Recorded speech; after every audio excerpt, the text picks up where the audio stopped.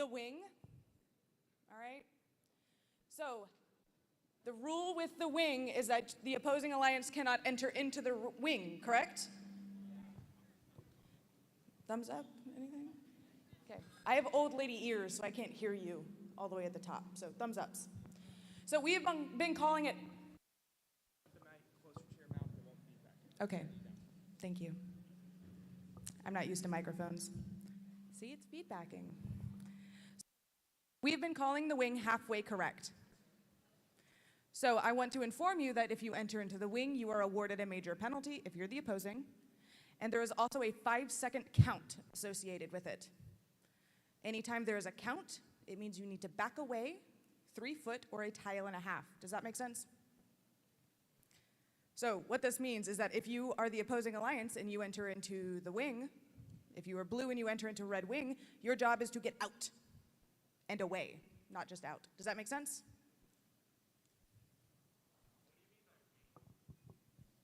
The wing? The wing where the human player enters in pixels. Yeah?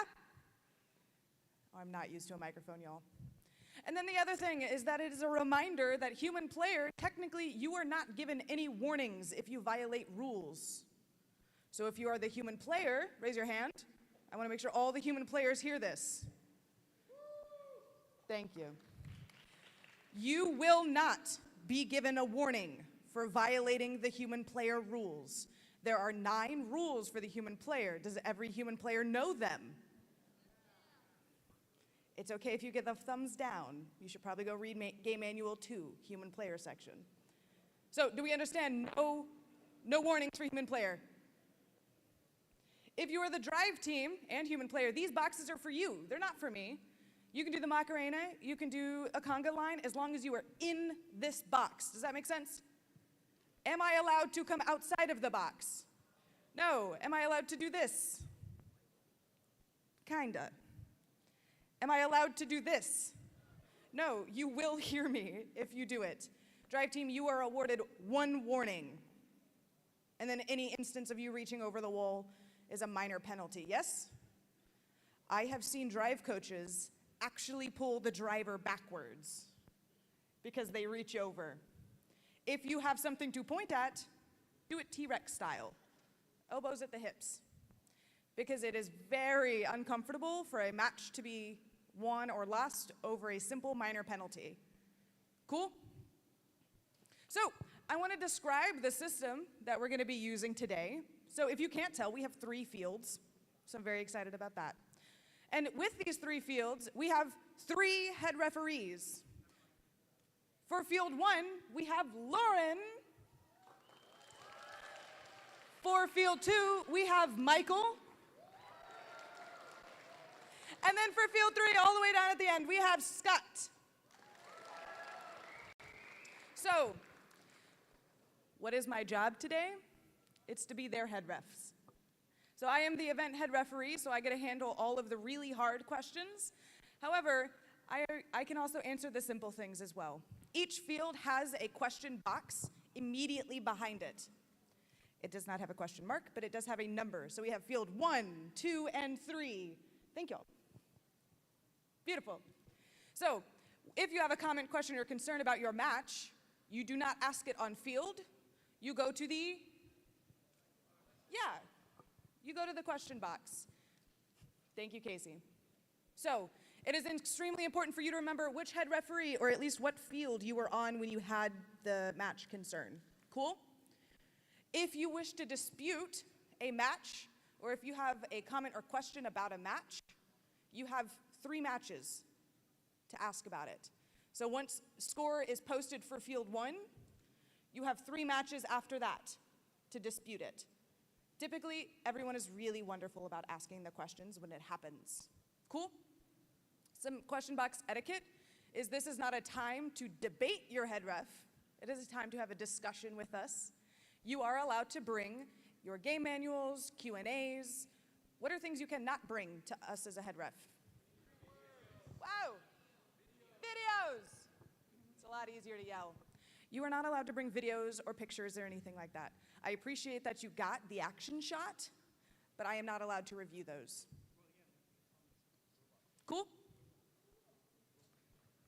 right, now it's for questions. Thank you for the applause. Now it's for questions.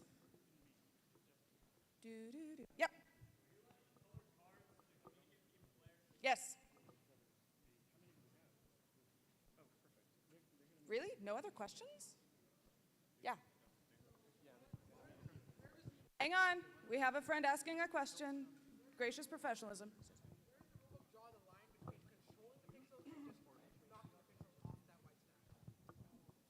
So the definitions of control and plow are in Game Manual 2.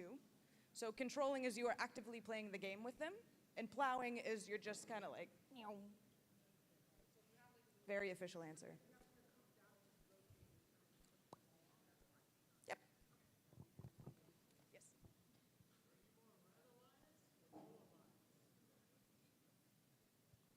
I'm here for everyone.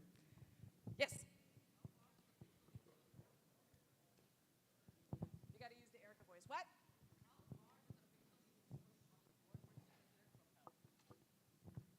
Pushed? Yeah. So if you have an outtake that spits the pixels out, technically the game design committee answered it in a Q&A. If it is less than 6 inches and is inconsequential, then that's okay. However, if you spit the pixel out and it lands in a scoring zone, that is consequential. So you will earn the propel for that. Yep.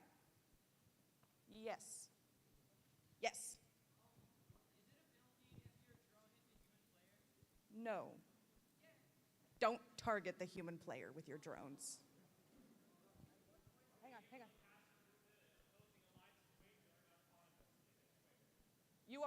You are allowed to pass through the wing during Auton without penalty. However, don't make it a strategy. Yes.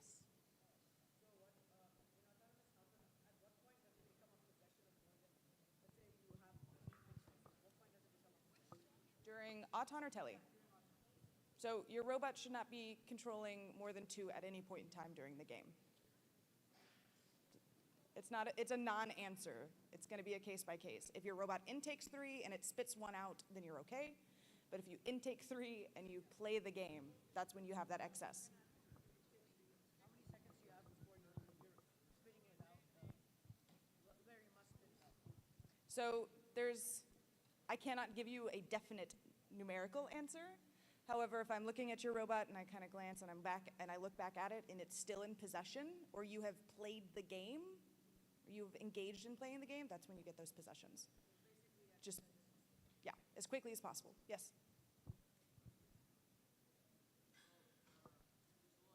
Louder.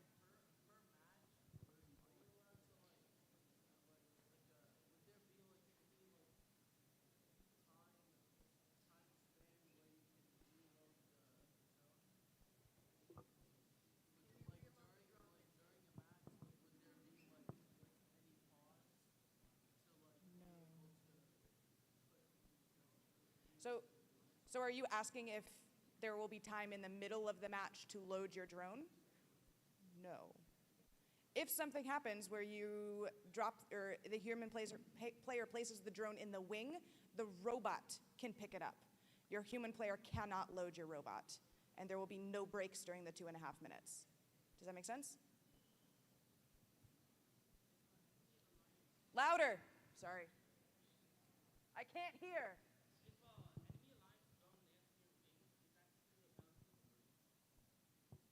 No. If they did not intentionally do it, the drones don't have good directions. So, no. They're not enemies. They're your opposing alliance. Yes.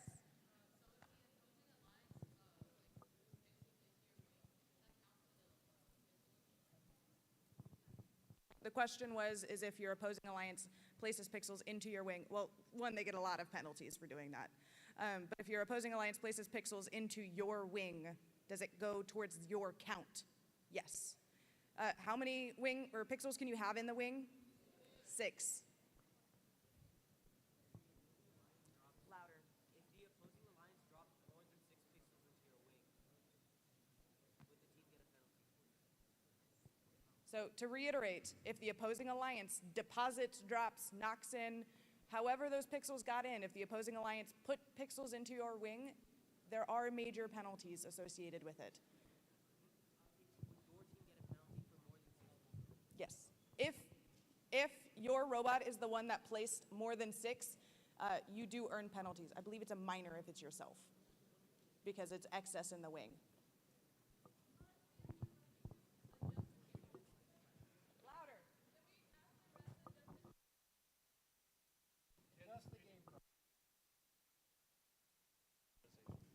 So your prop should be centered on the black line. And if it is facing north, the referees will maintain its orientation. And so if we mess up, then we can fix it. But if we maintain orientation, we will not. Cool. Casey? What's the penalty for delay of game? I'm so glad you asked. So delay of game will be enforced. Thank you, Casey, for that reminder. Do we play games really fast here? Yeah, we do.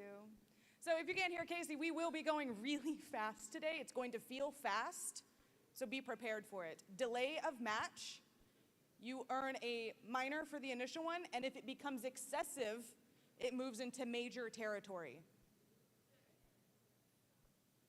Does that make sense? So i.e., technically when I get to your field, you should be ready to start. Does that make sense? Thanks for the thumbs up. FTA. What's the penalty for not having safety glasses on? Oh my gosh. I always do a pop quiz in the beginning, and I forgot to do it for this one. But when you come to the field, there are things you do in fact need. One, you need your robot. You need a battery for your robot. You would be surprised how many teams walk up without a battery. You are required to have your safety glasses. Can everyone hear me? You are required to have your safety glasses. If you cannot tell, thank you. If you cannot tell, you are at a robotics competition. They should be on your eyes, not above them nor below them. I'm really proud if your forehead is protected, but my priority is your eyeballs. Yes? The penalty, 1, you as the human who violated the rule receives a warning. Your team will receive a warning if it occurs again, and then it will start turning into minor penalties per occurrence. Yes? I understand at the end of the match, those robots might be stopped, and you're like, geez, that was so hard. Your eyes are no longer protected. Those of you who have side shields, your glasses have to stay on your face anyway to see, so you're good there. If you do not have your safety glasses, here, you have 30 seconds to retrieve a pair. Whether it is from phone a friend in queuing, or you go back to your pit, you have 30 seconds. If you are not back within those 30 seconds, you are not allowed back on field. Cool? Hang on, friends, hang on.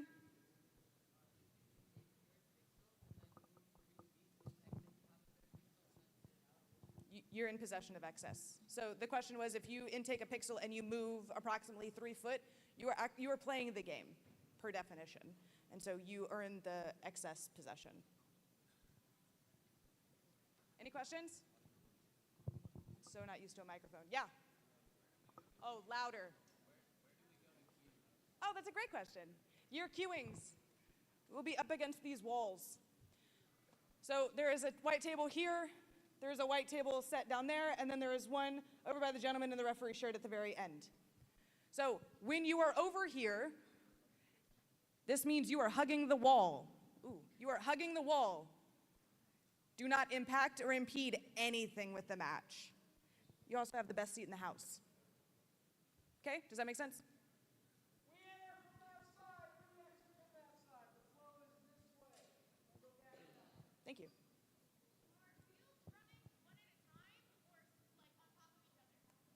One at a time?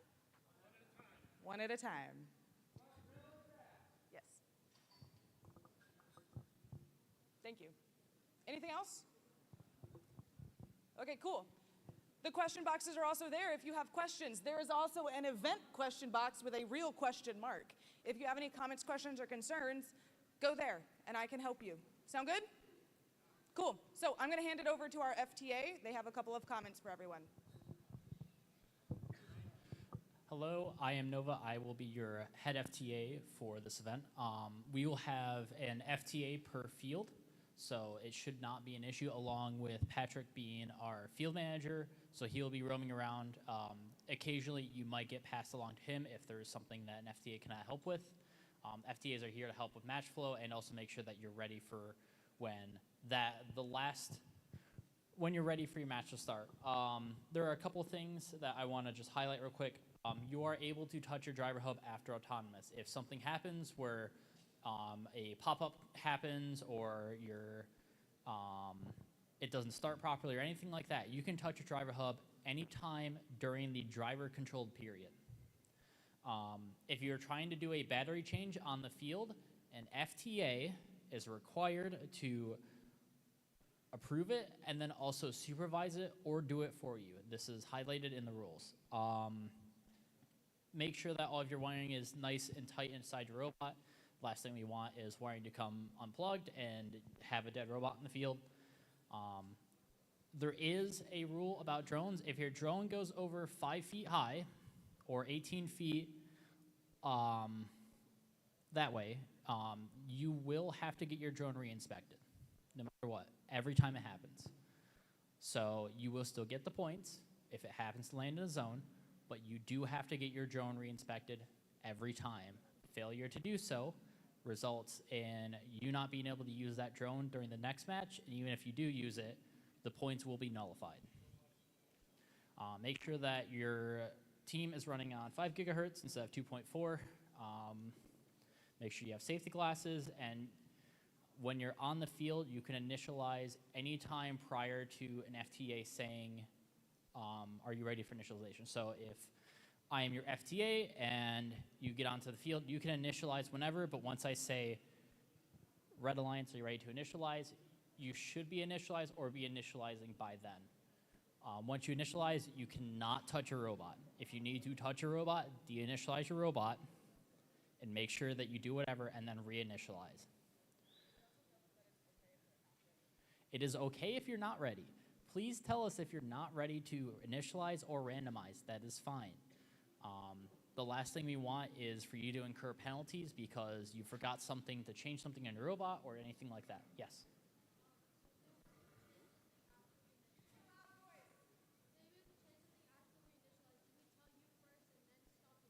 Yes, yes. Tell the FTA first, because FTA will be the one that randomizes the field at this event. Tell the FTA, hey, we need to change something on our robot real quick. Do not randomize. And then they will make sure not to randomize and make sure that y'all are set before the match. Any other questions? Cool.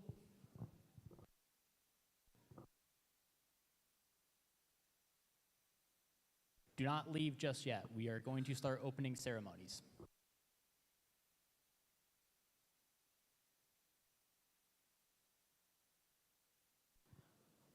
All right, opening ceremonies in about 2 more minutes. If you have friends in the pits, give them a call and make sure they're here because we're going to be recognizing our Dean's List finalists.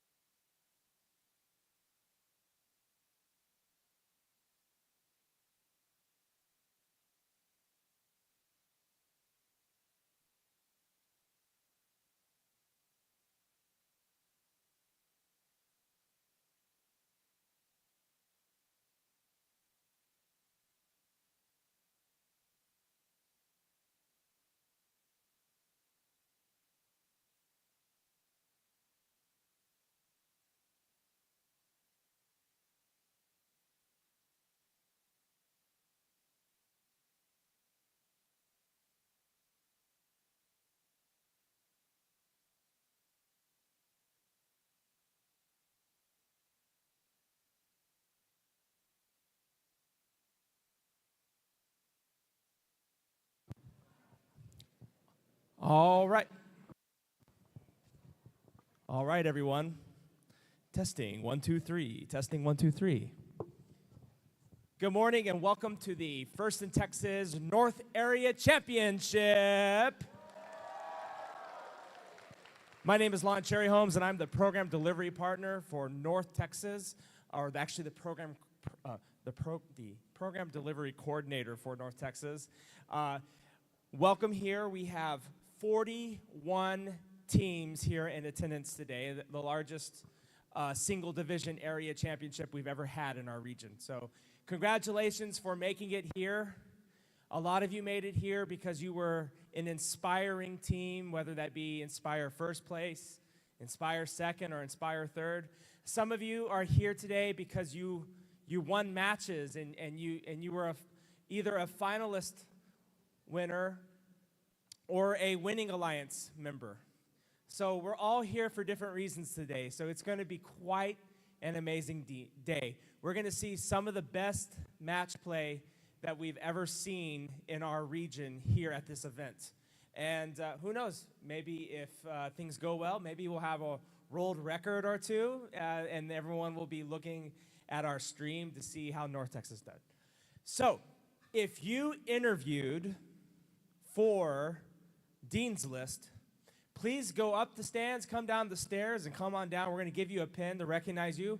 You are a semi-finalist, and one of our judge advisors, Mr. Pravin over here, is going to hand you a pin. Come on down.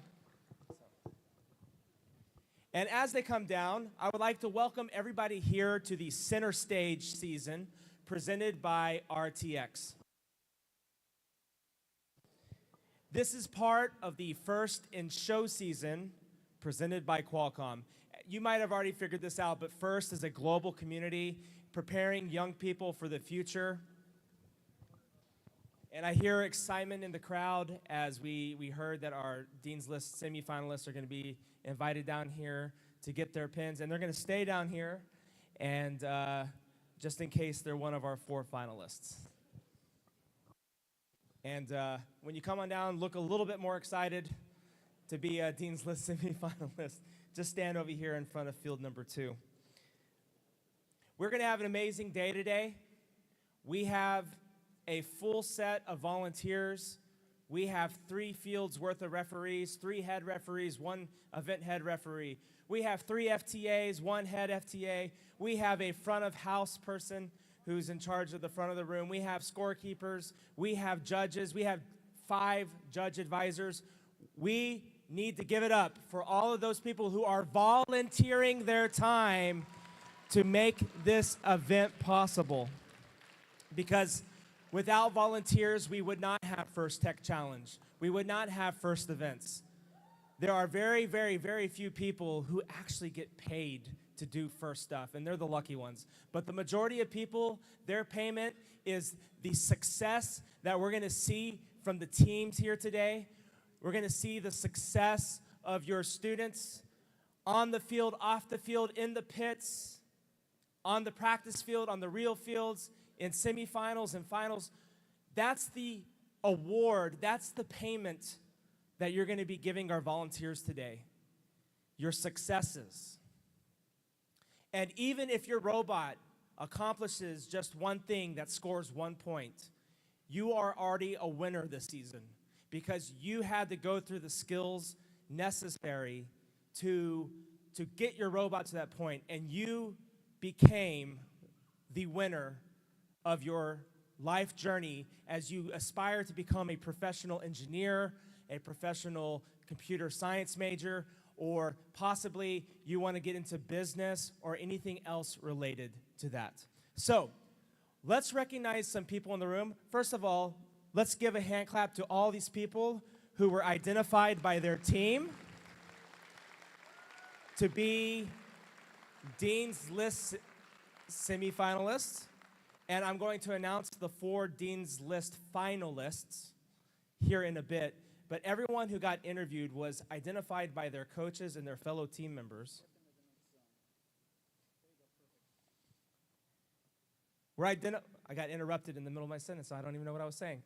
All these people here, even if they don't become a Dean's List finalist, on their team, they were recognized by their peers, their coaches. Their coaches had to write an essay describing their journey. They all had to do a 15-minute interview, And right here is we're seeing the cream of the crop of North Texas right here in front of us. So I'm very proud of y'all for interviewing.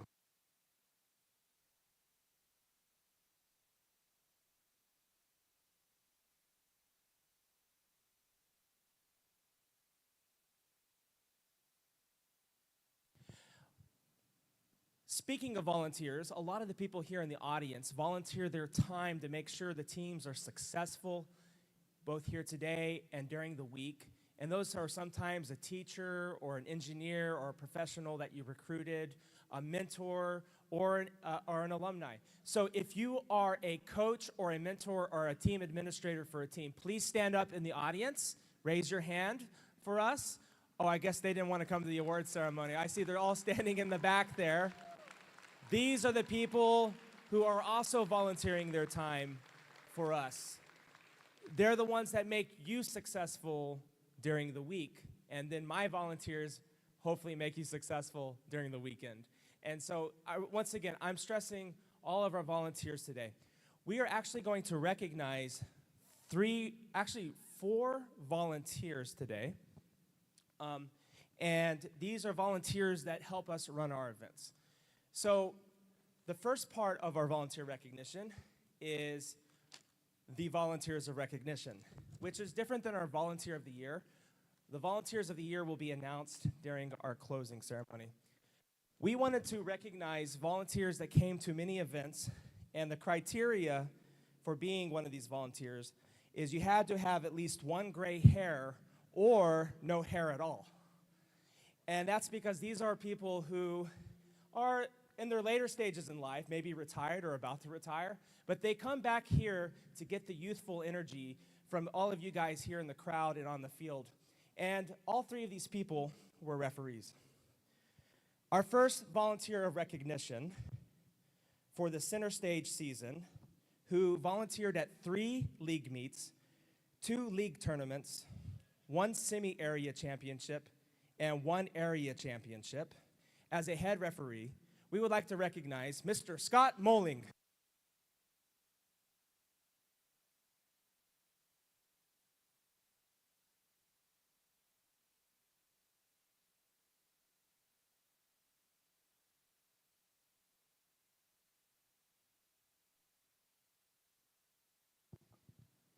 The next person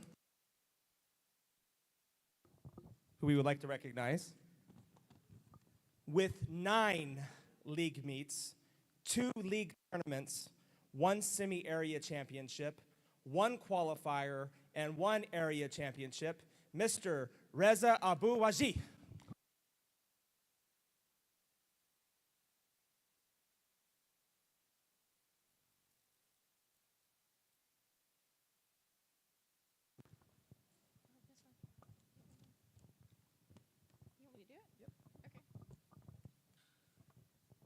I was handed the mic. Oh, fancy. Okay. And finally, our last volunteer recognition. This person, who I've had on as a referee on my field many times, has brought such a joy to the field as well. And all the kids love him too. So with 9 league meets, 3 league tournaments, 1 semi-area championship, 1 qualifier, and 1 area championship, it goes to Mr. Lon J. Cherry Holmes.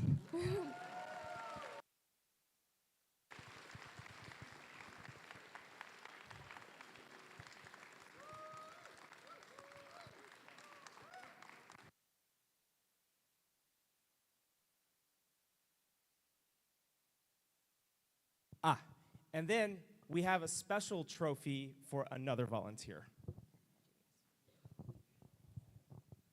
All right, so this person has been also a joy to work with all season, has supported me, and I know many of our other head referees at every event that they've been to. I mean, genuinely, without asking, this person just goes and does whatever you need them to do. And so I know I also talk for Erica in stating that this person, we would not be as good of head referees if it wasn't for this person. So I'm gonna give it up to our FTA of the year, who isn't even from this state, is from Michigan, Nova Rudy.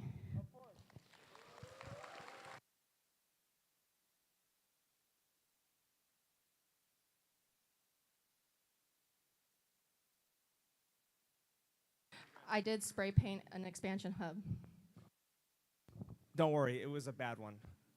So we didn't make sure that our electronics get to waste because those things were precious about 2 years ago. Remember that shortage?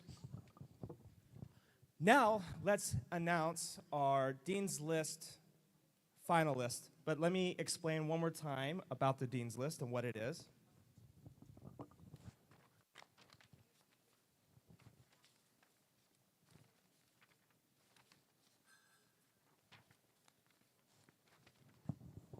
So the first Dean's List finalists are outstanding student leaders whose passion for and effectiveness at embodying FIRST ideals is exemplary. These students were nominated by their teams for their direct contributions and impact on others, exemplifying leadership and commitment on their First Tech Challenge team, in their school, and in their community. First Dean's List semifinalists recognized here today will be considered for the state and region for the Dean's List finalists. Oh, those are all Dean's List semifinalists.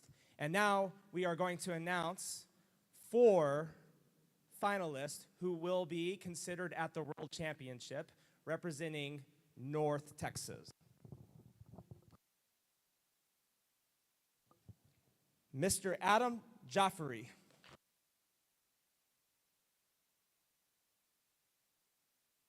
From the Marvels of Irving.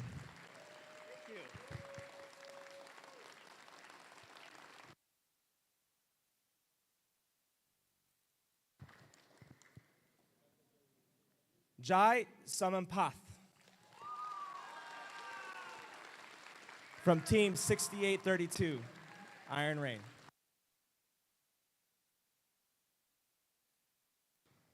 Miss Kita Khanuni from the Marvels of Mass.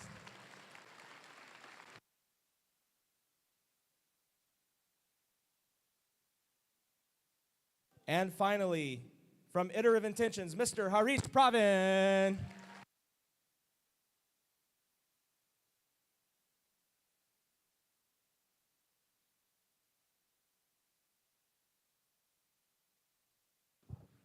Friends, one last message because I know we're all excited to get started with our 62 matches of qualifications. Each team here today is going to have 6 matches on the field. I said this last weekend. I probably said it in a couple weekends before this. You are already winners for being here today because that's how you got here. You either won on the field or you won through awards, but you are already winners. Appreciate the day. Enjoy every moment. There are some seniors in our crowd. Let's have our seniors stand up right now and recognize them because this is their capstone event today. Some of these seniors have been in the program for just a year. Some of them 4 years. Some of them even 6 years. Some of them have been in first since it was Duplos in Lego League. So you are already winners here today. Therefore, make sure you're focused on one attribute and one attribute alone. Even though you will try your hardest on the field and off the field when the judges come visit you in the pits, remember to be gracious professionals in the way that you act, in the way that you speak, in the way that you conduct yourself, in all of your conversations, in all of your celebrations, and even through all of your struggles. If you are a gracious professional and you act in a great manner that this program wants to emphasize, then you have been successful today. If you keep your eyes on winning all the time, you will start to make mistakes. You will start to be anxious. You will start to do shortcuts because you're so focused on winning, when you should be focused on how you conduct yourself. So today, at our North Area Championship here in North Texas, please remember our 2-worded value, GP, and we're gonna say it all together in 3 seconds. 3, 2, 1. Gracious professionalism. Enjoy your first and show center stage game today. We'll see you here on the fields right now, matches 1, 2, and 3, and queuing match 4 and 5.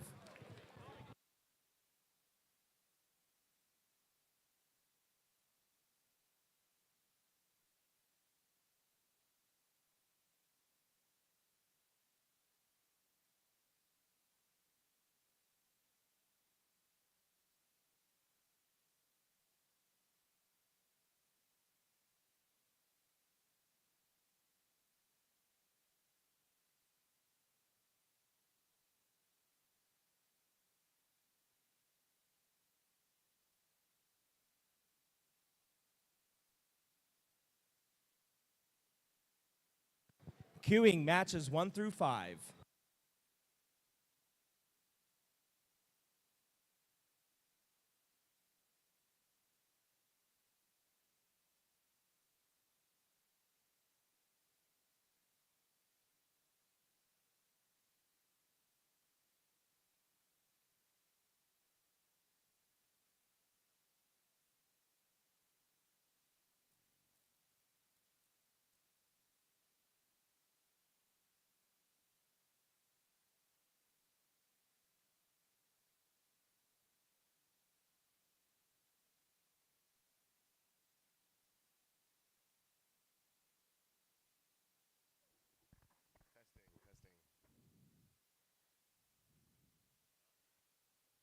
Testing. Nope. All right, you guys ready? Yep. Check, check, check.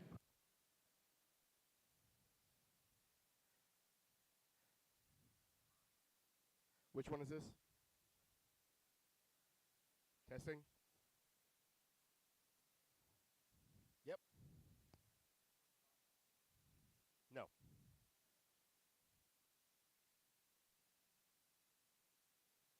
Testing, testing. Lights. Yeah? So, it's going when I'm talking. Is the level here low? Maybe. Whoa. Whoops.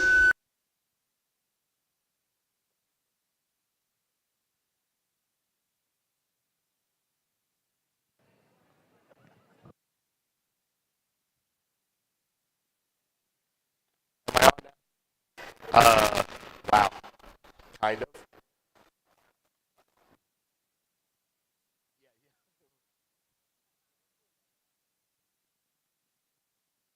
Try it now.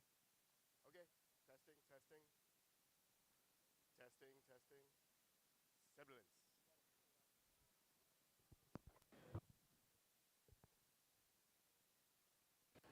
Testing, testing. Ladies and gentlemen, welcome to the MAC here at Marcus High School for the North Texas Regional Championships. For those of you in the audience, if you want to let your family and friends know where to tune in to watch this live, they can go to YouTube and look for NTX FTC. Hello?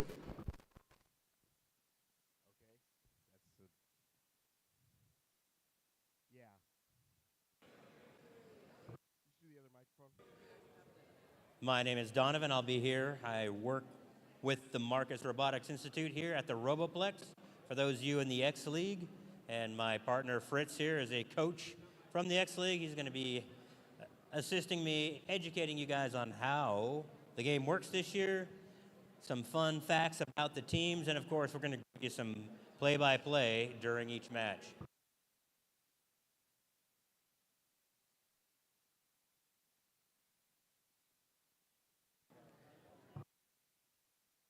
I may have to practice my ventriloquist skills since Fritz is being kicked off the mic.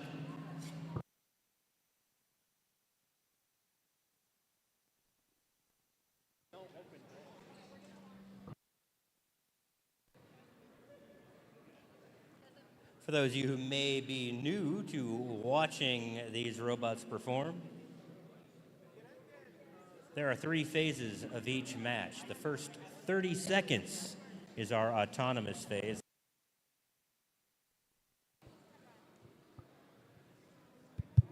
That's where the robot is operating all by itself through programming. This is called autonomous.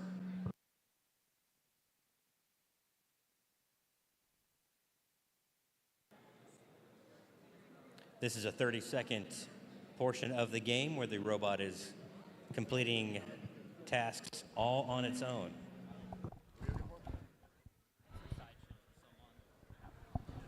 They're able to score points by dropping a purple pixel. Mic check 1, 2. By dropping a purple pixel on the correct spike mark where their team prop will be placed, and then placing another pixel or multiple pixels on the backdrop, which is the slanted board at the back of the arena. Okay, Fritz, are you ready to speak?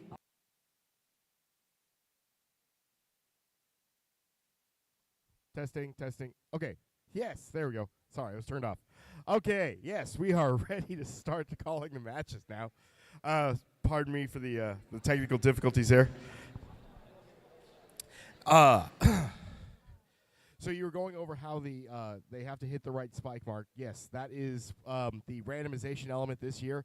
Every year, at least since I've started 6 years ago, the game involves some sort of randomized task that the robots have to do autonomously.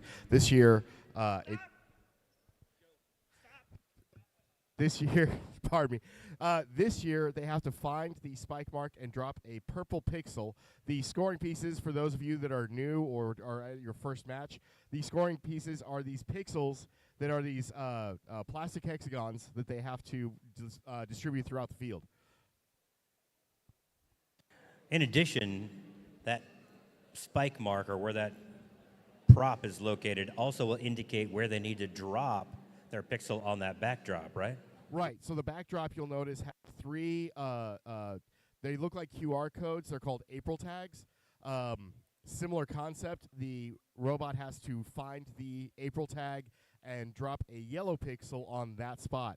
If you've got two teams with really, really excellent synergy, I've seen the autonomous score 80 to 100 points a couple of times already. So we're expecting to see some high-scoring matches here today at the Area Championship.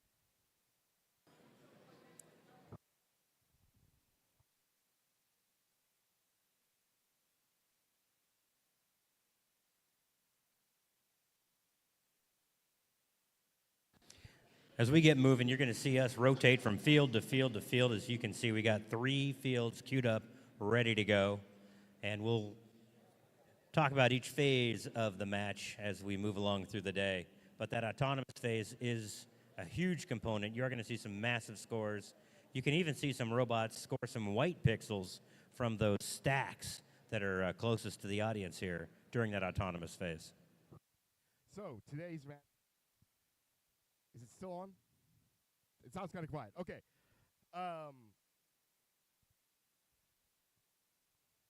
Hello? Okay, back on.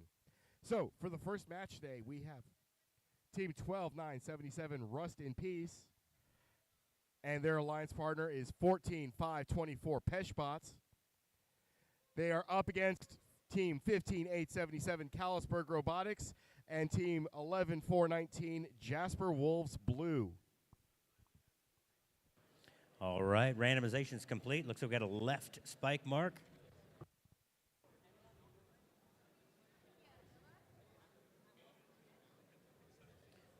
The big thumbs up means that everybody's ready to go.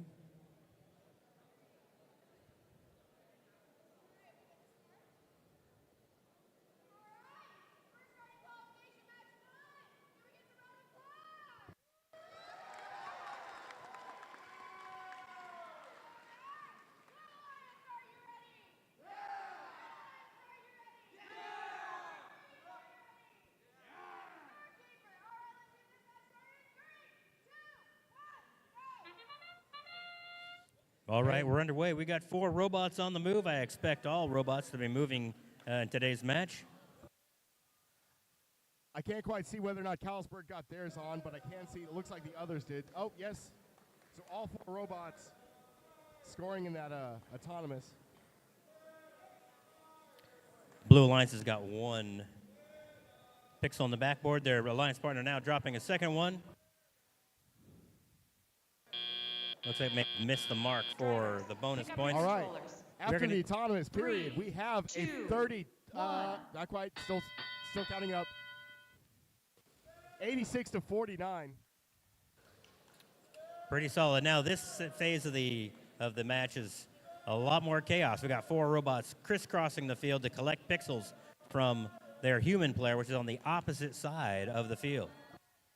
Right, and of course, this is when it really gets interesting because if you're just used to practicing on the field by yourself, it is very difficult to know how to navigate the field when you have 3 other robots moving along the, moving each way.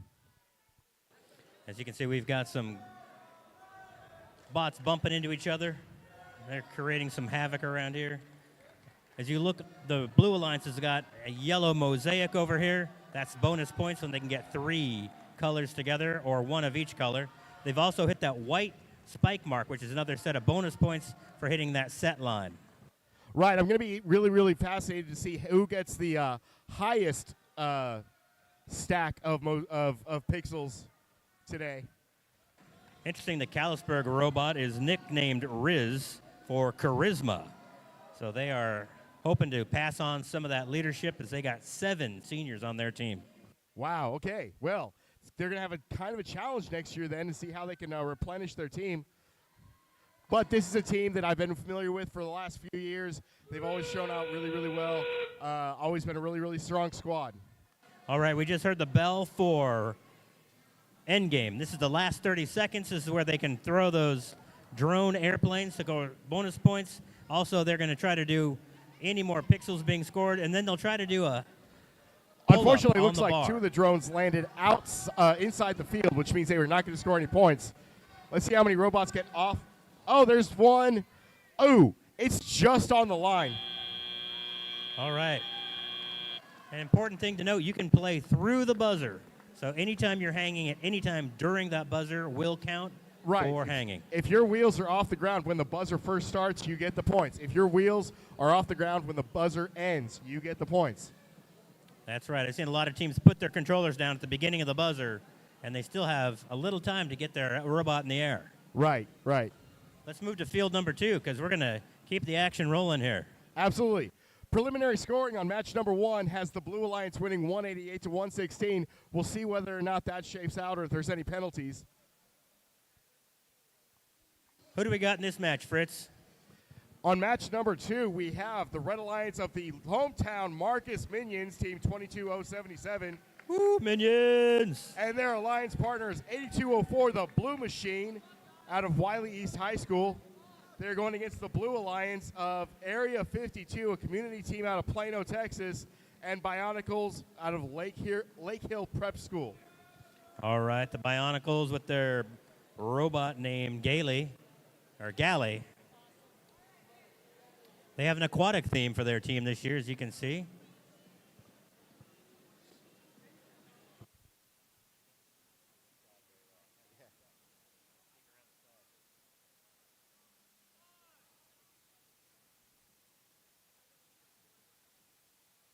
All right, we're getting our refs in place for qualification round number 2. Once again, make sure that you guys are thanking your volunteers for all the work they're putting in to host this event. We do appreciate that.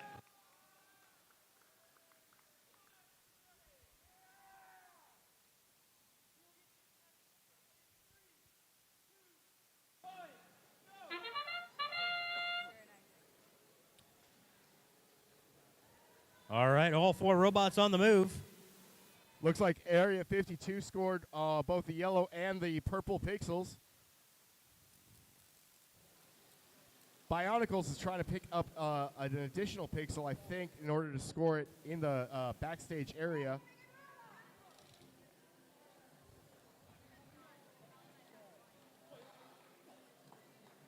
They do. So that 3-point bonus for having the extra pixel in there, that could be the difference when you have all 4 robots scoring the purple and yellow pixels. All right, so as you can see, the live scoring slight edge for the Blue Alliance, 85 to 73. Now we're underway with the the driver-controlled phase. Looks like we got 1 Red Alliance robot struggling to get going here. They're trying to get reset there after autonomous. Yeah, the Minion bot seems to be having some issues. I'm not sure exactly what's going on. Blue Alliance has got some more pixels on the board. It's important to note, you get 3 points for every pixel on the backdrop versus 1 on the ground in what's called the backstage. And the Marcus Minion squad, they're putting 1 on the backdrop right now, but their wheel seems to be slipping just a little bit. Blue They're gonna have to Alliance. make some adjustments when they get to the pit. Couple of pixels on the board, but they fall to the backstage. So they're going to get 1 point for those. Let's go pick them up and put them back on the backdrop. You'll also notice the way that Blue Machine is traversing the field. They can go through the stage door just fine because it opens that way from the downstage area to the upstage area. But when they get upstage, they have to kind of traverse through the truss supports because their robot's a little too tall. Now, that is going to help them get off the ground during the end game phase. But you've got to make sure that your drivers are really, really skilled and practiced at getting through the truss supports without crashing into those, because a little bit of damage could really, really ruin your day. That's right. And then you did hear a warning to a team for putting their hands in the field while a robot was close by. There are penalties in these games. You got to be careful that you do not give the other team points. We're an end game, folks. We just saw our first drone fly wide of the mark. We do have one red and one blue drone. It looks like the red one scored in zone number 1. That's a 30-point bonus. A lot of times, that's the difference between a win and a loss. And then the blue got into zone 3. That's a 10-point. All 4 robots are off the ground.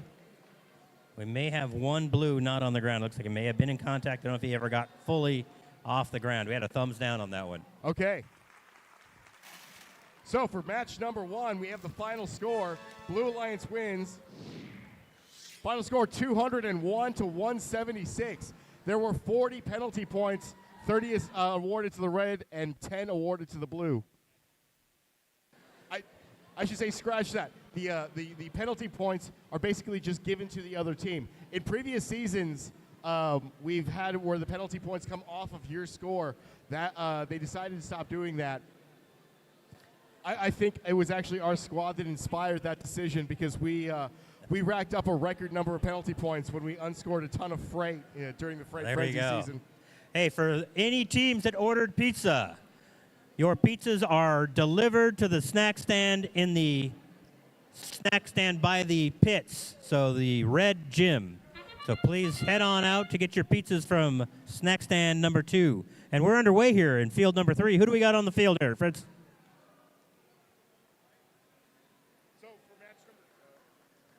Sorry, the button keeps slipping. For match number 3, we've got the Blue Alliance, Flower Mound Firewall out of Flower Mound High School, and Epic Odyssey out of Plano, Texas. The Red Alliance scored both pixels on the backdrop. Excellent. Their Red Alliance is the Marvels of ICQC and their partner 15083 Overclock. All right. Red Alliance, you can see on this live score, 33 to 106, how important that autonomous can be in getting you a head start. Right, and then especially this late in the season. During the scrimmages we'll go to in October and September, a lot of times robots are just parking. Your scores tend to be in the low 20s, maybe 30. But by the time you get to this phase, you absolutely have to have your sensors going and your control going. Otherwise, you're going to have a really, really long day. And we did touch on penalties a little bit. One thing these robots cannot do is carry more than 2 pixels at any one time. Right. And there are some very, very specific rules about that. If you accidentally bump into pixels, that's okay. If you're touching pixels that are already scored, that's not a penalty. But if you are trying to herd, 3 or more pixels, you will start getting penalties, especially if you're scoring while you're in the midst of committing a penalty. Yeah.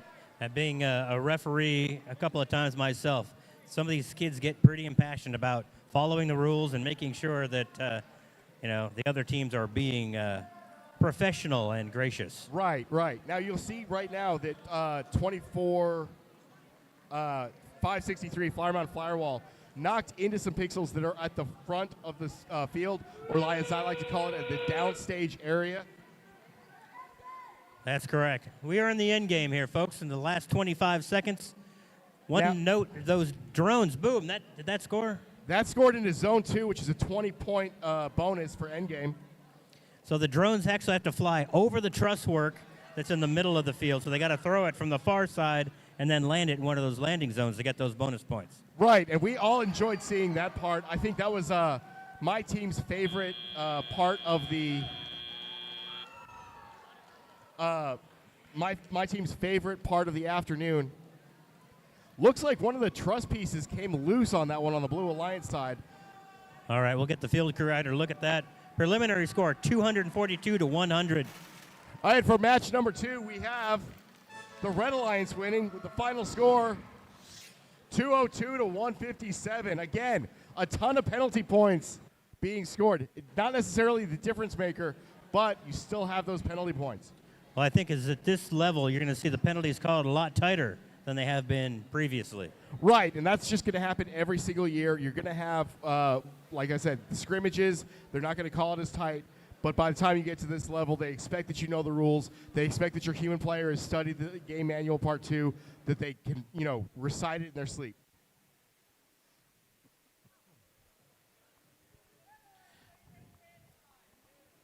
So, for match number 4, the Red Alliance is team 23-381, the Marksmen out of St. Mark's School in Texas. And their alliance partner is Raider Prime, team 16-756 out of Winsboro High School.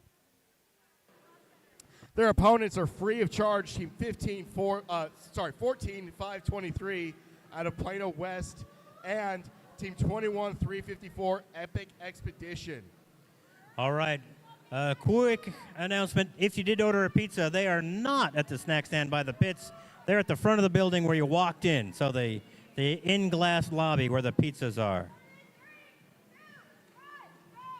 All right, we're underway. 2 robots on the move. Sometimes these robots will delay their start to allow their companion to complete their tasks. Right. Putting in a delay function is really a smart way of making sure that your robot works extremely well with your alliance partner. You don't want to crash into your robot. You can end up with some. You can end up with a situation where where something gets shaken loose, a robot component gets unplugged. All right, looks like the Red Alliance got both pixels on the backdrop. Blue Alliance only got 1, but they all parked. 1. So after autonomous, the score is 106 to 4. I'm not surprised that Raider Prime did as well.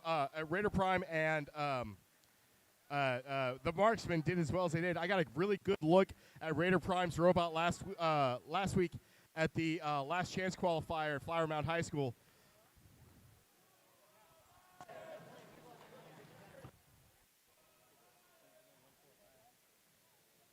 Free of charge. So the free of charge team actually is a fantastic pit. It's like walking into Lord of the Rings.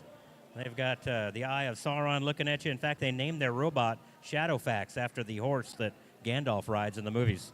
I could never get through those books myself, Donovan. I'm a bit dyslexic, so anything where you've got 2 bad guys, 1 Sauron and 1 Saruman, I had to give up after about 100 pages. I have to tell you, they made movies out of these. I don't know if you're familiar with that. I did enjoy the movies.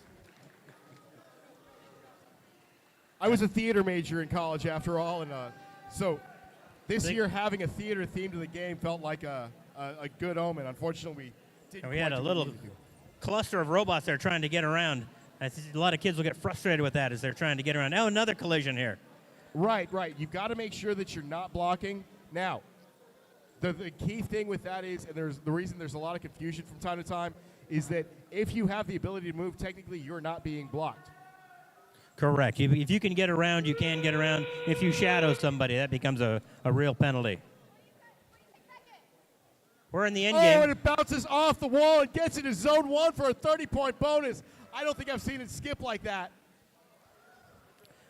The bonus in the end game is a huge opportunity with those drones. Right, especially if your robot has... Another 30-pointer for the Red Alliance. Just cleared the wall, and it was like a dying duck over the end of that wall. All right, we see 3 robots off the ground. Preliminary scoring, 270 to 110 for the Red Alliance. As you can see, that backdrop is stacked up there, folks. 270, I think that's the highest score I've seen so far today. We've got results for match number 3. In match number 3, the Red Alliance wins. Final score of 242 to 100. And a clean game at that, no penalty points. But look at that, 100 in autonomous and 70 in end game for that winning score. I think last week was the coolest one we saw where...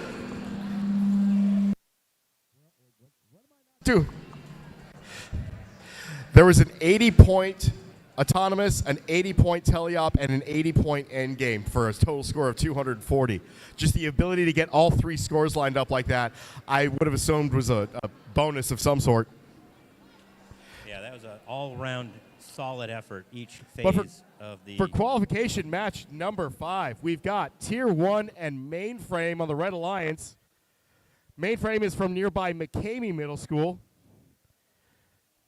Tier 1 is a community team out of Plano, Texas. And then the Blue Alliance is the Marvels of Tomorrow out of Richardson, Texas, and the Fellowship of the Robot.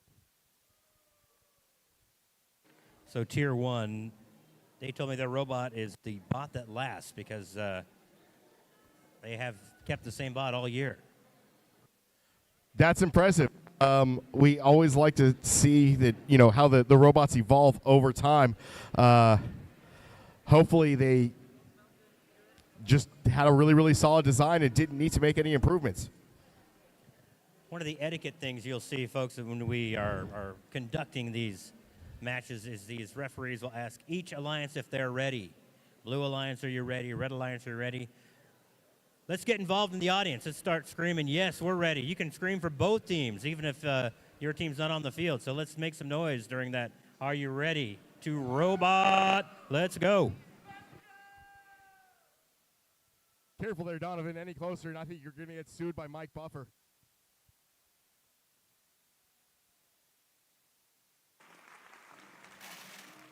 All right, last-minute updates to these bots as these teams are getting ready.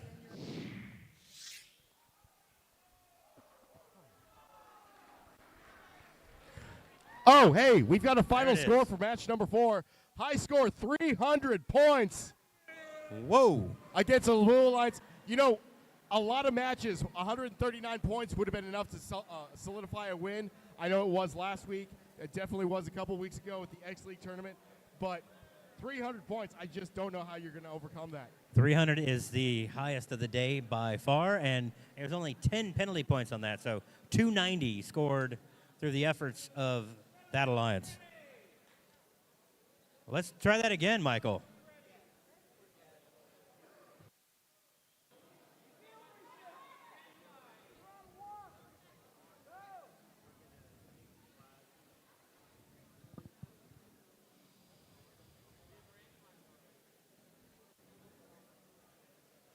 So this situation, you are no longer allowed to touch your robot at this point. Right, and some of these robots have camera sensors that feed directly to their driver station.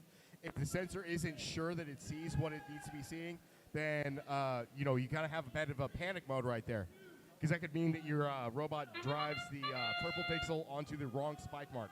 Correct. Well, let's see how it shakes out. We got 1, 2, 3 robots on the move. It might be the robots that's not gonna. There it goes. The delay was intact. Yeah, that's what I'm thinking. Oh, and they pulled back. Okay. Red Alliance failed to drop their pixel. Blue Alliance has got 1 on the backdrop and also failed to drop their second one.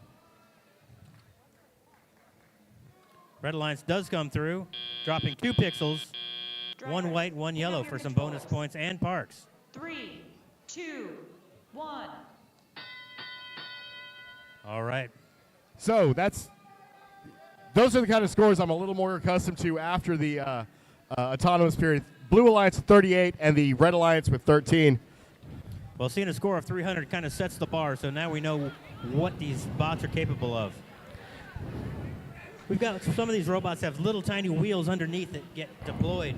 What do those do? The tiny wheels that are underneath the robot or towards the center are an odometry sensor. They help the robot know exactly where it is on the field or how far it's traveled.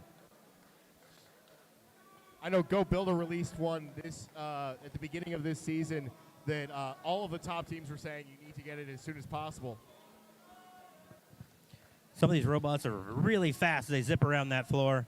And they can unintentionally descore their backdrop pixels. So they got to be careful when they're putting those pixels on the backdrop. Right. That's one of the major calculations that teams have to make is what you want to set your motor power to. You can have some really, really fast robots, but then you end up sacrificing your agility and your control. At the same time, if you have too much of the torque, your robot really, really lumbers, and it's really, really hard to get those high scores.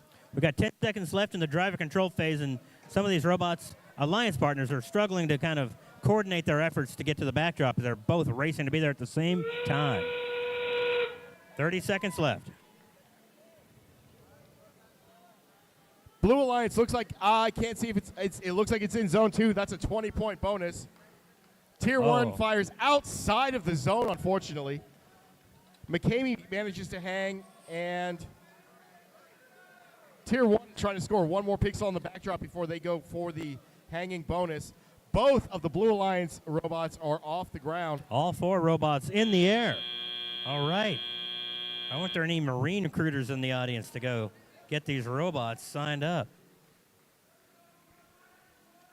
120. Oh, we just had a winning score. We just missed it. We put that back up there for 5? No? All right. Somebody won match number 5. But here we are. Match number 6. Who do we got, Fritz? Match number 6, we've got the Red Alliance of Mercenaries, Team 17-0-11, and they're partnered with Shark 21-2-35. That's a community team out of Plano. All right, we're underway for the autonomous phase. Blue Alliance is a powerhouse, 90-45 Hornet Robotics from the Green Hill School, and 71-72 technical difficulties. I've been really excited to see the technical difficulties robot. They were not in the X League this year, so I didn't get a good chance to see what they were capable of, but they always show up with a really, really high-power robot. And their robot is named Athena, goddess of wisdom and war. Drivers, pick up your controllers. So preliminary scoring after the autonomous 3, period, 70-28 in favor of the 1. Blue Alliance. Blue Alliance partner bot did not get out of the gates on that one, so we'll see what's happening with that robot.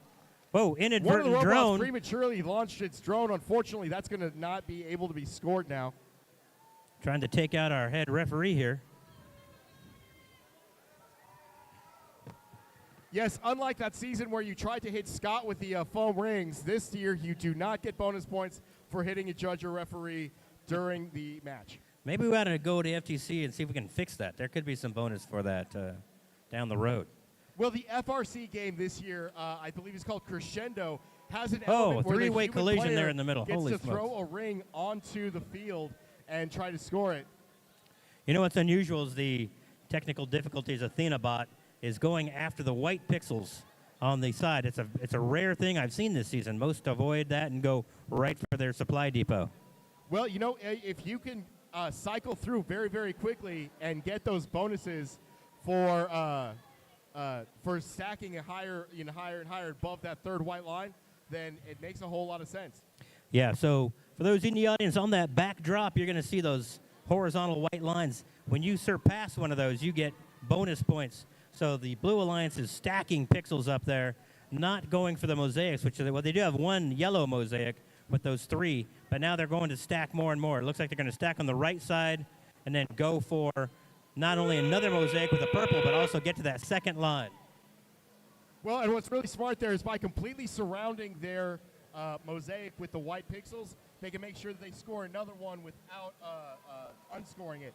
That was something we saw a lot last week at the Last Chance qualifier, was teams would have a mosaic and then accidentally unscore it by putting another colored pixel next to the 3 that would got the bonus. Blue Alliance launches both drones, one in the 30-point area, one might be in that third landing zone. All 4 robots also hanging for maximum points on that front. Ooh, preliminary score, though, Blue Alliance 237 to 93.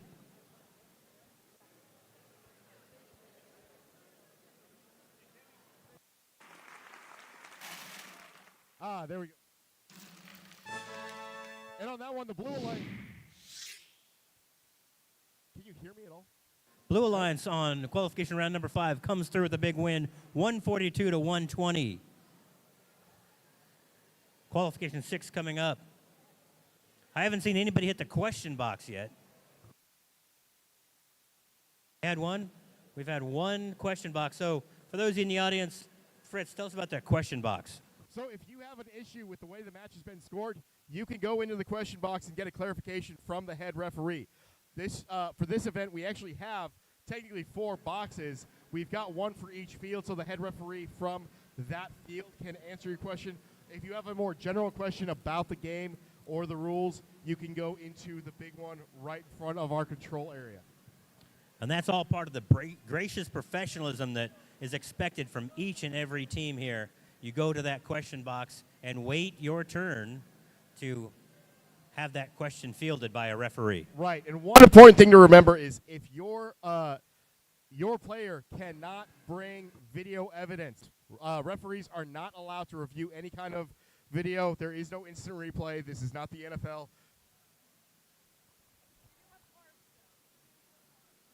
We have cards, Christmas cards. Yellow card or a red card. Fritz, watch yourself. Watch yourself. You could get carded yourself. That's a different kind of football. And we got a final from qualification round number 6, where the Blue Alliance does come through with a big win, 237-93. So qualification match number 7, we have the Red Alliance of Atos Dios out of Brock Education Foundation at Brock High School, and their partners, the Marvels of Irving out of the Islamic Center of Irving. They are going up against Technobots, Team 8565, and the CDA Lions out of Coram Deo Academy in Plano.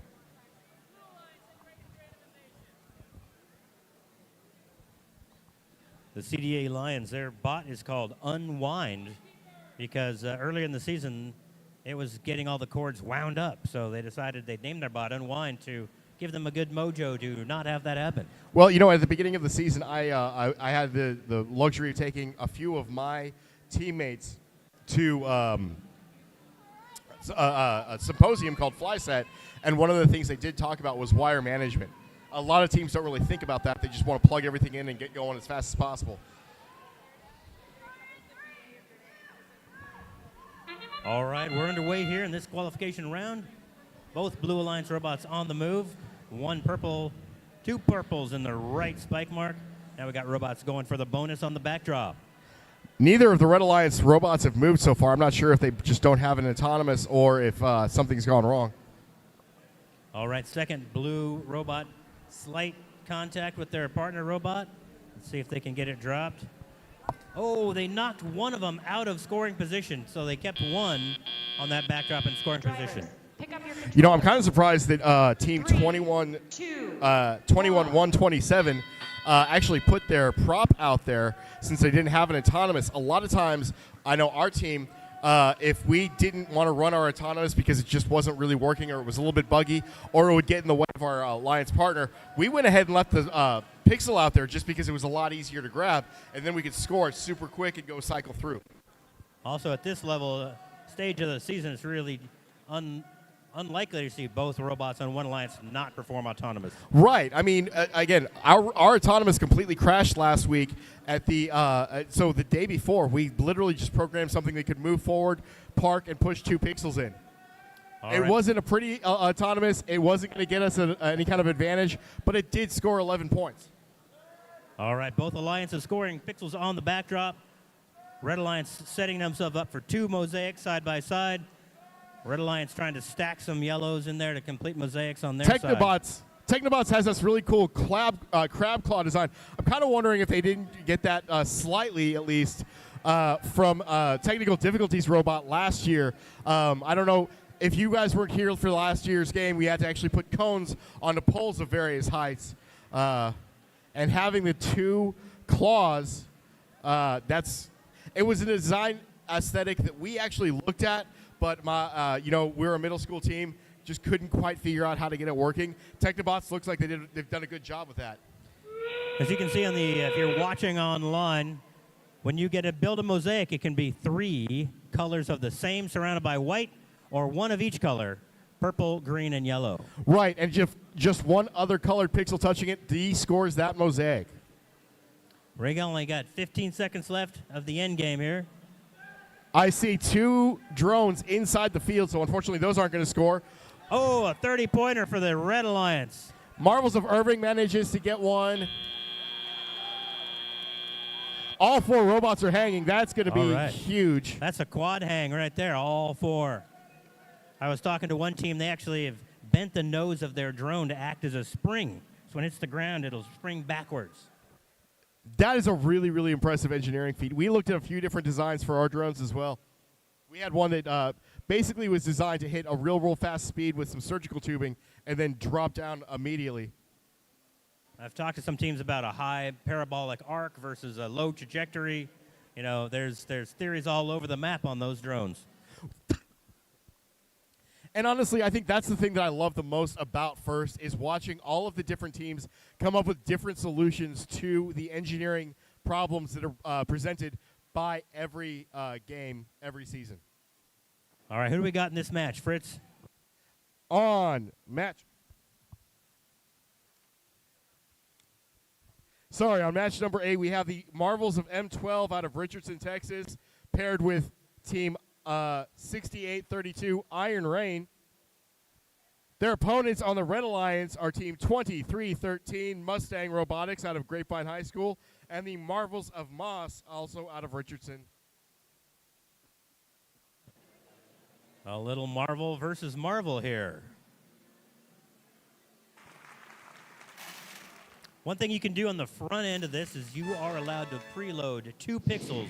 Oh, Blue Alliance won qualification round number 7, 205 to 97. Another pretty clean game. Looks like only one minor penalty assessed. Well, there's that autonomous, 80 to 0 on that score, as you can see. Not that that was the difference, but that was a huge chunk of points. Right, and you've got to wonder if the drive team is prepared, how much the psychological factor takes effect once you see that you're down by 80 points with only 2 minutes to go. Well, that's the beauty about the end game. The end game, you can score 30 points for each drone, plus another 20 for each hang. That's 100 points. Donovan, you're affiliated with the Marcus High School teams. Would you tell the detectives to stop staring at me? They put the tech into detectives there with Team 19990.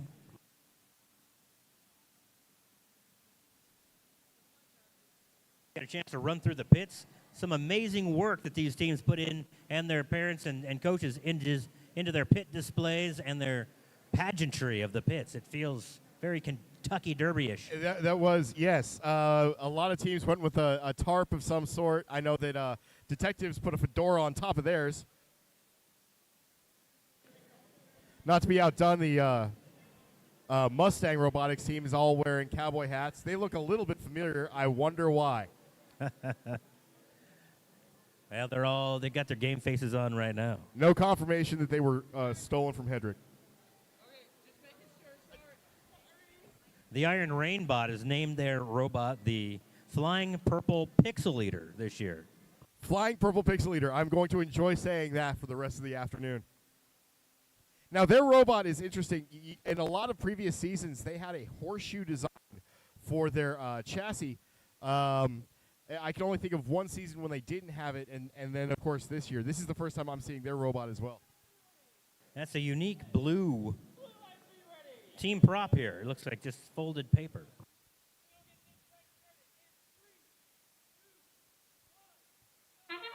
The only qualifications or requirements for the team prop, as it were, this year are that they have to be at least 3 inches by 3 inches cubed, and they could be no more than 4 inches cubed. They had to have their team number on exactly one side, and it couldn't be bigger than half an inch, but still had to be visible from at least 12 inches away. The Iron Rain bot hung up on the truss work, but it's trying to right itself. Let's see if it can figure it out. You can do it. I believe in you. Drivers. That's going to pick up happen your from time to controller. time. Your robot's going to 3, make contact with something 2, unexpected, and 1. it will not be able to recover. Right. But a 53 to 20 score at the autonomous phase, still wide open in this sense.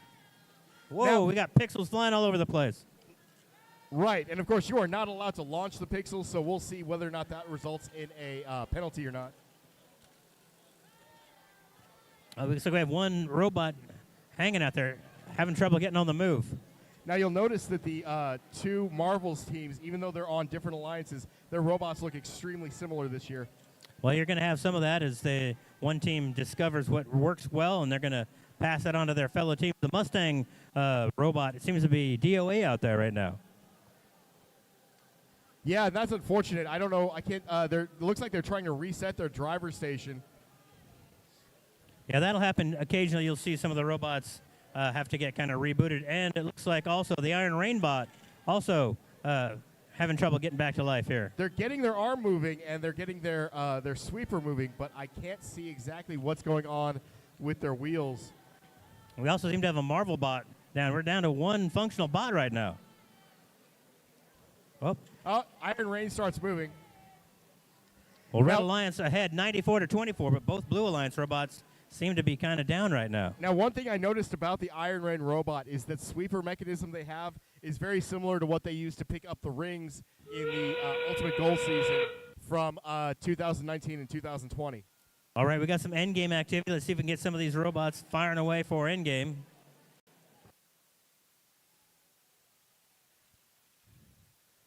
And the Marvel's bot manages to get to zone 2. That's a 20-point bonus. Oh, a level 10-point bonus for that, and trying to hang. Frostbite Jr., as it were, gets the 10 points, yes. Play through the buzzer, I think they're up. They got it. We got 3 out of 4 robots hanging off the truss, and we have Iron Rain parked. Wow. That was unusual to see the amount of inactivity during that match, especially at this level of this stage of the season.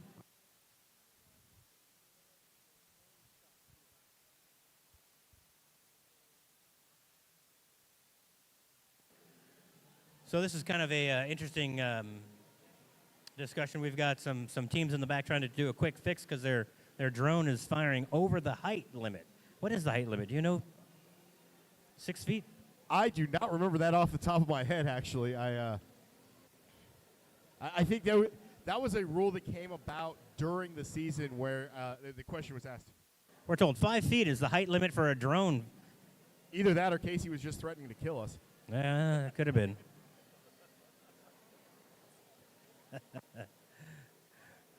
All right, for qualification match number 9, we have the Red Alliance team 18270, the Robo players, out of Irving, Texas.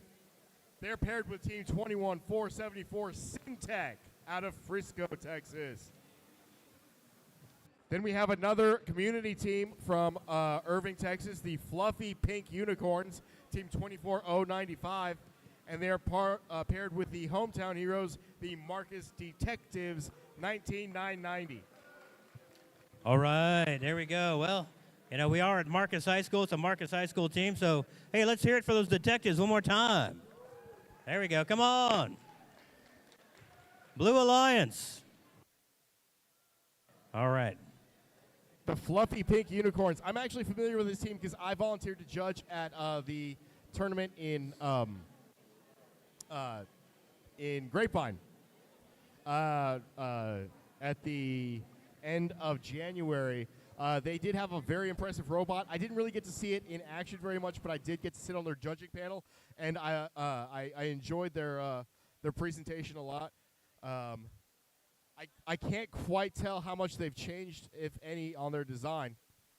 Well, their robot is named Lightning McQueen because they say he's red and he's fast. I guess we'll see. So right now we've got the detectives trying to get their gear scored away. For qualification match number 8, we have a final score 141-84. Red Alliance wins. Despite 60 points in endgame for blue. It's a pretty big score in the endgame, but not enough to overcome the autonomous and the driver-controlled phase. And that was where we had bots just dead the whole time. That's why you saw such a low number on that match. Well, and for those that don't know, the scoring on this, you basically get 2 points for being on a winning alliance. Then that is divided by the number of matches you've played. The first tiebreaker is the number of autonomous points that you have, and the second tiebreaker is the number of end game points that you have, and those are averaged based on all of your different matches.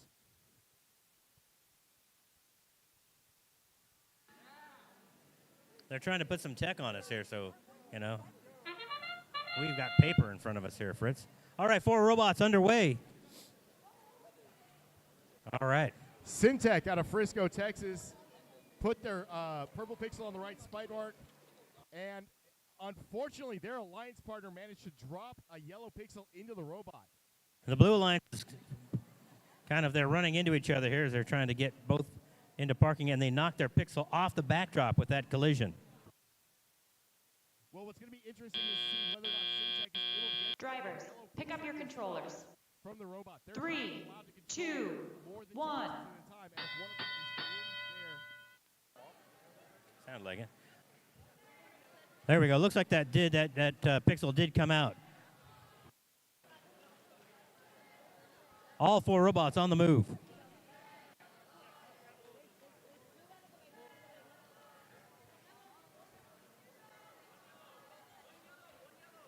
All right, the communication between these teams is sometimes interesting, as they have to shout across the ring to their partner to put pixels onto the playing field.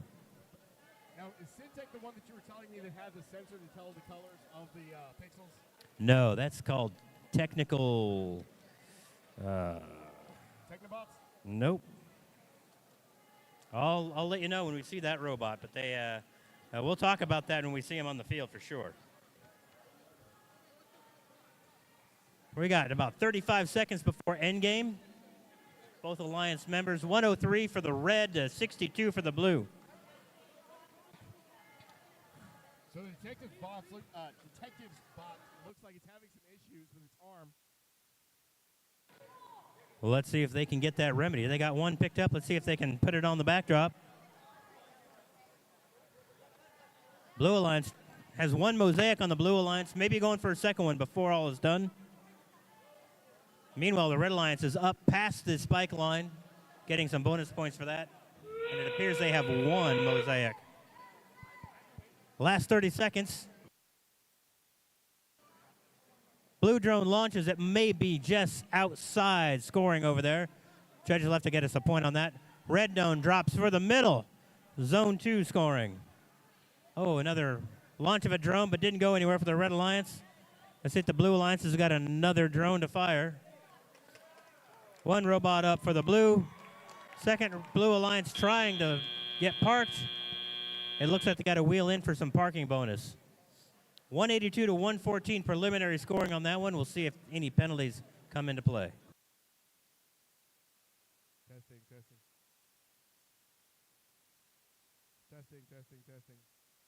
Testing.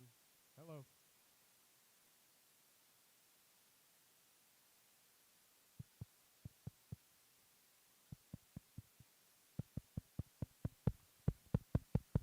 Okay, now I can hear it.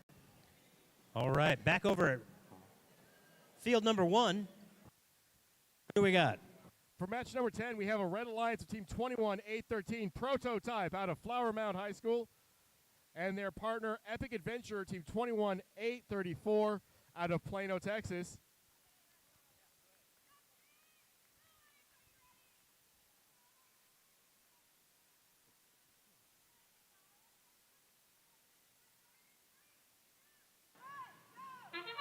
Blue Alliance right now is Forged in Iron out of Flower Mound High School, and their partner, Technical Turbulence Team 23-344.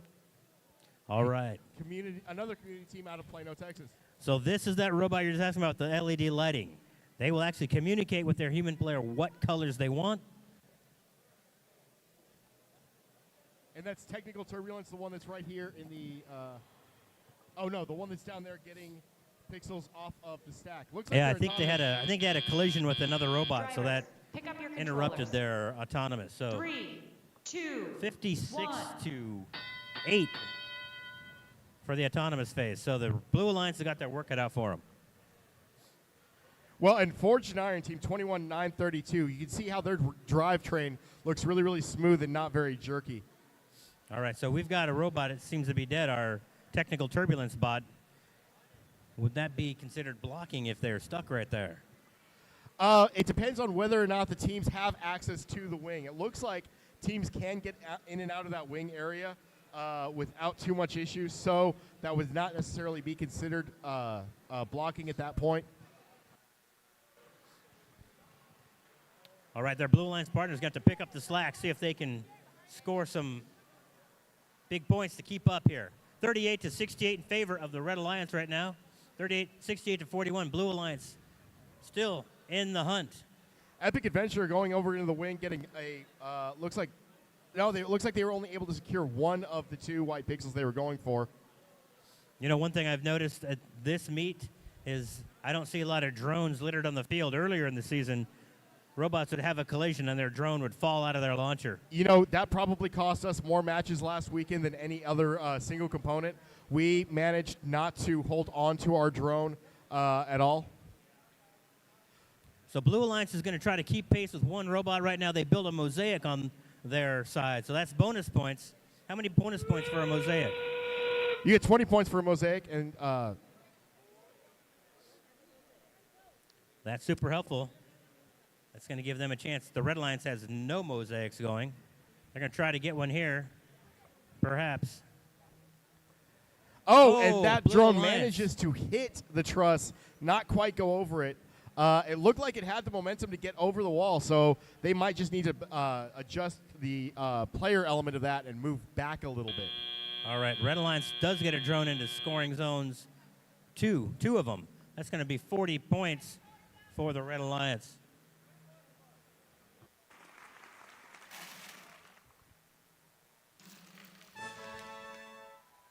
All right, this is qualification match number 9. We have a final score of 182 to 119. Red Alliance takes the win. All right, wow, 182, another big win for the Red Alliance. Just a couple more matches, folks, before we take our lunch break. So make sure you hang close and then get some food. Don't go too far during lunch. Don't want to miss the matches after lunch. All right, who do we got on field number 2? Fritz? On field number 2 in match number 11, this is the last match before lunch, we have the Marcus Minions, team 22077, paired with the Marksmen of St. Mark's High School, St. Mark's School in Texas. They are up against Iterative Intentions out of Flower Mound High School and Overclock, the Eagle Robotics, and the Lowry Freshman Center in Allen, Texas. Overclock. I spoke to them. They call their bot I9 because it's overclocking a CPU effectively. That's clever. I'm excited to see that drone. They went through 8 iterations of their drone launcher. You know, Iterative Intentions is another one of those teams that you just really don't want to run into that often. My team at the X League Meet 3 ran into them 3 out of 6 matches, and as a result, we did not finish very well. That's hard. Well, they're a world qualifying team, I believe. Right. They're a world qualifying team, and there's a 1 in 200 chance of running into the same team 3 matches out of 6. You know, you want it to be the team that barely showed up, not the team that goes to Worlds every year. Yeah. Well, and you can see that robot is trying to score some extra pixels. Looks like the Blue Alliance got a lot of bonus points up there. It's currently 80 to 10, up to 100. Pick up your controllers.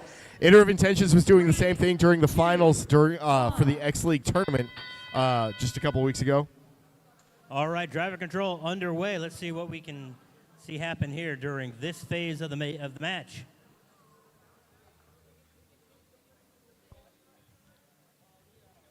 Team 23-381 Marksman out of St. Mark's.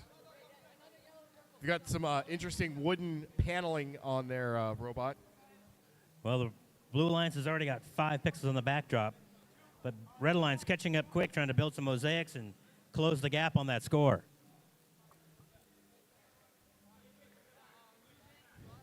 Blue Alliance does score 2 mosaics already. The Minion bot and Overclock were running into each other a bit over in the wing. They were able to get around each other. Minion's got to be very, very careful not to go into the backstage area for the opposing alliance. They do draw penalties if you're interrupting the alliance scoring pixels. All right, Red Alliance does get a yellow mosaic on their side, but Blue Alliance is stacking pixels madly on their side to keep racking up those points. Yeah, you see Overclock here. They are... So we've got 2 mosaics scored. Iterative Intentions decides just to drop 2 green pixels in the backstage area. I think they're going to try to turn that into a mosaic later. But right now, if they scored any additional colored pixels on the 2 mosaics they have, they could potentially unscore 1 or both of those pixels. Oh, and we have a drone launch in zone number 1.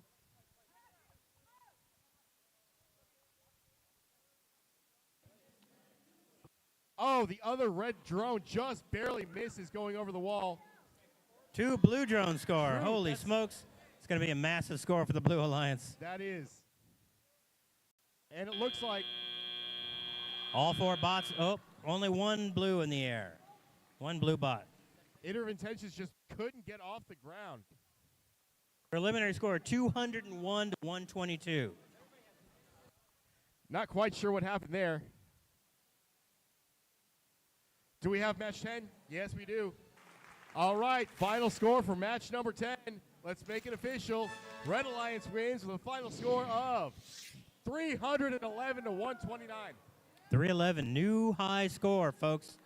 160 in penalties. 160 Okay. penalty points. Yes, we need an explanation on that. That was Maybe they did get some of that blocking penalties that we were talking about, perhaps there. well, and if you start to get penalties for blocking because your robot is dead, what your drive team needs to be aware is they can stop the bleeding very easily by putting down their controller. All right, folks, that's lunch. We're going to resume matches at 1:45.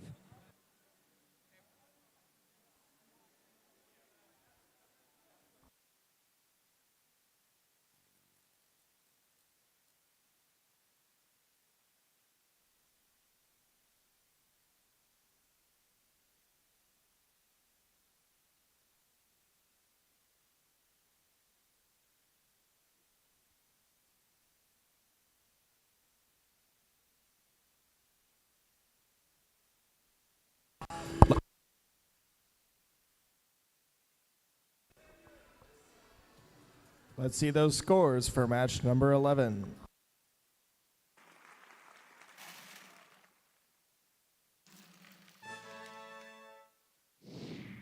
And it's a Blue Alliance win, 241 to 122. We will see y'all after a break for lunch.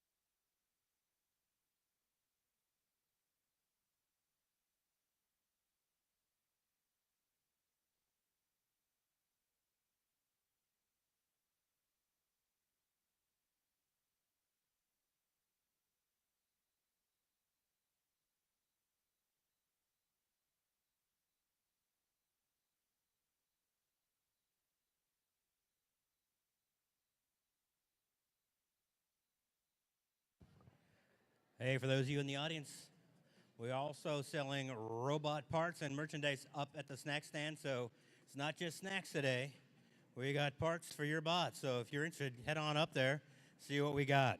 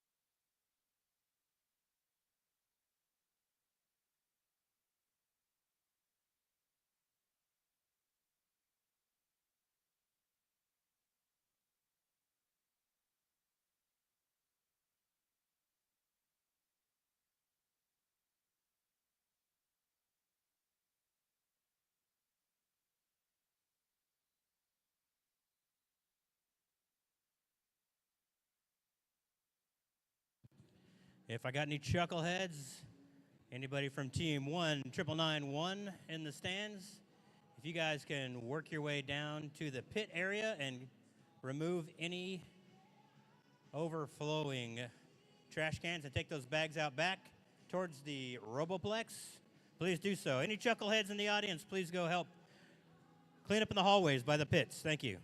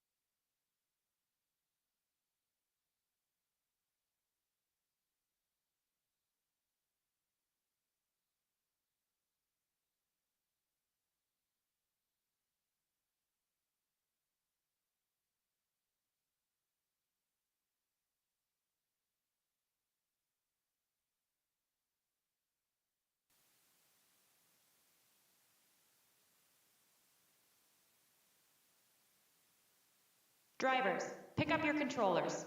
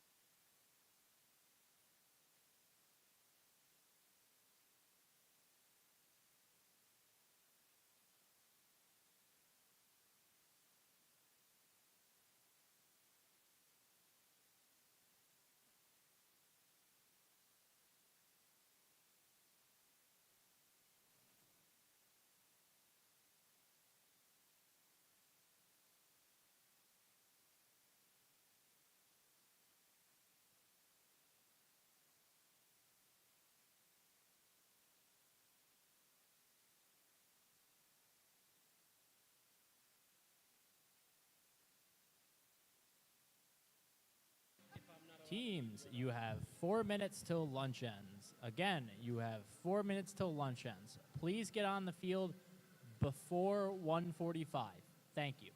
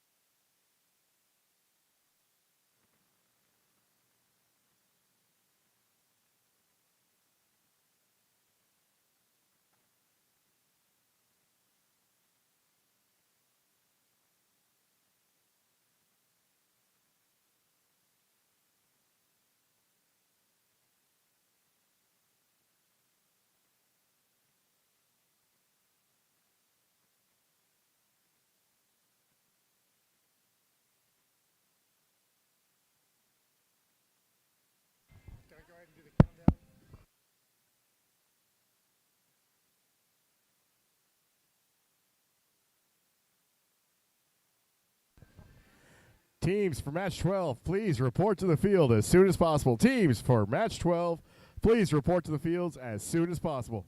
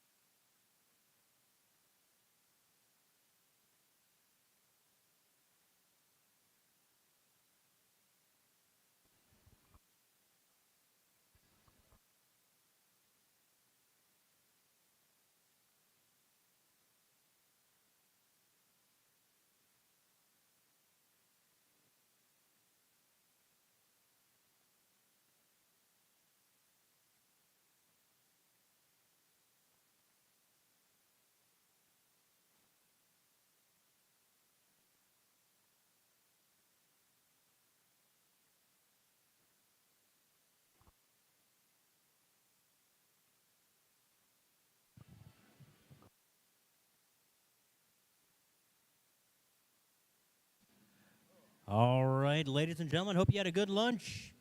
We're going to get back to the action here in just a minute. Check out some of our refs grooving as this music ends our lunch break.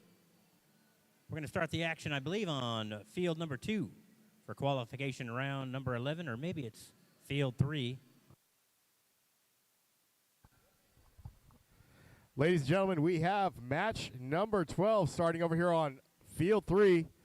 In a rarity, we have all 4 teams from the same city, that is Plano, Texas.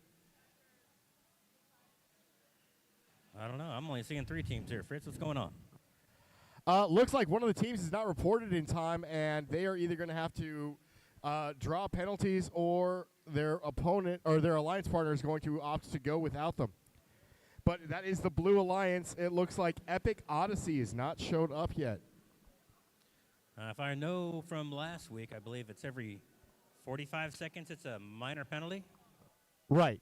So you get the penalty assessed initially, and then every 45 seconds after that, you get another 10 points. Always tough coming out of a lunch break to be the first match up, but sometimes that's the draw. Patrick just announced no liquids on the robots. I'm still waiting for the year that they have a swimming game as part of the challenge. Oh, looks like Epic is just barely making it. So, on match number 12, the Red Alliance is Team 14524 Peshbots out of Plano East Senior High. They are aligned with Tier 1, Team 19567. They are against Epic Odyssey and Area 52, teams 19587 and 18227. Those last 3 are all community teams from Plano, Texas. One thing I want to point out to our folks who are unfamiliar in the stands and also watching online is each of the props out there, those 4 little units on those blue or red spike marks, are unique to that team. And those are bonus points if they use them. How does that work, Fritz? Right. So we explored how they have to drop a purple pixel onto the correct spike mark based on the position of the team prop or the white pixel. If they do it on a spike mark with a white prop, it's 10 points. If they've used a team prop that they've provided, it's 20 points. Also, when they're dropping the yellow pixel onto the backdrop over here, if they get the correct slot, it again doubles from 10 to 20 points if they've used their own team prop.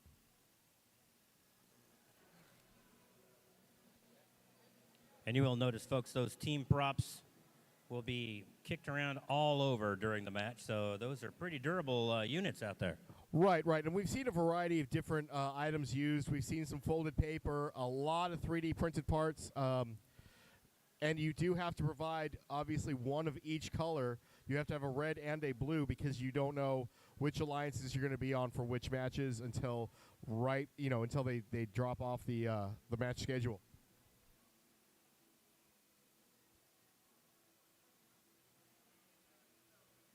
I know a lot of teams have a lot of fun creating these props.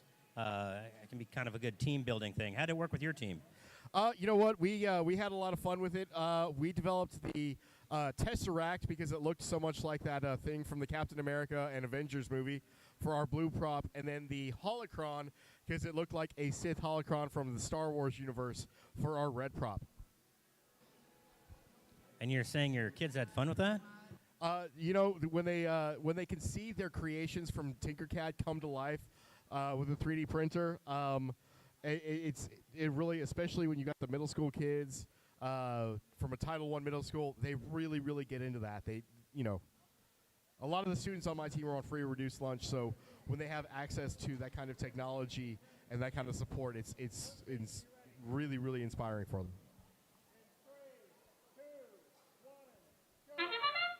And for 3 robots on the move right away here during the autonomous phase. Man, I was going to say, I know Tier 1's always got a top quality bot, so I assume they were just waiting a little bit. And you were correct. So tell me, how much fun did you have with those props? You're telling it's for the kids? Come on, buddy. You know what? I ended up having to spend a lot of time over the weekends going up to the school just to make sure the 3D print hadn't stopped at some point or another. I was really, really surprised that somebody from the apartment Drivers, complex across the pick street up your didn't call the controllers. police. 3, Looks like each team 2, got 1 pixel in the right 1. location on the backdrop, but both scored both yellows. The Blue Alliance did get an extra white pixel on the backdrop during autonomous. Right, and each one of those pixels only scores 1 point during the teleop, but it scores 5 points each extra pixel besides the white one, or besides the yellow one that you have to put in the right spot. And we got Blue Alliance robots jockeying with each other. Oh no, Red Alliance bot kind of getting in the way there. Yeah, they've got to be very careful. If they go into that wing, it could be a penalty, and it will definitely impact their ability to get any points. Yeah, there is I believe, a major penalty if you go into the wing of the opposing alliance. Yes, yes, and that was one of the things that drove me nuts because one of my drivers was a little bit fast and loose with that. Red Alliance has a mosaic and has hit the first set line. Blue Alliance has one mosaic as they are fixing to get to that first set line here momentarily. It's a very close match right now, 132 to 133, 55 seconds left. This robot is called Bumblebee, the Peshbot's robot. They went into that backdrop really, really hard. I wasn't sure if they unscored their... Oh, it looks like they did unscore their mosaic, unfortunately. These pixels sometimes shift if they're not fully seated, and that can undo a mosaic in some cases. Right, and in addition, this backboard is a little bit springy. And we've hit the end game. This is interesting. I'm not sure how this is going to get scored. If you see one of the blue and yellow drones both hit level 2 landing zone. One of the pixels on the Red Alliance is not against the backdrop flush, but it is staying up there. So I'm not sure how that gets scored. I have not seen that all season. All right, we got 1, 2, 3 robots hanging. Oh, I'm not sure if the blue one hung. Oh, I don't know. We had a truss fail here. Looks like Epic Odyssey had... We got a truss breakdown here. I believe they're going to have to look at that and maybe give them points. I'm not sure. Maybe they should pick up that robot bar, see if the robot hangs.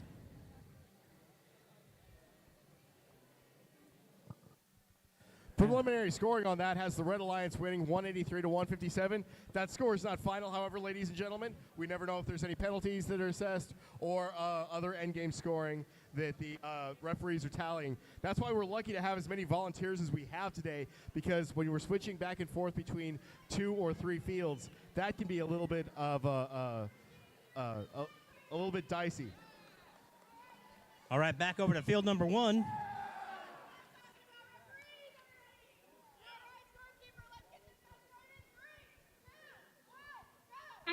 For match number 13, the Red Alliance is Team 15877 Callisburg RoboCats out of Callisburg Middle and High School, and the Fellowship of the Robot Team 13072.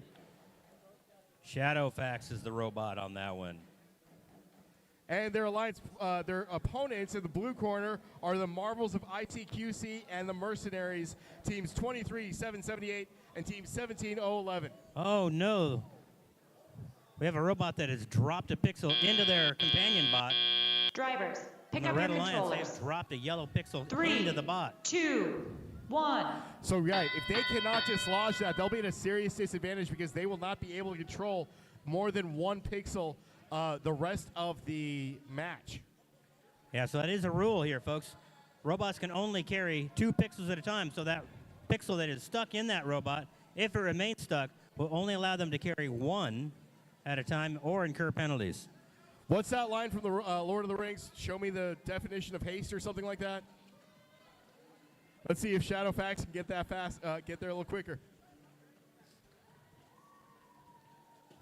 Well, we'll see if the Eye of Sauron is keeping an eye on them in this match. The Callisburg robot looks to be having a little bit of control issue right there. Well, the Callisburg robot is reduced to carrying 1 pixel. How does that change the strategy for a team? Well, you know, it depends. If their strategy beforehand was to go for mosaics, they might have to go away from that because they're going to have to make, 3 trips instead of just 2. Well, in this case, they may kind of post up here at the backdrop, have the robot partner just bring and dump, and they can pick up and build the mosaics in the backdrop. Right. And this is when you really need to make sure that your team is equipped to communicate effectively with your alliance partner, because you're probably only going to be with that alliance partner one match out of the entire season. You've Oh, got to yeah. make sure that you can talk to each other. You got to make sure that you're showing that gracious professionalism and respectful. Oh, one of the red drones goes onto the field. And the Blue Alliance launched one early, and the other Red Alliance. Oh, it's in zone 1. It bounced back slightly. It That's was a- going into zone 2, and it looks like it's out in zone 1. That was impressive.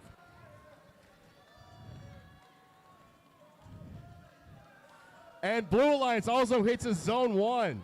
That was team 2378, the Marvels of ICQC.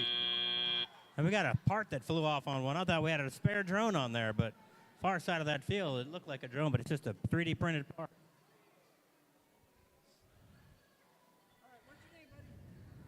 Oh, we got some junior robot enthusiasts here. Gonna get an up close and Casey, you want to get him some safety glasses so you're not responsible for blinding the child? All right, in match number 12, we have a final score. Looks like the Red Alliance wins with a final of 199 to 177. wow, that was close. The 60-point endgame was the deciding factor in that one because the Red Alliance was 25 points behind after autonomous. That drone land can be a huge impact. Yes, that was also the one I believe where only one of the two blue robots was able to get off the ground for endgame. Yeah, hopefully the field crew's got that truss repaired for the next round. It looks like they're still deciding that match while we're queuing up here for match number 14. Now, match number 14, we have a Blue Alliance of 12-9-77, Rust in Peace out of Plano West Senior High School. And they are paired with the Marvels of Irving, 21-127 out of the Islamic School of Irving. Their opponents are Flower Mound Firewall, team 24-563 from nearby Flower Mound High School, and the Bionicles, team 14-904 out of the Lake Hill Preparatory School in Dallas, Texas. A randomization came up on the left for this round, and the Flower Mound Firewall robot is called Basanti. I don't know what it is. The Flower Mound Firewall is called Basanti. Yeah, it means perseverance and reliability. That is awesome.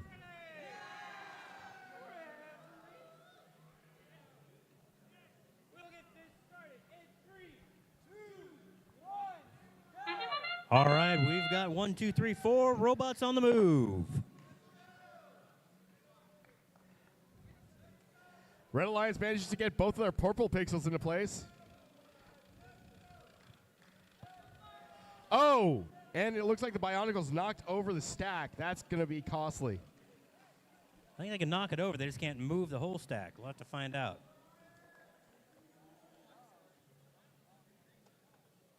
Rust in Peace, I can't see whether or not they got their purple pixel Drivers, onto the right pick up spike your mark or not, controllers. or if they're touching it. If they're 3, touching it, I 2, don't believe they do. 1. They get the points for that. One thing to note, during autonomous, that purple pixel has to stay on that spike mark. If your partner bot knocks it free, you do not get the points. I really enjoy the decorations on the Whoa. side of the Bionicles robot. And I don't know what it is about their drive team, but every time I see him, I want a Filet-O-Fish sandwich. Head on to the pub for a little fish and chips after this, Fritz.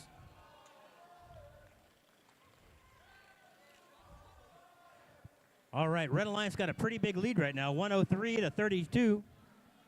Now, it's important to remember that that could be for a number of reasons. Obviously, it could be that they are outperforming their alliance opponent to that degree. It's also sometimes because one scoring referee is trying to make sure that they get everything just perfect so they don't score quite as fast on that tablet. That's correct. Bionicles rolls over the prop. I'm not sure if that was their prop that they provided or their other alliances. Hopefully they can fix it before their next match. Blue Alliance scored their second mosaic. Red Alliance does have pixels scored up above. There are the three first robots set kind line. of jammed up there. Only Rust in Peace was not. They got pushed into the Red Wing. I'm not sure if they're going to get a penalty assessed for that or not, but it didn't look like they went in on purpose. Looked like Bionicles actually pushed them in. Blue Alliance trying to keep up here. They've got the mosaics going. Oh, Oh! Bionicles fires their drone right into the truss, so it does not clear the wall. oh, there's a 30-pointer, two 30-pointers, one for each team. And two, unfortunately, that did not get into the scoring area.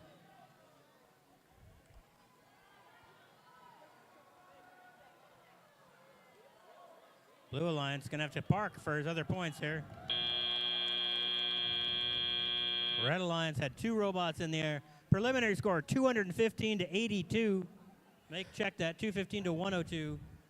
And the Marvel squad, they unfortunately could not get into the scoring position in time to get the hang, but they were really, really smart, salvaging as much as they could in their end game points because that is the second tiebreaker.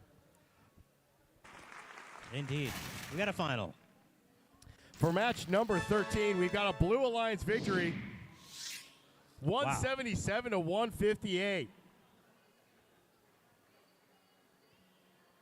Both squads 70 points in the end game. That's some good drone flying right there.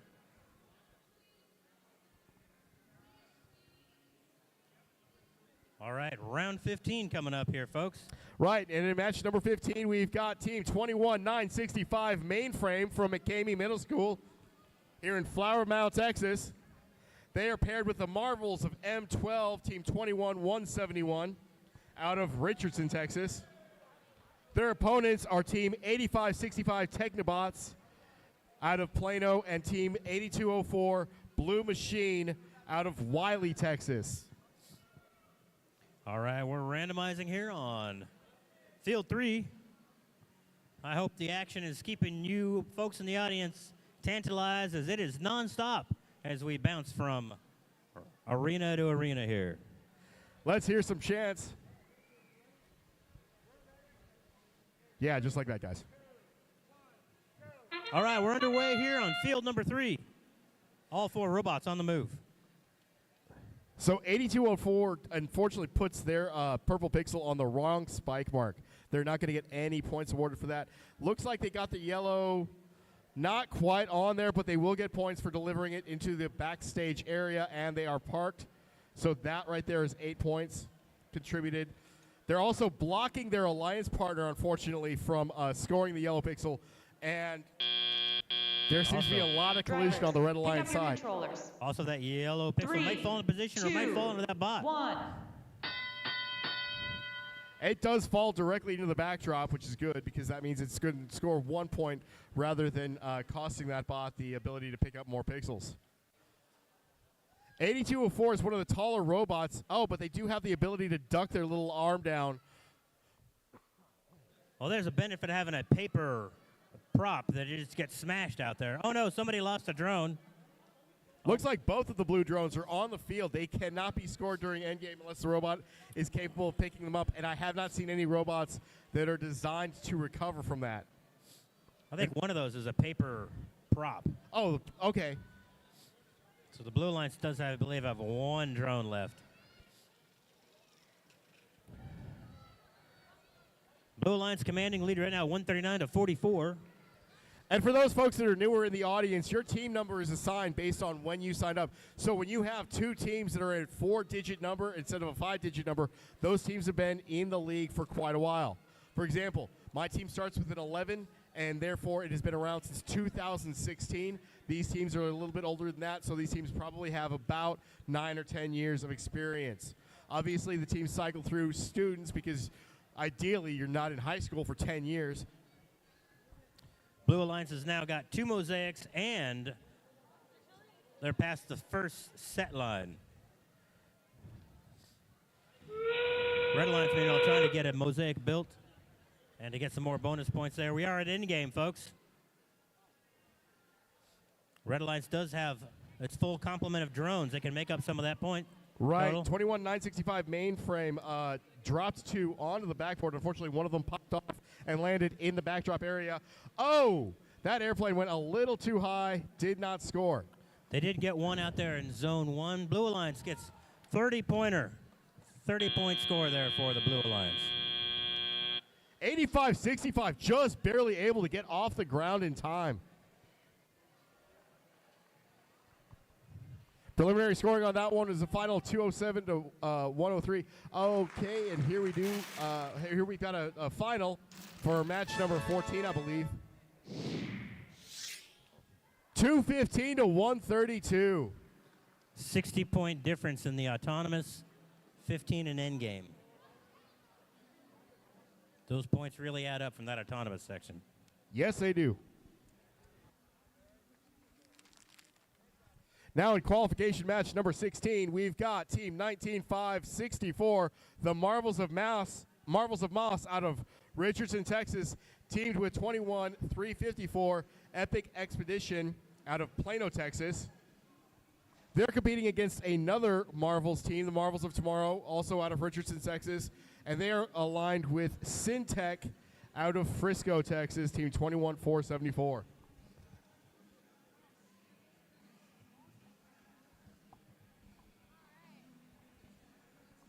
The Syntech has named their robot Midas. They're feeling they got the golden touch. Let's see if that comes true.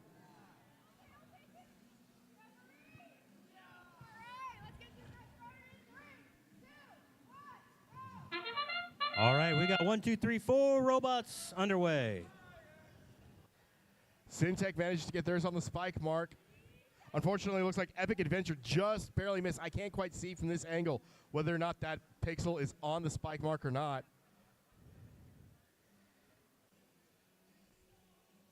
Oh, the blue prop got in the way of the Syntech bot, and it did not get close enough to drop their pixel on the backdrop, but it did get into the stage. That's a 17-point difference, unfortunately, for Syntech. Drivers, pick up your controllers. Purple 3, pixel just missed on that red 2, alliance. That's tough. 1.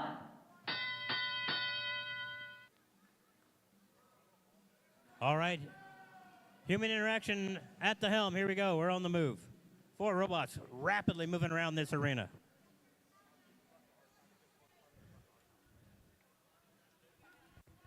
We got some robots getting stuck there in the middle. Right, you'll notice the human players have to be very, very careful. If the human players reach over the wall while a robot is in the area, that is automatically a minor penalty. That is actually where I think we saw the majority of the minor penalties that were scored last week in the last chance qualifier at Flower Mound High School.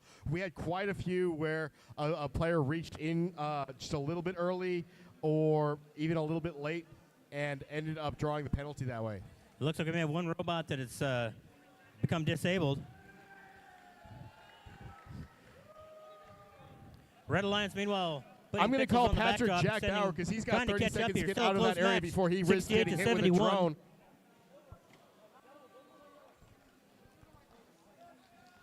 Red Alliance has a yellow mosaic. Blue Alliance struggling to get going there.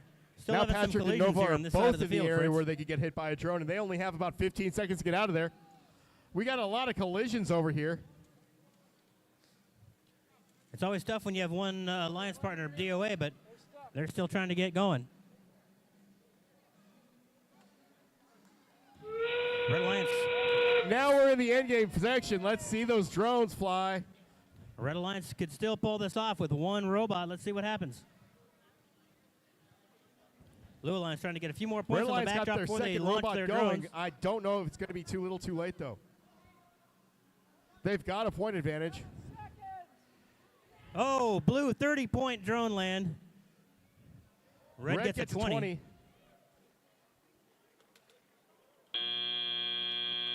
Two robots parked, 2 robots hang. Well, and what's really neat about this Marvel design, I don't know, folks, if you can see it from the angle you're sitting at, it looks like their arm comes out as a sort of counterbalance to make sure that their robot hangs evenly. Preliminary scoring has the Red Alliance 136 to 112. Final.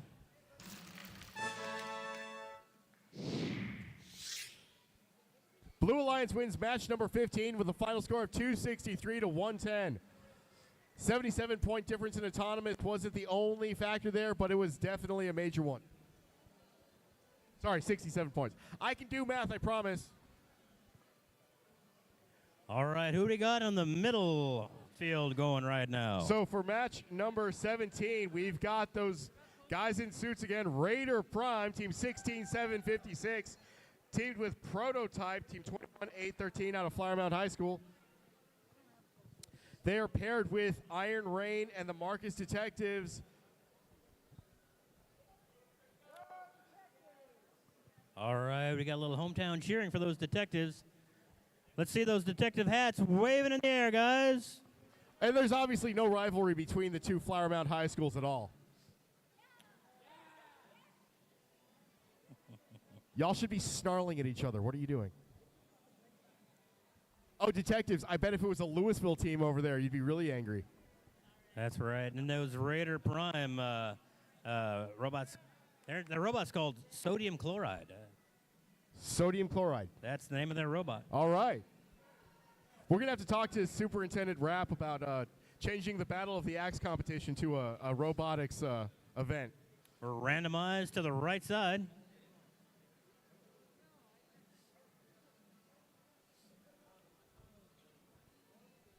Last year, the Raider Prime guys wore like construction vests and work boots, so they're really up in their class.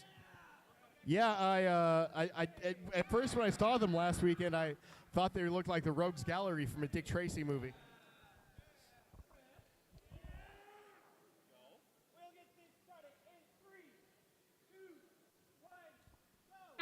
All right, 1, 2, 3.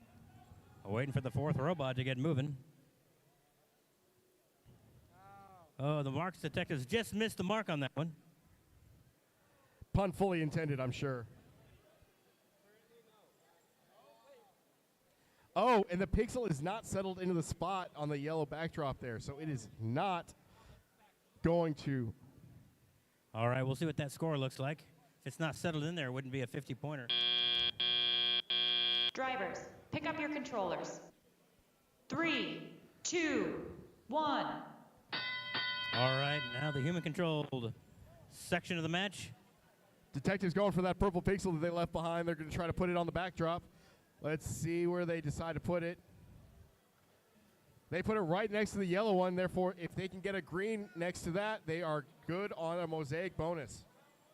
All right, you can see these robots vying for position to get those pixels from their wings. Iron Rain tried to score a yellow and a purple pixel next to the two that the detective team had put on there, but unfortunately, it didn't quite stick. Meanwhile, Red Alliance looking to score a mosaic and a safety between them, as the white pixels do create a safe cushion around those pixels. Right, that's Team 21-813 prototype. Raider Prime sneaking in here to try to add some more to that backdrop. They were another of the teams that was really, really impressive last weekend of that last chance qualifier. All right, Blue Alliance has a mosaic scored on their side. If they can get a protection around it, that might be just what the doctor ordered. Yeah, I'm surprised they tried to put that purple pixel where they did. If that had bounced just a little bit over, they would have unscored that mosaic bonus. All right, meanwhile, Red Alliance scores a mosaic, and then they have to drop a pixel on the floor to keep the integrity of the mosaic. All right, as endgame begins, Raider Prime goes over to get another group of pixels. They figure they've got time.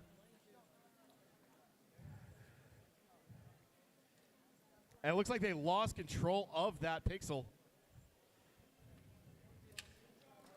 And Both Red Alliance two scores Reds 2 drones. fired, one in zone 2. I can't quite see if the other one landed in zone 1 or zone 2 from where I'm standing. Zone 1, that's 50 points in drones right there. And unfortunately, Iron Rain has their arm touching the ground, so they will not get the hang bonus. All right, we'll see what the final is on this in just a moment. Meanwhile, we'll head on over. Oh, here we go, final from previous match. Fritz, what do we got? For match number 16, we have a final score of 147 to 133. The Red Alliance managed to score 3 penalties. It was not enough to overturn the match there. Red Alliance, their advantage came in the driver-controlled period where they scored 44 to 13.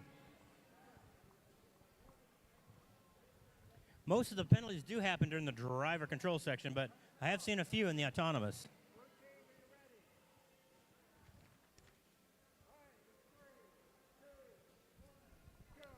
We're underway here on field number 3. Right, we've got the Red Alliance team 11-4-19, Jasper Wolves Blue teamed with 23-13, Mustang Robotics out of Grapevine High School.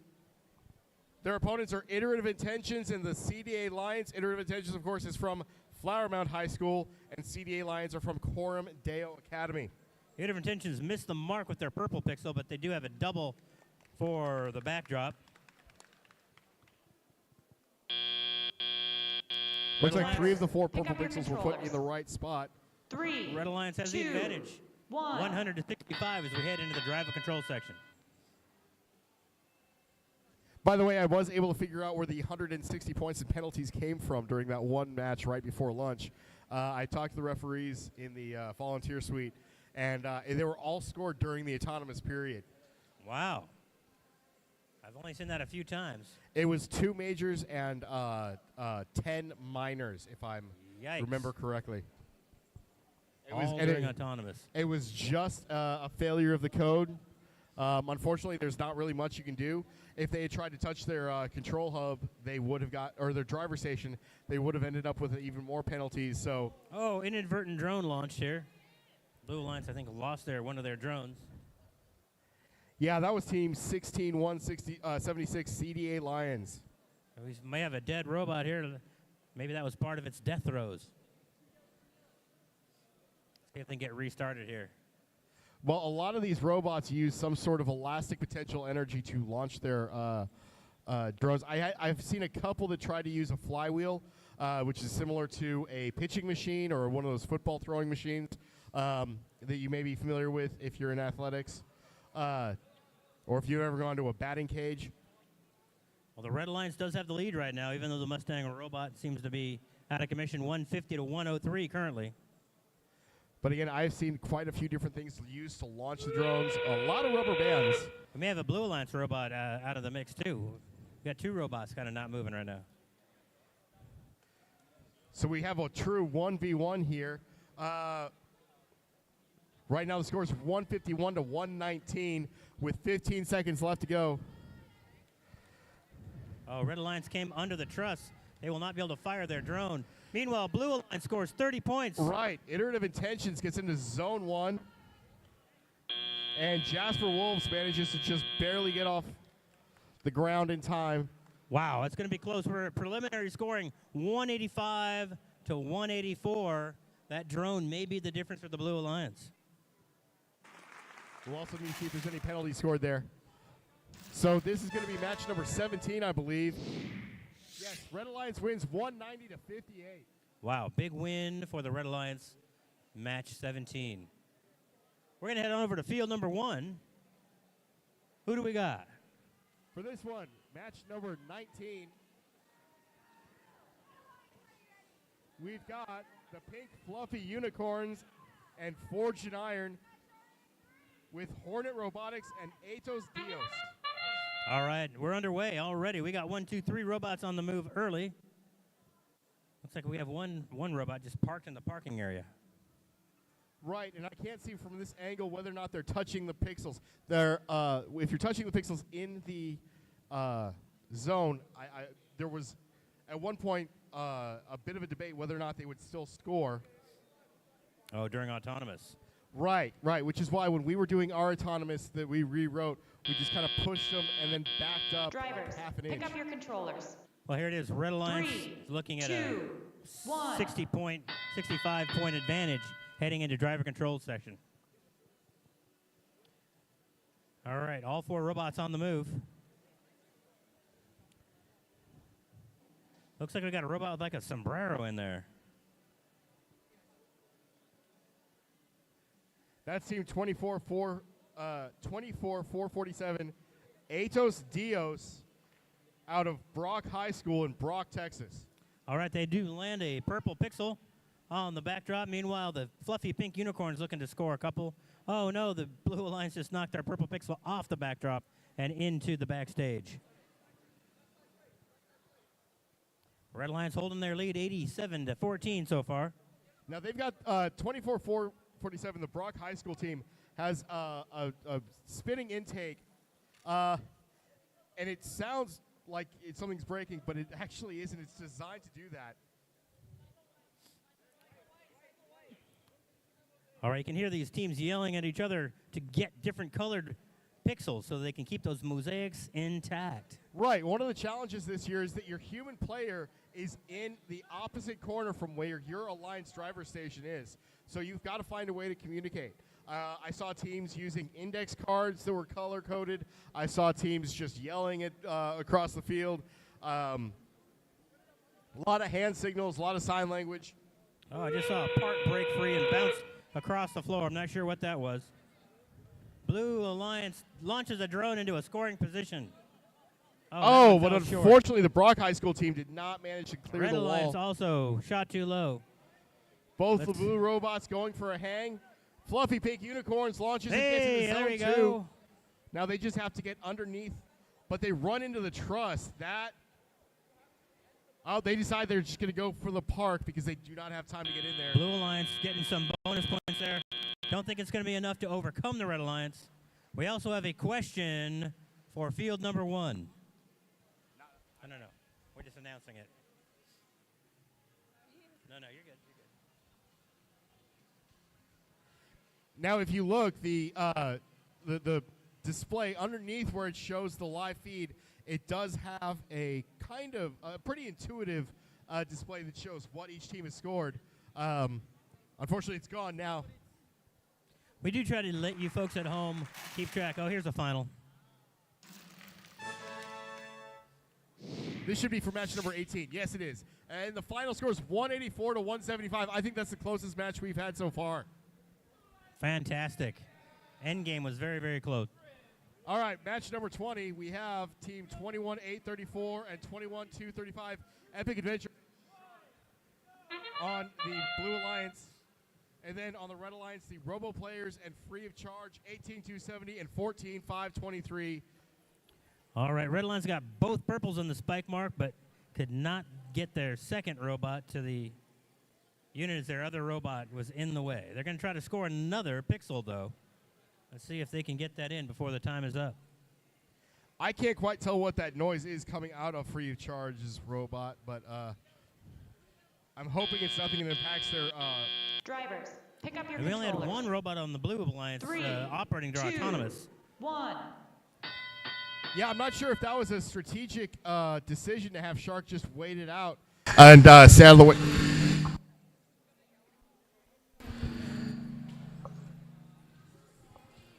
Well, Testing. Okay. Phew. All right, back to the action here. We got all 4 robots on the move. Red Alliance, bit of a lead, 89 to 29 currently. Shark is trying to get a purple pixel onto the wall. Blue Alliance has got 2 pixels on the back, 2 white pixels. Red Alliance is in the process of trying to build 2 mosaics, it appears. And to get a mosaic, you need 3 identical colors or 1 of each to touch each other, but not more than 3. Right.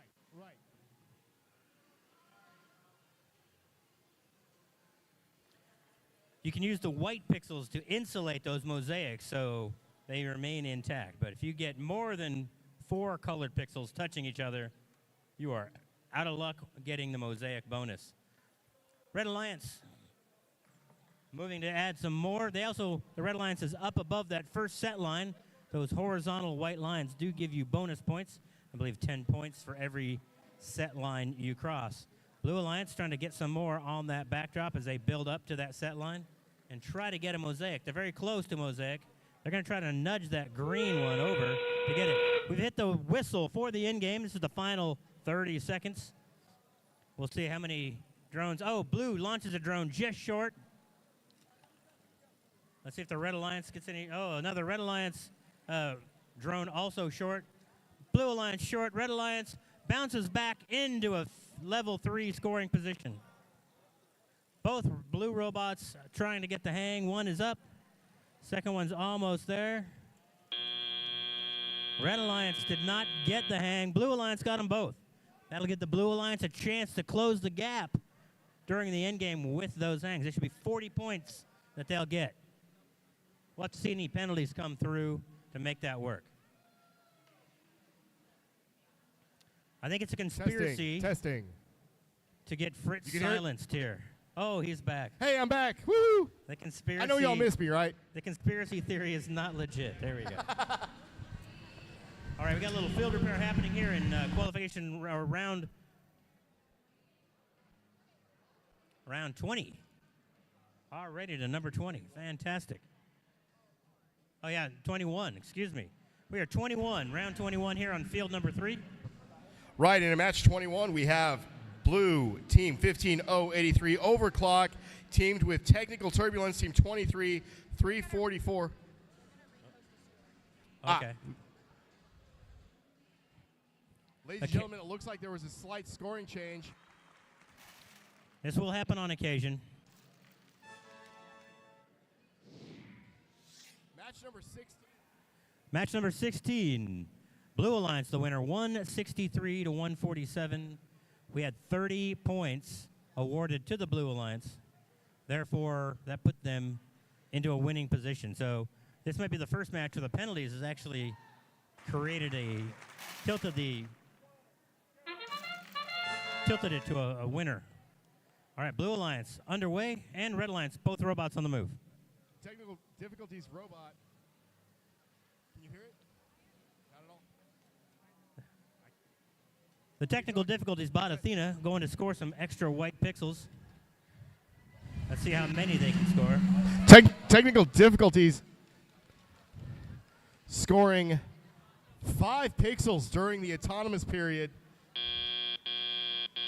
Drivers, pick up your controllers. and just manages to get enough of the 3, robot over the line to 2, get parking. 1. In FTC, you have 2 different things. You have in and you have completely in. This year, the bonus is for in. Red Alliance has lost a drone on the field, so we'll see if that becomes a factor late in the match. And I am excited to watch this technical bot with the LED lights that they do use that to communicate not only with their human player what color they want. Whoa, we've got people pushing each other around here. We're pushing back. Seems to be a little bit of an issue with the field as well. That truss looked like it was coming up as the robots were shoving into each other. All right.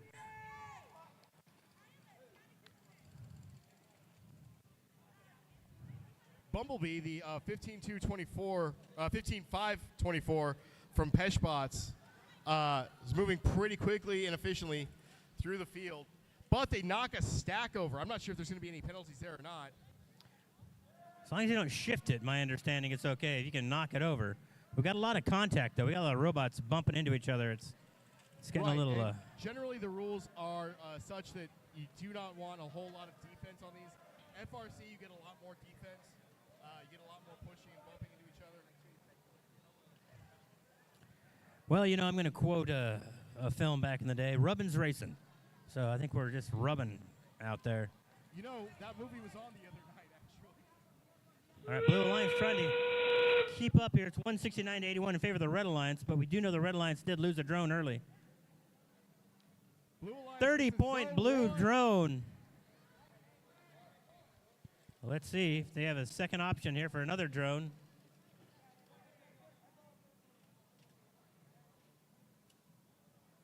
Oh, look at that. That's going to be huge. Let's see. Wow, wow. Really coming up with some endgame points here for the Blue Alliance.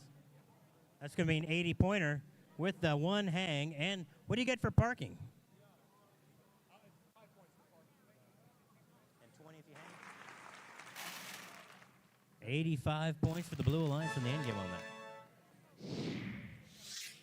All right. The final Oh, we got a final from round 20.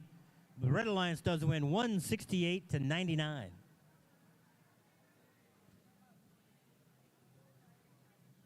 Can you hear me now? Can you hear me now?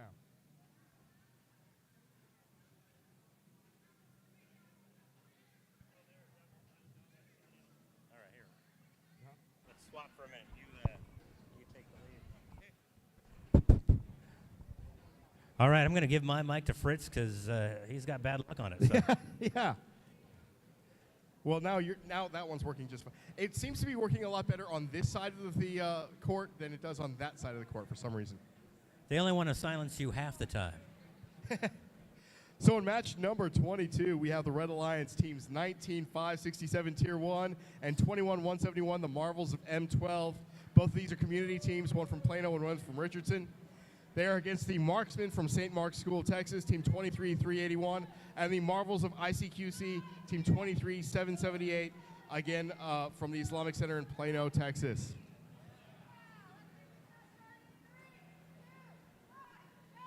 All right, we've got 1-2 robots on the way, both Marvels bots. And Red Alliance number 2 bot on the move, hitting the spike mark and dropping the pixel. Team 19-567 is picking up pixels from the stack during autonomous. I think that's going to be the difference when it gets down to which teams end up doing really, really well.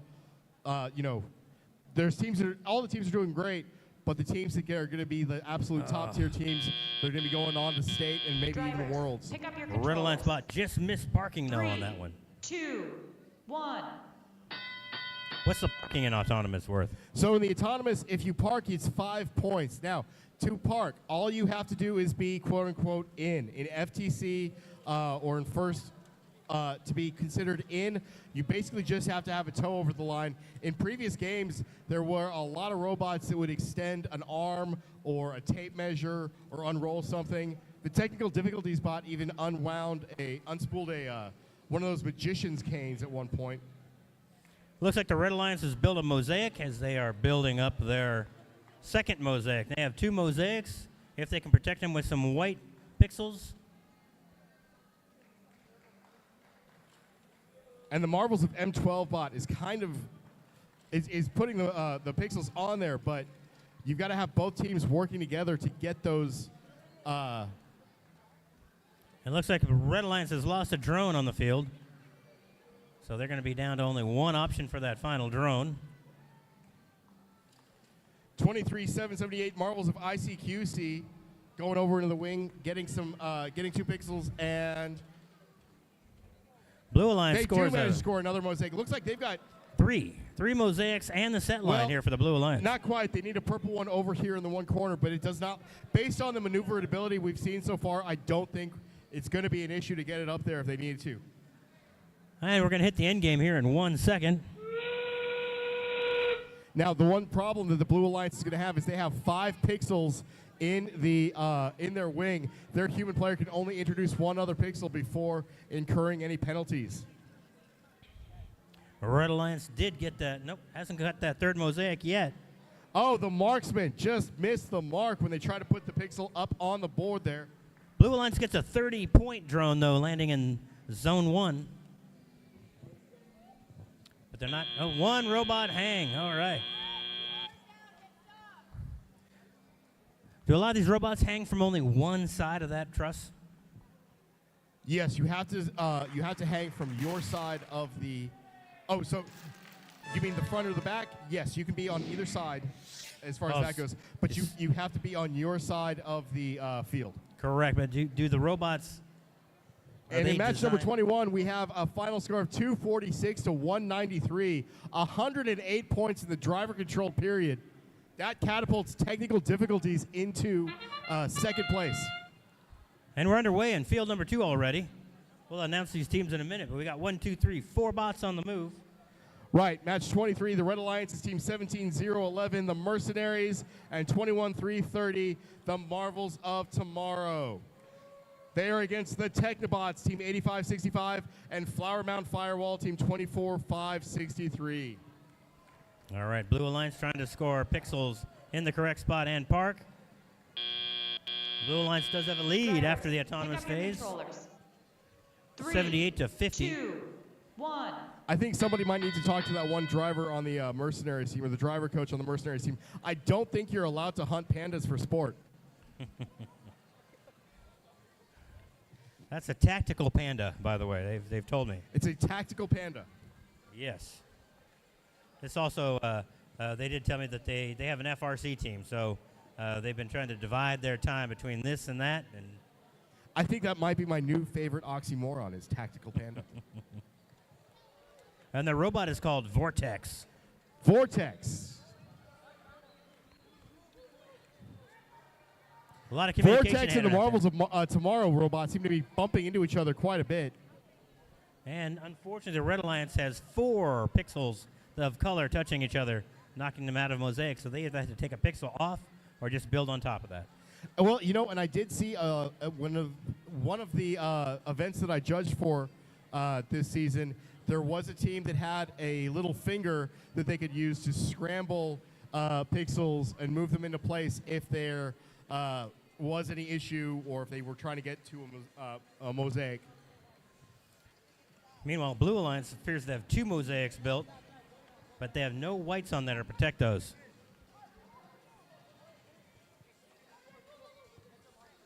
Red Alliance trying to get more pixels on the board and get caught up here. 78 to 117. Red Alliance is closing the gap.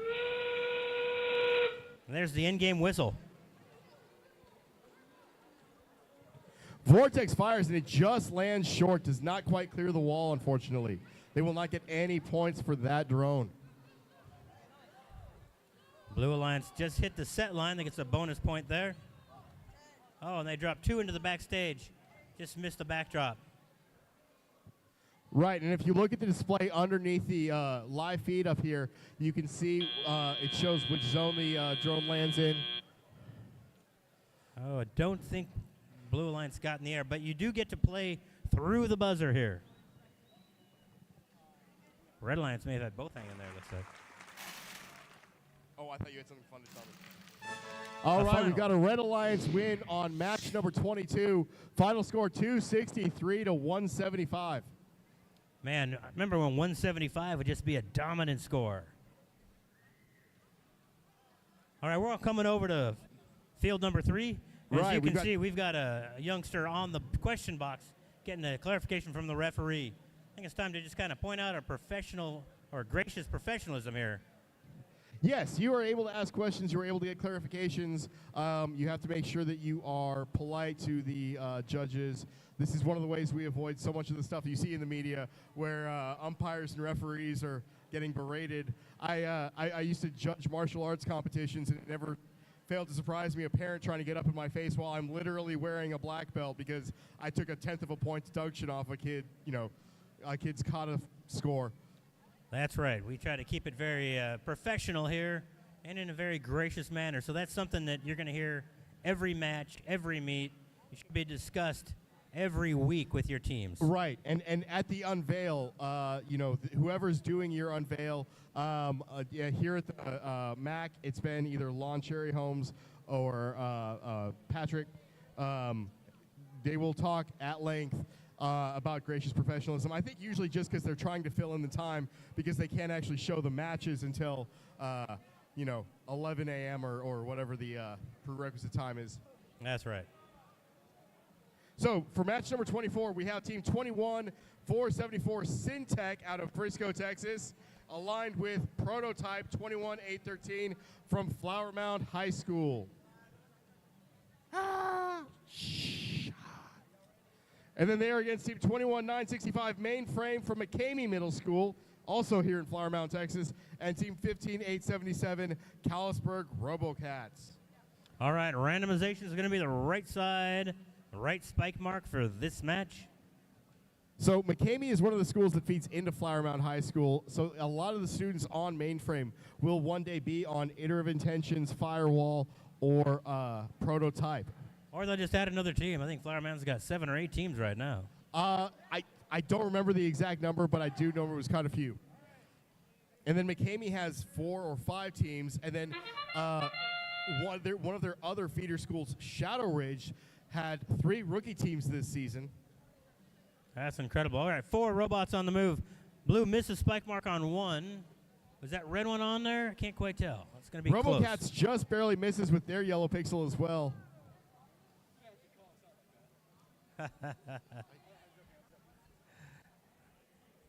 I always like but it. their alliance partner, 21-965 Mainframe, does manage to get their pixel into the right place. Pick up your And it's controllers. 55-50 in favor of the Blue Alliance currently. 2, 1. And the difference is literally just one robot parking. All right. Oh, We've got a we've lot got of- a problem on the field over here. We're going to have to get an FTC or a FTA out here to get that swinging bar. It looks like it's bowing down a little bit there in the middle. You know, I bet if one of the robots just goes through there really fast, they could fix it. Oh, you're right. Oh, see, it's There they hung up. go. Now, can the RoboCats get under there without getting their hooks hung up? Oh. Oh, and they Oh. hit Joe Varnell. Joe's down. Joe's down. Should we call for a medic over here? All right, meanwhile, Blue Alliance scoring some pixels in the backdrop. Red Alliance trying to keep pace. Red Alliance extending a lead a little bit here, 74 to 65. Red Alliance trying to 21-8-13. Prototype is trying to get a couple pixels on their backdrop. Looks like a green and a white. Red Alliance scores a mosaic with a white safety barrier around that. They also hit the set line to get an extra 10-point bonus. RoboCats is trying to get their pixel up out of the backstage area and onto the backdrop. They're hitting that backdrop a little bit hard. I'm worried that they might accidentally unscore the. They might accidentally unscore quite a few of their pixels. Looks like one of our robots out there is stuck in the field. End game, folks. 30 seconds left. That's Prototype from Flower Mound High School. They're trying to get their robot reset in time so they can hang or launch a drone. Oh, Red Alliance drone just short. Yeah, Syndex drone went 30 into the points wing. for the Blue Alliance.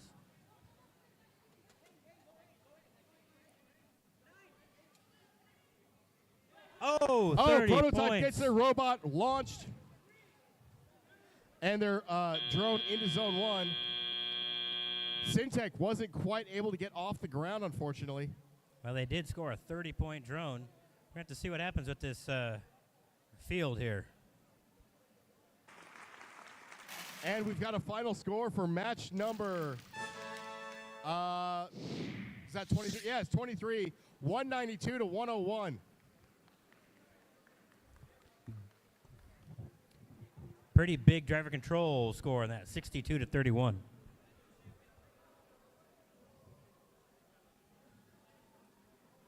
Hey, it's Filet-O-Fish.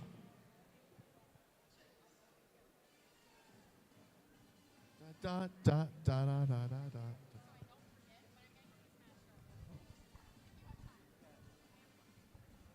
All right, we're about ready for match number 25. Match number 25 features 19-564, the Marvels of Mass, and 14-904 Bionicles. They're against the Red Alliance of Iterative Intentions, 12-791, and 19-587 Epic Odyssey. For those of you folks watching at home or from the stands, you've heard us briefly talk about the human player. That is a alliance partner here on the opposite side, introducing pixels to the field. It is a strategic choice of the alliance to choose only one human player. Right. You need to choose your human player. You need to make sure that it's somebody that you trust to thoroughly study the game manuals, know the rules, so that they do not get penalties. More often than not, that's where the vast majority of penalties in FTC competitions come from.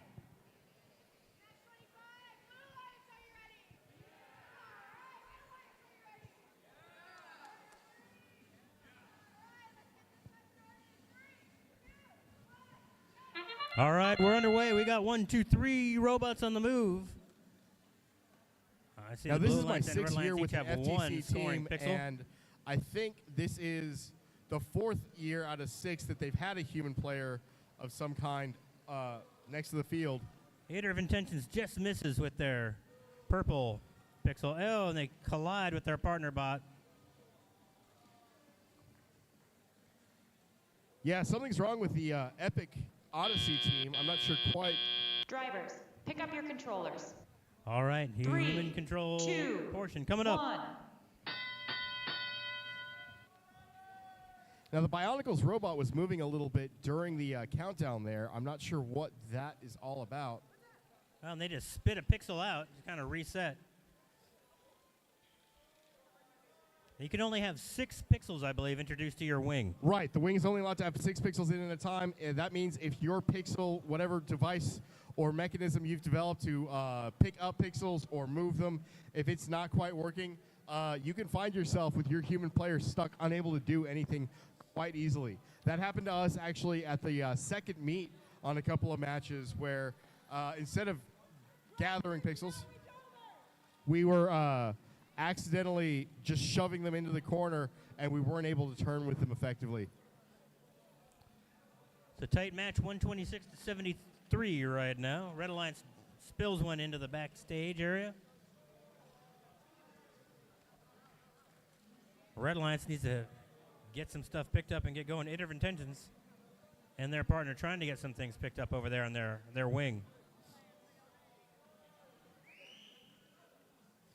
Iter of Intentions gets 2 more white pixels up on their board. Looks like our Red Alliance robot partner for Iter of Intentions might be dead in the middle of the field.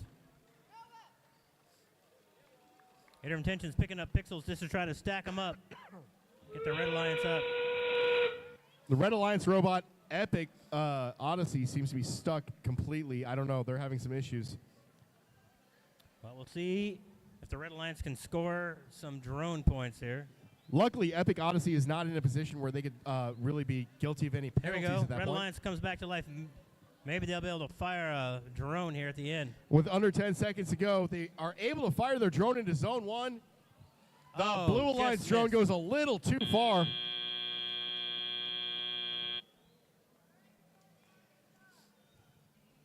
I remember a couple weeks ago, I would say if you're getting into triple digits, that's a great score. Now you got to be well into the triple digits. Yeah, we haven't seen many teams win that aren't north of 150 or so. And we got a final.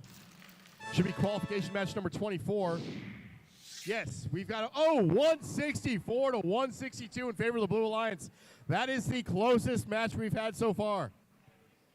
That is a close match.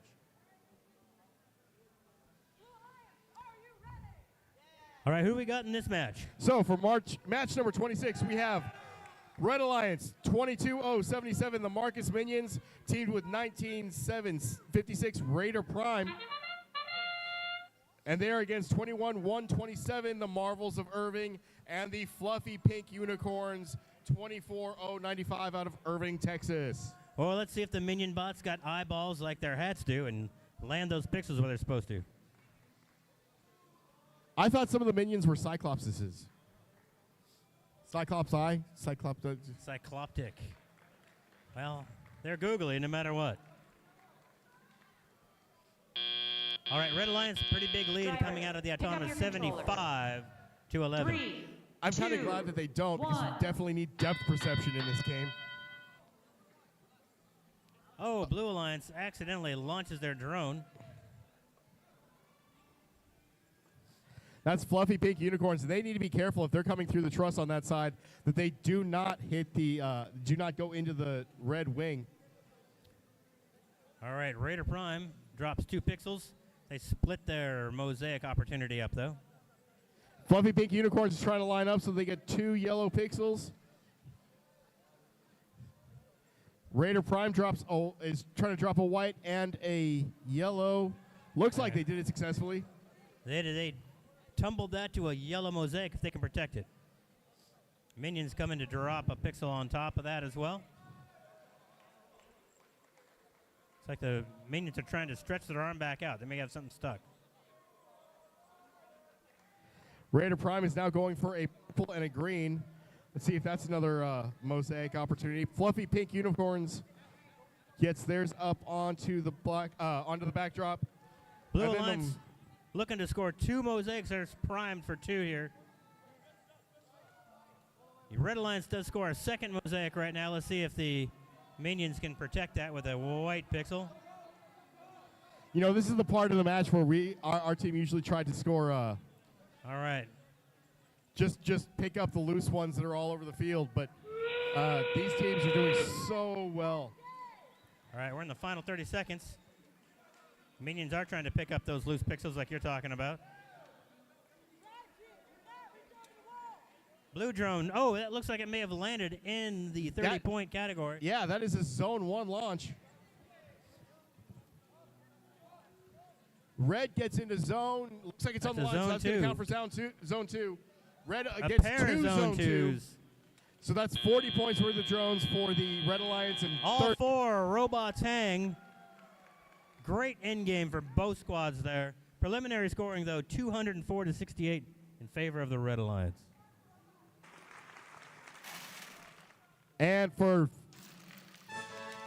qualifier match 25, we've got a final score 211 to 206. The Red Alliance, these scores are getting closer and closer. That means this is going to be a really fun afternoon. 40 penalty points put Red over the top on that one. I think that's when that robot was parked in somebody's wing, I think.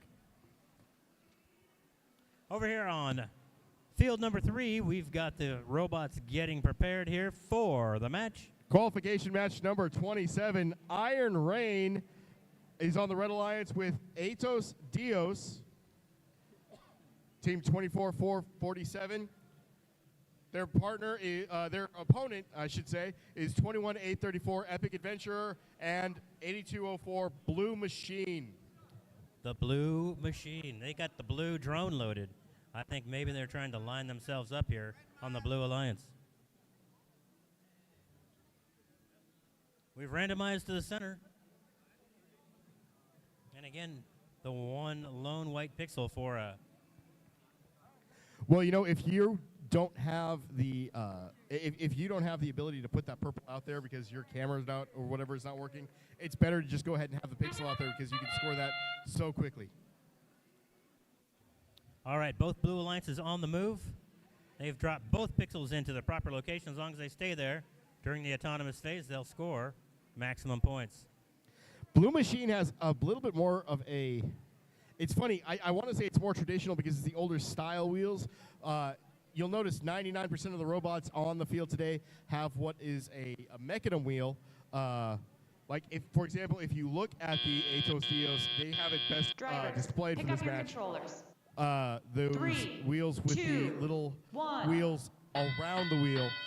That's what gives the robots their extra maneuverability. But Blue Machine has their wheels diagonally mounted. It actually gets the same... They have the same maneuverability capabilities as the mechanism wheels. I know the coating on it is a little bit more precarious. All right, both squads trying to score on their backdrops. Epic Adventure is able to get a yellow and a white. They are now really close to having a mosaic if they can just get one more yellow. Unfortunately, Blue Machine put a purple next to it, so that cannot count as a mosaic now unless they can get that purple one dislodged. And that might be just what they're going to do because they didn't land that. Yep, that's exactly it. They just moved that purple one off to the side, and now they're going to drop that white in between to try to secure that. So they did convert that to a mosaic. Iron Rain seems to be having a little bit of an issue again. I don't know. They were having a little bit of a problem before the lunch break, and now it seems to be. You'll also notice that unlike most of the teams that are using the Rev driver stations, Iron Rain, again, an older team, they're using the phone. 6 years ago, all of the robots basically had 2 phones. You had one on the robot, and you had one that your controllers were connected to. That was a bit of a problem, though, because the connections would frequently go loose. All right, we've hit the end game here. Final 30 seconds. Whoa, 30-point drone. Blue What a Machine, landing. that was absolutely perfect. And unfortunately, the red does not clear the wall. Iron Rain's just trying to hang at this point. Oh, another blue drone just short. Atos Dios, yeah, not quite able to get there. Oh, nope, they are on off. All four robots are able to hang. All 4 robots hanging on that one. Preliminary scoring, though, 182 to 43. Pretty strong performance for the Blue Alliance in match 27. You'll notice, however, Joe Varnell has moved away from the fields because he keeps getting shot by the drones.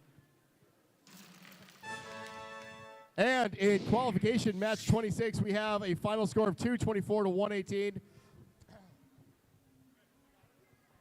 That's your hometown Marcus Minions on that winning alliance. Yeah, that catapults them into 14th place. All right, we're over to field number 1. So this is qualification number 28. You've got a Red Alliance of Technical Turbulence and Epic Expedition against the Blue Alliance of Hornet Robotics and Rust in Peace. I want to see the LED communicator in action here. I haven't really had a chance to watch it.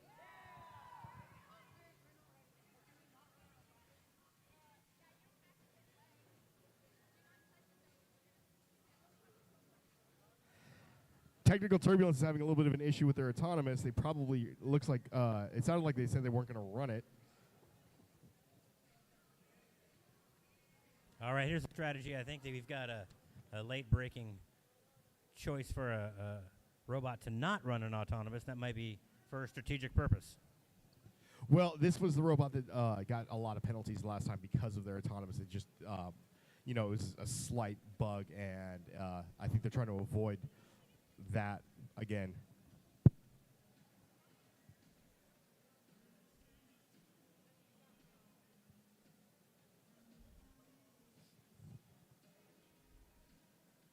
Well, somebody's getting rickrolled right now. I'm not sure if it's all these bots or the rest of us.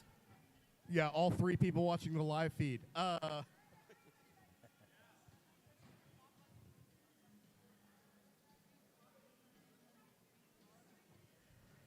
I do have to say that I love the name Rust in Peace. If I ever had a monster truck, that would be... I know. All right, we're underway. We'll see how many are in autonomous on this one. So it looks like neither of the red robots are running an autonomous right now. Rust in Peace gets... does not quite look like... I may have just missed it. There goes Epic Expeditions. Going to try to score 2 pixels.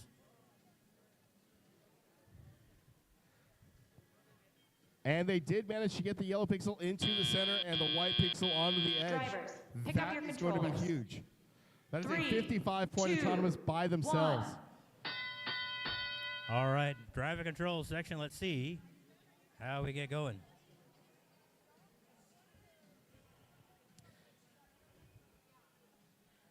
I did talk to a couple teams out there that mentioned, you know, they've had some pretty late nights leading into this event. Yeah, that's, you know, one of the things that you just going to encounter, because I know a lot of times for our team, it seemed like every time we fixed a problem, 3 more popped up.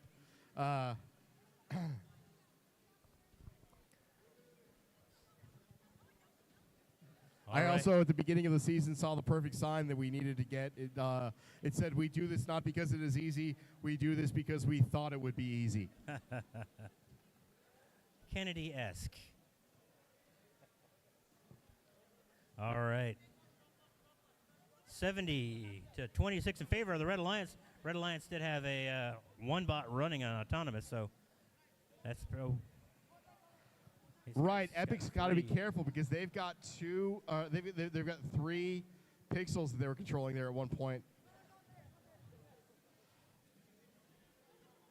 They wisely dropped one of them and moved out of the way. Meanwhile, Red Alliance, or Blue Alliance, has built 1 mosaic en route to number 2. Red Alliance is trying to build on the backdrop, but they spilled one onto the backstage. For those of you at home, if you get a pixel in the backstage on the floor around here, it's 1 point. If it's on the backdrop, it's worth 3 points. So you can see the Hornet Robotics drone launch mechanism has those 2 wheels. That's the flywheel that I was talking about. And they managed to get the... Holy smokes. They tried to take you out, Fritz. That was the other one. That was Rust in Peace. I don't know. I gave him credit for having a really awesome name, and then they tried to hit me with the drone. I'm happy that the drone element of this year's game is paper and not a 3D printed airplane. You could have been killed. Oh, it looks like we've got qualification match number 27. Blue Alliance wins with a final score of 192 to 43. Wow, 78 points on autonomous to 0. That's a big difference right there, 78 points. All right, we're on field number 2, right in the middle, folks.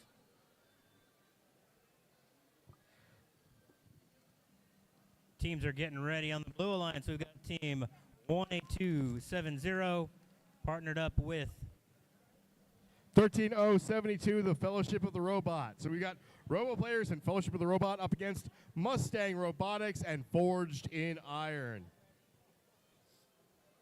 It's very interesting to see how these robots have those pre-loaded pixels. The Mustang robot's got one yellow one primed to be placed on that board.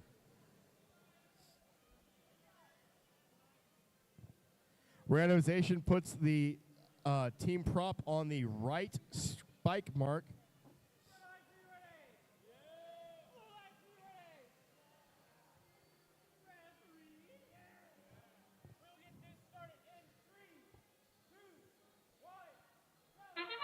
Why do they never ask if the announcers are ready? All right, we got 1-2 robots on the move.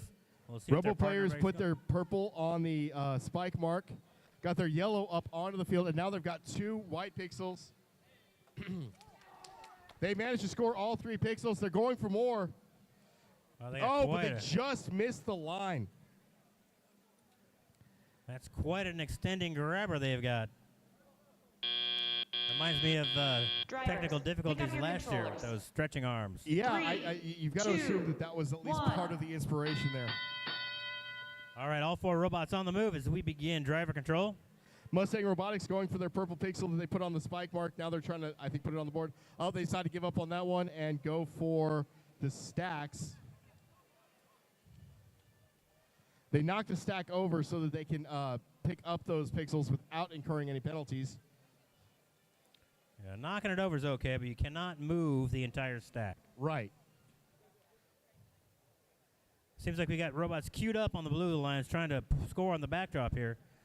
Yeah, Fortune Lion is waiting to get their spot in so that they can put 2 white pixels in, trying to protect that yellow mosaic that Robo Players built. It's quite strategic. Early in the season, hardly any robots are going for the white pixels. We're seeing that a lot more today. Yeah, it's interesting how the season tends to change the strategy. I remember at one point at the beginning of the season they were mentioning that. Blue Alliance has got 1 protected mosaic, and they've hit the first set line. The red human player just avoided taking a penalty. They had 6 pixels in the wing. They were about to put another one in, and that would have been disastrous. We've got an arm that's stretched out, and they can't seem to get it pulled back. Forge and Iron is trying to get their pixels picked up. I think they got 1. And we've hit the end game here. Let's say it feels like the arm is stuck in the extended position here. That's going to harm the Blue Alliance in order to score points here. They're Yeah, just if trying they to get can't out of get the that way. retracted, they might have a really, really hard time hanging from the truss. Mustang Robotics doesn't do anything too fancy. They managed to just get up off the ground. There we go. All right, the Fellowship of the Bot has been in the hanging position. Both Red Alliance robots get hung. Fortune Iron also gets on.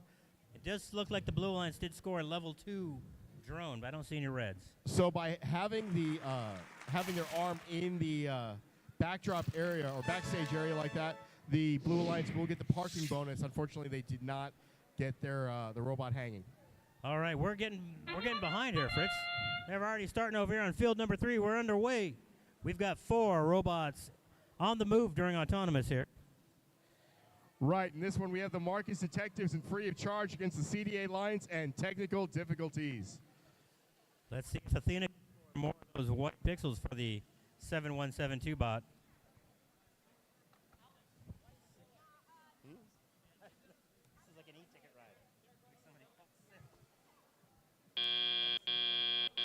Drivers, All right. pick up your Autonomous controllers. is over 80 to 85 in 3, favor of the Blue 2, Alliance.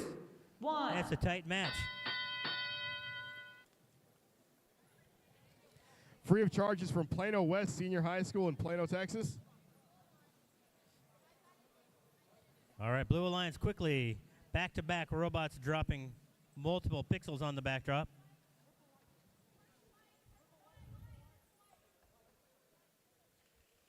You got technical difficulties communicating with their human player across the field. Looks like they're going for a mosaic, and they get it. Now let's see how they surround that.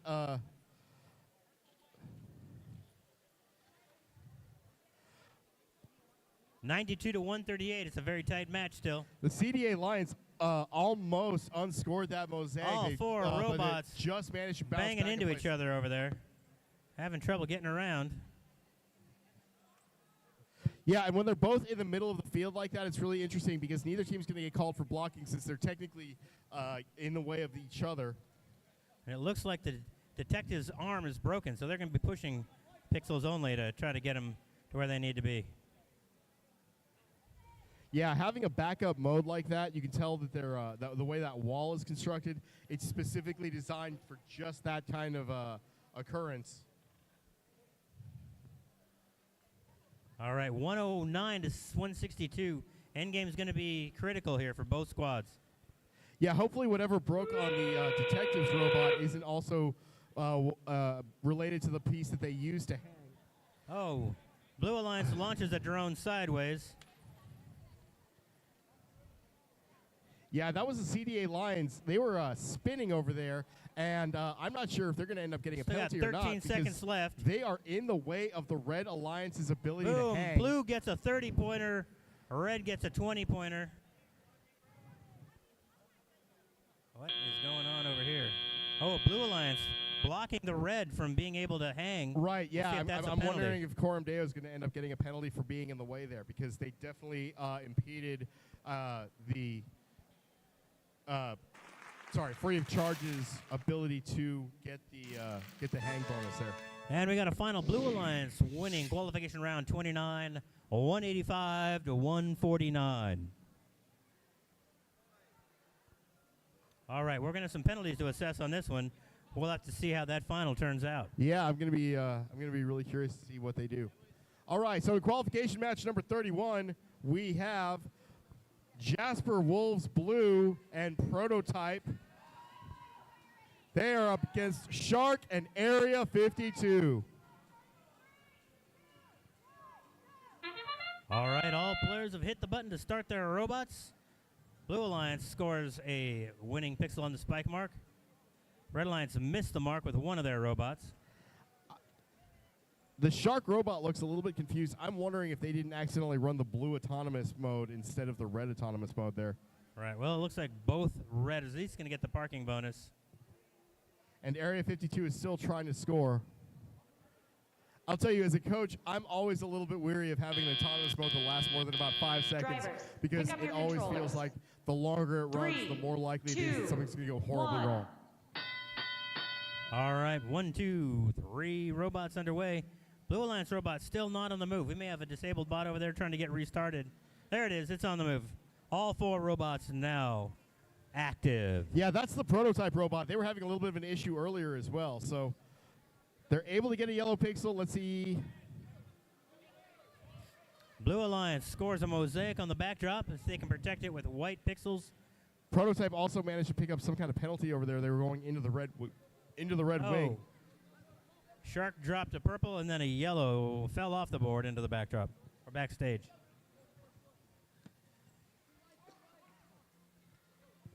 Blue Alliance trying to get a second mosaic scored.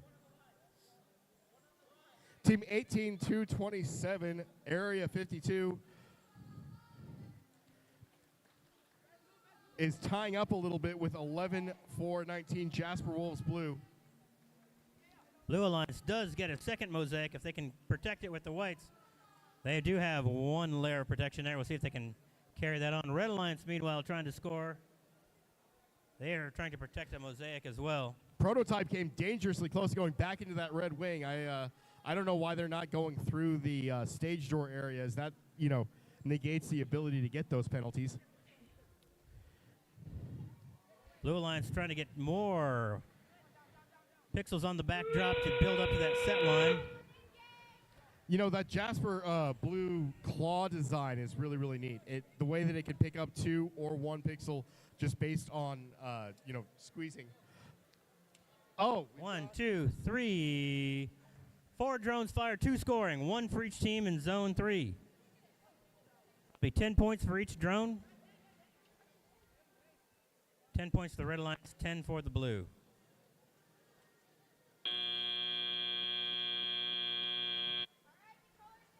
Oh, Both Red Alliance robots did get in the air. I don't know about the blue. Yeah, I didn't see whether or not Jasper was ever off the field during the buzzer. They definitely weren't at the last half of that buzzer, but if they were off the field at all when the buzzer started, then they still get the bonus points there. Let's look at that one match from Field 3 just a second ago and see how big the penalty was.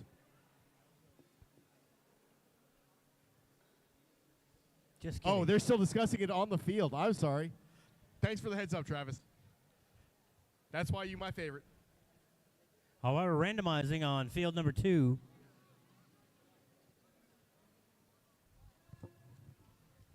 Yes, this is match number 32 on Field 2. The Red Alliance is the Marvels of ICQC and Mainframe from McCamey Middle School. The Blue Alliance is Peshbots and the Marvels of Moss from Richardson, Texas. All right, the randomization was on the left. I want to know who the face is here. That's got to be the People's Champion, The Rock.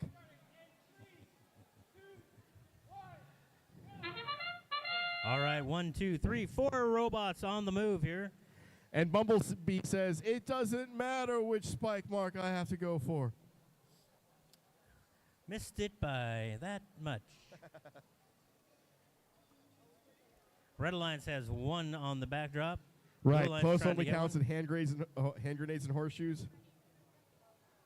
Blue Alliance does score. Left. Red Alliance gets both in the right location on the backdrop. Right, so that's the Marvels of Moss and Driver, Peshbots. pick up your controllers. Big 3, bonus points to get that 2, pixel in the right 1. location on that backdrop. All right, Oh, there the we Blue go. Alliance robots are crashing into each other early. Uh-oh, we're going to have a field repair here. We got a loose piece of truss underneath the blue hang bar. These human players got to be quick getting their hands in and out to deliver those pixels. Yeah, I think the reason we haven't seen Casey recently is he's looking how these fields are getting destroyed and cringing so much. 128 to 72 in favor of the Red Alliance at the moment. But Blue Alliance has got One of the blue mosaic, robots lost their alliance marker. and they just hit the set line on the Blue Alliance. They're going to catch up those bonus points. Meanwhile, Mainframe from McCamey High School seems to be doing a lot of the heavy lifting. Oh, but they lost their drone. Again, that was something that our team dealt with. If you have a full-size drone, you've got to be extremely careful to make sure that you don't run too close to the trusses or any of the other robots. You will lose the drone. It does come off. And we have a red robot that is disabled on the field. They're trying to get it restarted right now. Yeah, that's the Marvels of ICQC, and they get going. Let's see whether or not they can get their team back, or their alliance back in the action. And they're already up. Mainframe was really, really good at making sure that they didn't fall too far behind. Oh, and the robot from Peshbots accidentally descores a couple of pixels. Frostbite comes trying in to score to the puts some up second there. set line. Let's see if Peshbots can fire that the drone into a good zone. Oh, no. Blue Alliance just pulled about 4 pixels off of their backdrop. That's going to hurt. Peshbots needs to line up so they can fire this drone. Red Alliance scores. ICQC. There's a 30-pointer for the Blue Alliance. That's going to help. I don't know if it's going to be enough. They de-scored. And all 4 robots are hanging. You can tell because of the truss piece looking thing at the center next to the alliance team numbers on the display up there. I'll bet they lost 15 points off of de-scoring towards the end when they accidentally peeled about 4 or 5 pixels off their backdrop. All right, we've got a final for match number 30. That was the one we were really, really curious about. Final score, Blue Alliance wins. I don't think anyone was surprised by that. 60 penalty points, and it doesn't... Oh, 226 and 225. The 60 penalty points didn't quite change the outcome. Wow. 111 points during driver control. And look, you expect to see some close matches, but when both teams score over 200 points, you don't expect it to be a one-point decision. So now we have match number 33. We have a Red Alliance, Marvels of M12 and Iterative Intentions. And we got a final from qualification round 31. 173 to 149. Yeah, and again, a lot of penalty points on that one. 70 total penalty points on that one. But back to match field 3, where we have match 33. The Blue Alliance on this one is the Marvels of Irving and the Callisburg RoboCats. All right, look at that orange Callisburg robot. It's like the Black & Decker bot. Now, I'm not sure what they did this year, but I know when I was judging in the past, Callisburg had a really, really impressive outreach where they were working a lot with their 4-H club because autonomous modes are the future of farming. Yeah. It's a left side randomization here.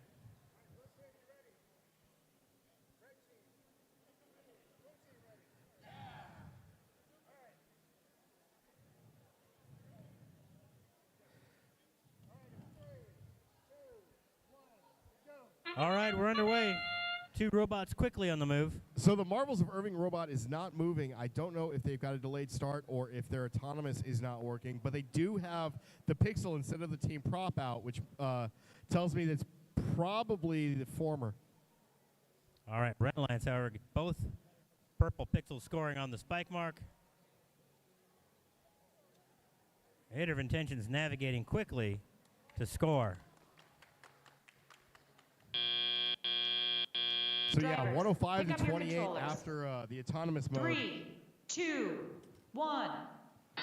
All right. That's a pretty big deficit to overcome. Let's see what the Blue Alliance can do here. So Frostbite Jr., the M12, Marvels of M12 robot. Blue Alliance quickly trying to, they just banged into that board really hard. Didn't descore anything.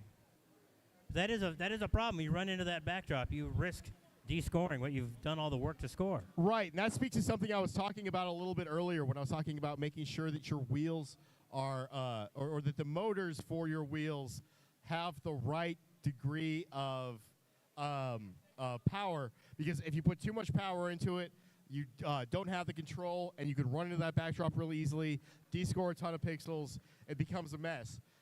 Also, teams don't necessarily want to work with you if they don't trust you.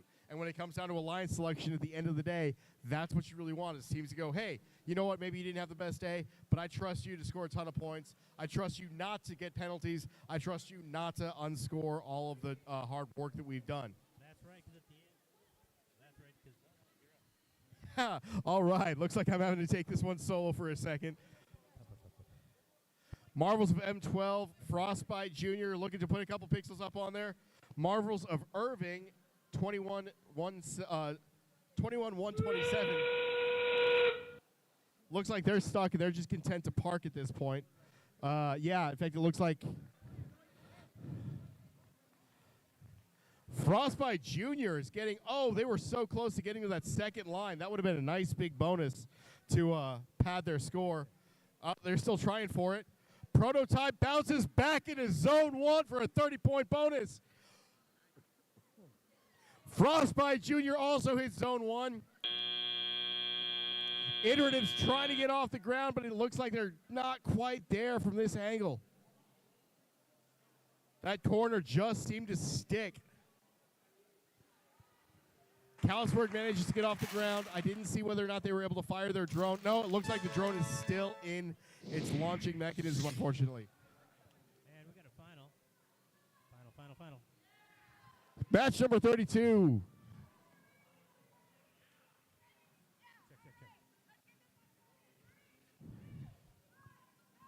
So for match number 34, we have Bionicles and Epic Adventurer up against Syntech and Technobots. All right.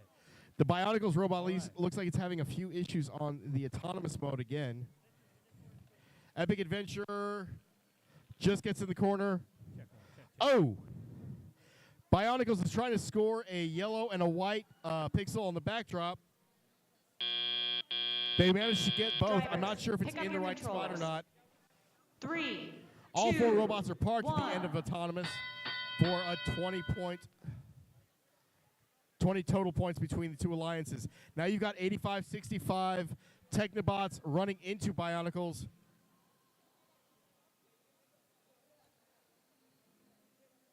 Play nice, boys. 8565 with a really cool crab claw design. I suddenly want crabs. Crab legs.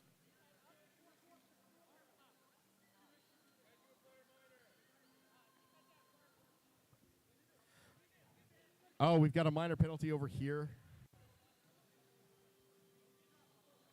Syntech is trying to get their robot lined up, and they do manage to get their piece on the board. Syntech manages to knock over the stack over here, and they're getting dangerously close to that red wing.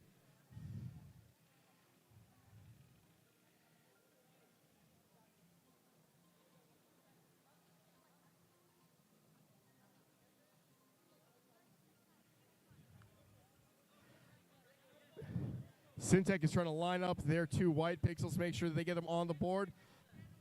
Epic Adventures grabs another couple pixels. They look like they're ready to get theirs on there as well. Bionicles is waiting their turn. Oh, and they bump into each other a little bit. Bionicles has their arm up, which raised their center of gravity. They knocked over a little bit. I'm kind of surprised they managed not to de-score any of the pixels. I think Bionicles is trying to get their 2 more pixels. Oh, Epic unfortunately fires their drone into the field. Bionicles looks like they're not even going to fire their drone. We've got 1 blue drone in zone number 1 for a 30-point bonus, and 1 accidentally also goes into the field.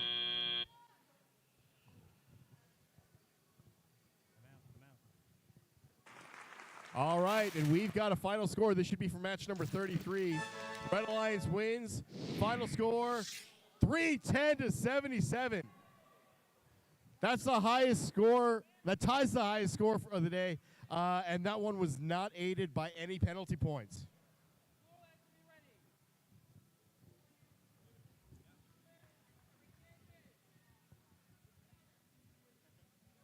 We're missing a referee.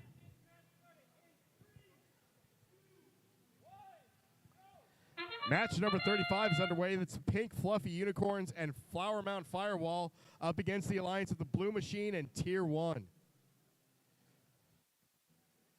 Pink Fluffy Unicorns manages to get a yellow pixel onto the board. Flower Mound Firewall looks like they barely got theirs onto the spike mark. I can't quite see from this angle. Unfortunately, Blue Machine does not quite get their purple pixel where it needs to go. Drivers, pick up your controllers. 3, 2, 1.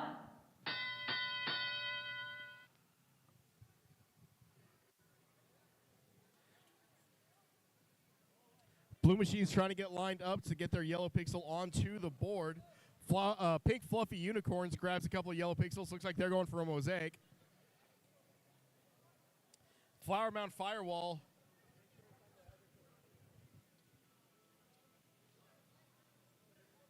Flower Mound Firewall knocks over a stack. Looks like they were just trying to get those pixels to where they can be easily picked up.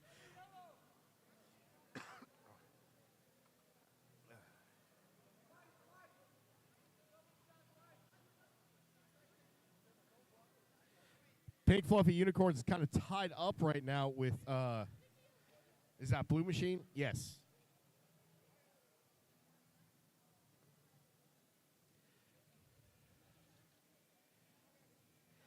Tier 1 knocks over another stack. Looks like they're trying to pick up a couple of white pixels so that they can protect. Sorry, not Tier 1.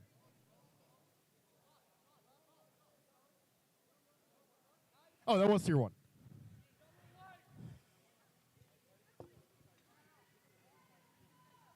Human player over there is being really, really careful to make sure that he doesn't reach in too close while the robots are in the area. Again, that's where the overwhelming majority of penalties have been scored this season, is when the human player reaches in while the robot is in the area. During the end game, Pink Fluffy Unicorns fires a drone. It lands in the field of play, so no points there. Their partner, though, Flower Mound Firewall, manages to get into Zone 1 for a 30-point bonus. Now both robots are going for a hang. Blue gets 1 into the Zone 3 for a 10-point bonus. And unfortunately, Blue Machine looks like they're stuck on the stage door.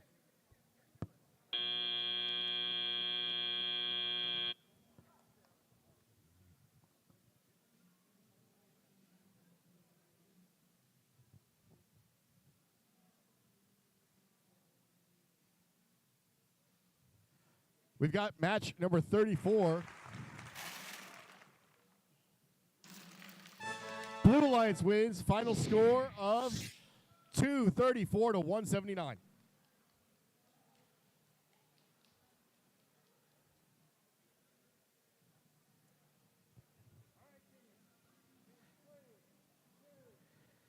And here we've got qualification match number 36. Red Alliance Mercenaries and Robo Players up against Raider Prime and Rust in Peace. I'm going to stand behind the head referee because the last time I called a match with Rust in Peace, they shot their drone at me.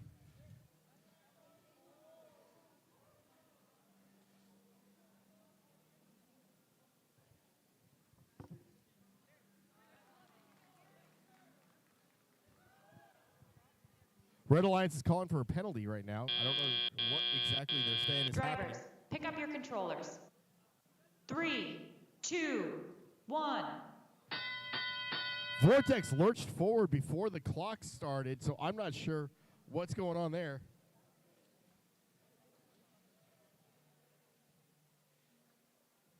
We've got a premature drone launch. Thankfully, it was Red Alliance into the Red Alliance ride drive team, so I don't think we can assign any malicious intent there.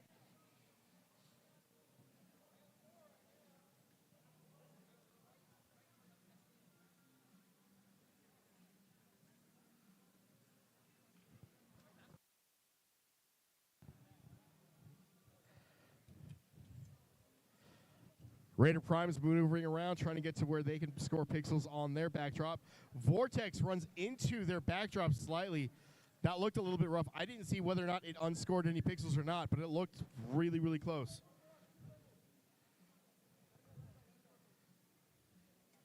They managed to drop one white pixel onto their backdrop and then another one into their backstage area.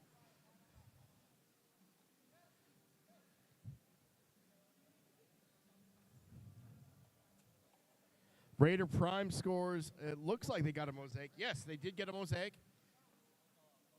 Now we just have to see if Rust in Peace can get a couple of purple pixels up on the board without unscoring any of their pieces.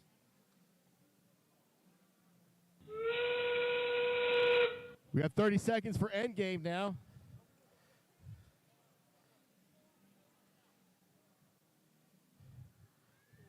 Rust in Peace barely doesn't get over the wall. So close. I was just happy they didn't hit me. Looked like Vortex hit one of our volunteers over there.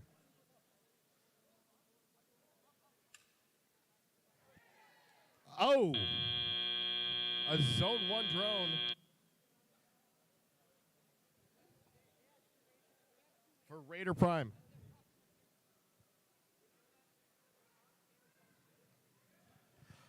All right.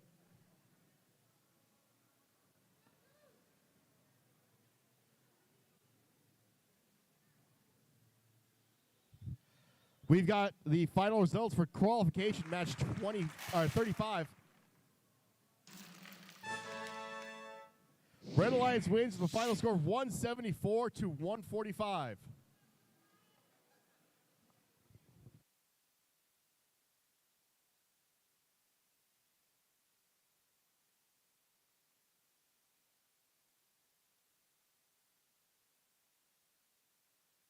All right, in qualification match number 37, we have technical difficulties and the Marcus Minions teamed up against Epic Odyssey and the Marvels of Tomorrow.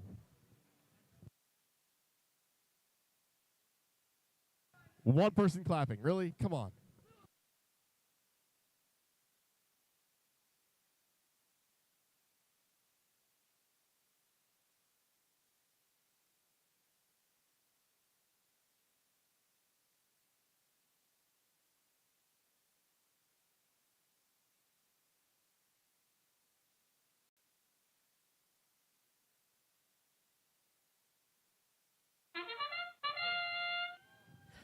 And the beginning of qualification match number 37. Let's see, 3 of the 4 robots are going. Let's see if the Minions robot is just pausing to allow technical difficulties to score multiple white, or if they are just not going to run an autonomous here.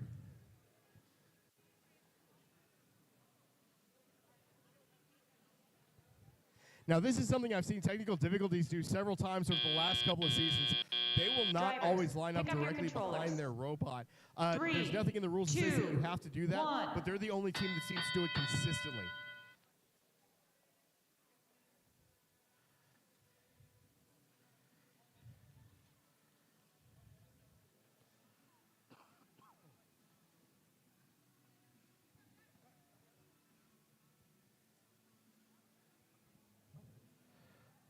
After 20 seconds of tele-op, we are at a score of 74 to 53 in favor of the Blue Alliance.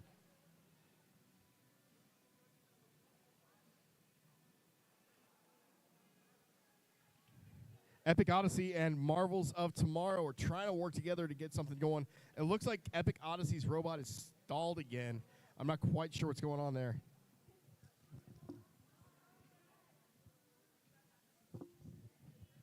Marvels of Tomorrow are trying to keep their alliance in this thing as best they can, even though at this point it's basically 1v2. Technical difficulties is having some issues going around that team scoring element, or prop as it's known this season. I believe they just scored a mosaic. I'm not sure. I don't want to get too close to these backstage area because if I unscored a mosaic, I would be mortified. Oh, and technical difficulties accidentally drops both of their pixels into the backstage area and not onto the backdrop. They quickly recover, however. They've got a yellow and a white. They got the yellow in place. I don't think it's dropped in that right angle, though.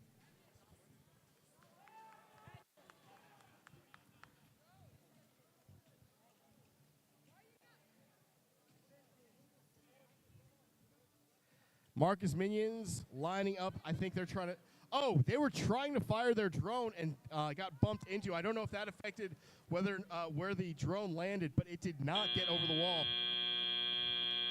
Each alliance has 1 robot off the ground. I see 1 drone in zone number 1.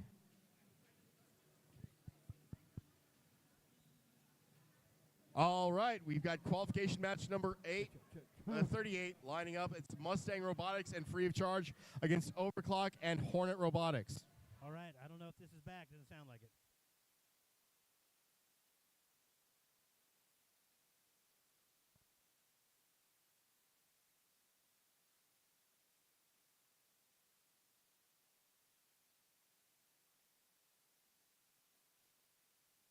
Check 1. Check. Oh, we still don't have a final score for, let's see, that would have been match number 36. I know the Red Alliance wanted 2 major penalties. I didn't quite hear what they were saying they wanted the score for. Oh, we've got the score?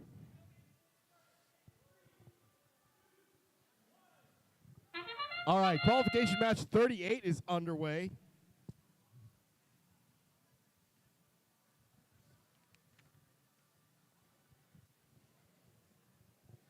We've got team 9045 Hornet Robotics. They just ran into the corner. They've got a couple of pixels in there. That is a 11-point autonomous. 14523 Free of Charge is trying to get their yellow pixel up onto the board after... Drivers, pick up your controllers. 15083 3, Overclock. Looks like they got 2, hung up on the 1. truss. Hopefully their robot didn't suffer any serious damage. So far, it looks good. They're moving the team prop around, though. They don't get any points for that.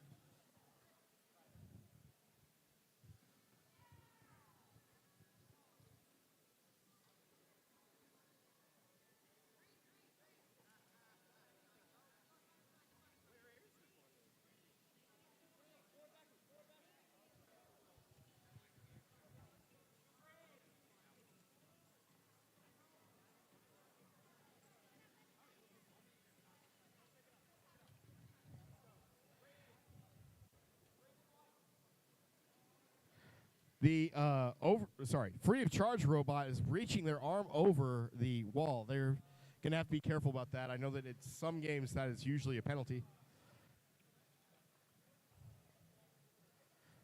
Mustang Robotics trying to get their arm lined up. Oh, they're having a little bit of trouble going under that stage door. Similar to last year with the poles that were on the springs, the trusses this year seem to be wearing a little bit as the season's gone on.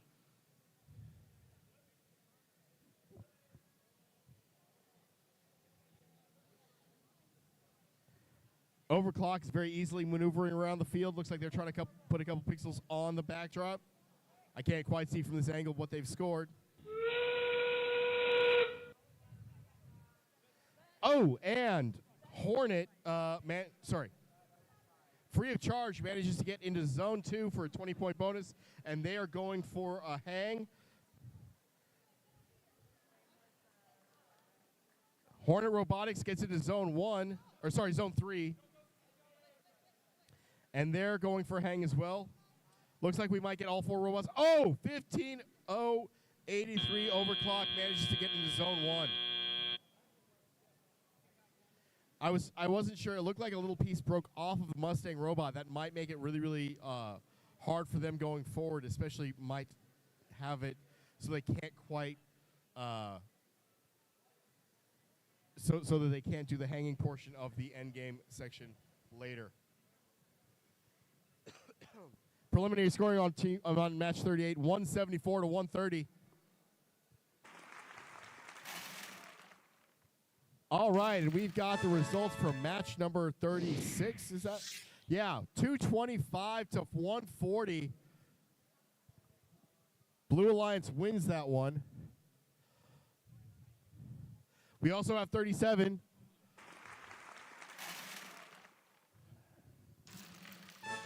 Blue Alliance again, and this time it is 191 to 78.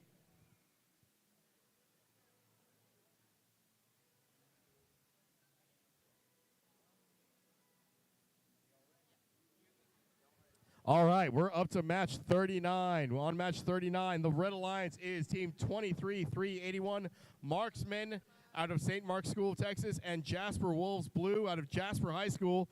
They are teamed up against Fellowship of the Robot and Iron Rain. Iron Rain, what happened to the helmets? The helmets with the brushes.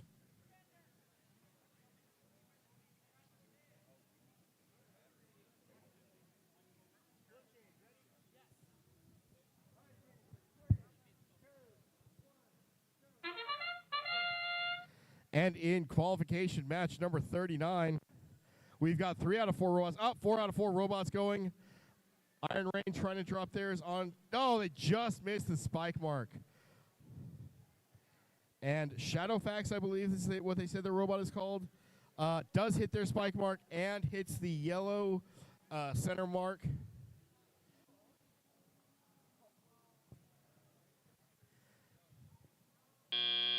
Jasper Wolves Blue unfortunately did not get their yellow pixel onto. It has to be at the bottom of the centerpiece to score that autonomous. That pixel will still score though for the purposes of a pixel in a on the backdrop, and it will also, if they can line it up correctly, count towards a mosaic bonus. And I'm going to rest my voice a little bit. We still have finals.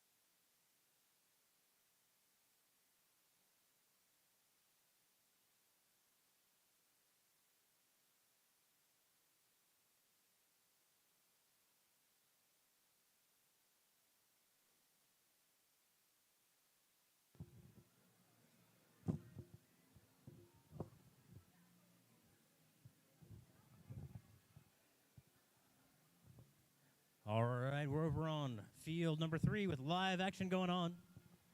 All 4 robots on the move. And there's the whistle for end game. 158-70 in favor of the Red Alliance at the moment. Blue Alliance trying to score a few more. Red Alliance scores a drone into field 3. Blue Alliance also gets a drone into field 3. And we've got 2 blue robots airborne and 2 red robots airborne. Fantastic competitive end game there. Preliminary scoring 217 to 130 in favor of the Red Alliance. Next action will be over here on field number 1, where our randomization is on the left side, left spike mark. And we got a final. Blue Alliance does win qualification round number 38, 174 to 170. Huge autonomous score with that 100-point score there.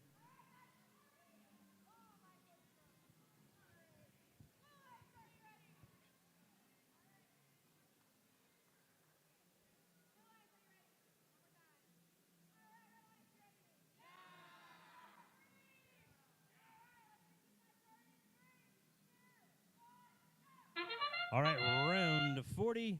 We've got the Marcus High School Detectives on the Red Alliance with their partner, Technical Turbulence, with that fantastic LED light display up against Area 52 and Atos Dios on the Blue Alliance. All right, we see pixels flying over there. Oh, inadvertent red drone launched early.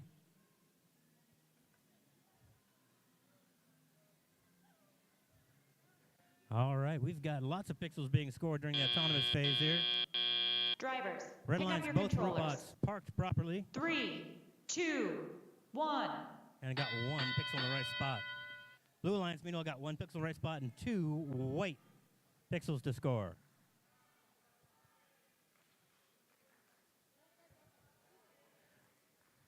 All right, all 4 robots on the move. We have the human player trying to introduce some pixels for the Red Alliance. Took a minute to get those out there. Meanwhile, Red Alliance partners just going for those white pixels at the back. Build that stack up to get to those set line bonuses. Blue Alliance already has a mosaic on the left-hand side, 1 pixel to protect it. Red Alliance could score a mosaic on the left if they can get a yellow on that left side. Marcus Detectives going to score some white pixels on there. And they do, and they get the set line bonus. There we go. We're on the move. 50 to 95 in favor of the Blue Alliance at the moment. Blue Alliance coming to score some more pixels. They're going for the set line bonus, and they also have it. Meanwhile, Red Alliance, purple pixel on the ground in front of their backstage area, just out of scoring position. Both Red Alliance robots going to queue up to score pixels. Blue Alliance, meanwhile, 1 robot coming in to quickly score, hopefully, a pair of greens, it looks like. See if they can get those to stick on the board. They got 1. They got 2. Red Alliance dropping 2. They're going for a tall stack on the left side, trying to get that second set line bonus. There's the end game. Final 30 seconds. Blue Alliance trying to come and score another mosaic with green pixels, and they do get it. And they get the second set line bonus, stacking those pixels up. Red Alliance Detectives going for their early hang to get there. Blue Alliance does have a drone scored, and Red Alliance drone scored in zone 2s. 4 seconds left. And we've got 2 red robots up, 1 blue. Red Alliance does make up a little bit of gap on that. It's going to be very close, 163 to 145. If there's any penalties, that'll be the big difference. We got a final. Red Alliance does win qualification round number 39, 277 to 130.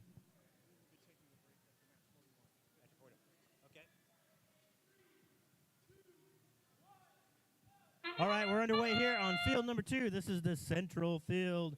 1, 2 robots, 3 robots on the move. Blue Alliance misses the purple pixel score. It does get a backdrop there. Red Alliance appears to have 1 pixel dropped.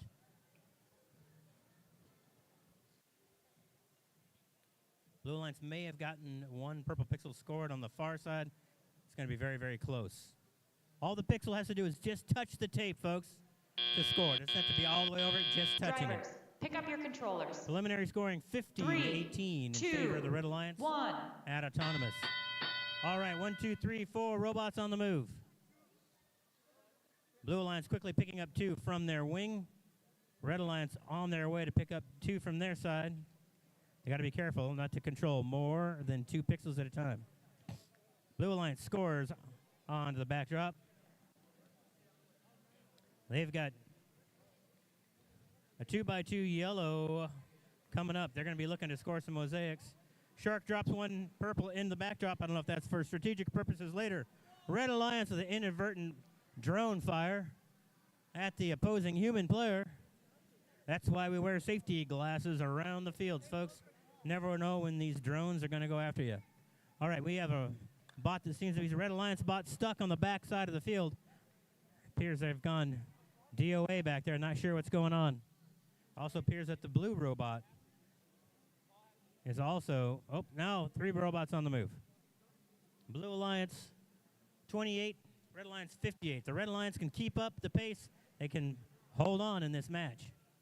And we got 1 Blue Alliance robot parked over here also, so maybe they are also having some trouble. 39 to 58 favor of the Red Alliance. Blue Alliance trying to score another pixel. They've got 1 on the backdrop. That'll be 3 points.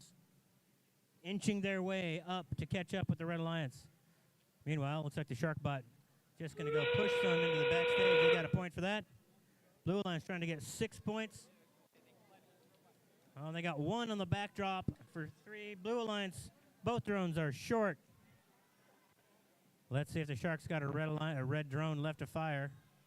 It does not appear so. Both Blue Alliance robots going to try to hang. Let's see if the Red Alliance can get it. They've got 5 seconds left.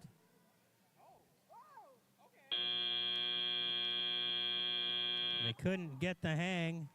Blue Alliance gets both the hang. That might make the difference. That's 40 points in the end game right there, folks. So Blue Alliance probably pulled that out. All right, we are going to take a 15-minute break, everybody. Get up, stretch your legs, hit the snack stand, get yourself fueled up, hydrated for the next set of qualification rounds before we get to finals. Once again, 15 minutes. We'll be back here at 4:05. 4:05. We'll pick up the action with round 42. Qualification from round 40, 193 to 190. The Blue Alliance wins on the power of 10 penalty points. And for qualification round number 41, Blue Alliance does win that big end game. 40 points in the end game puts them over the top, 100 to 59. We'll be back with you in 15 minutes.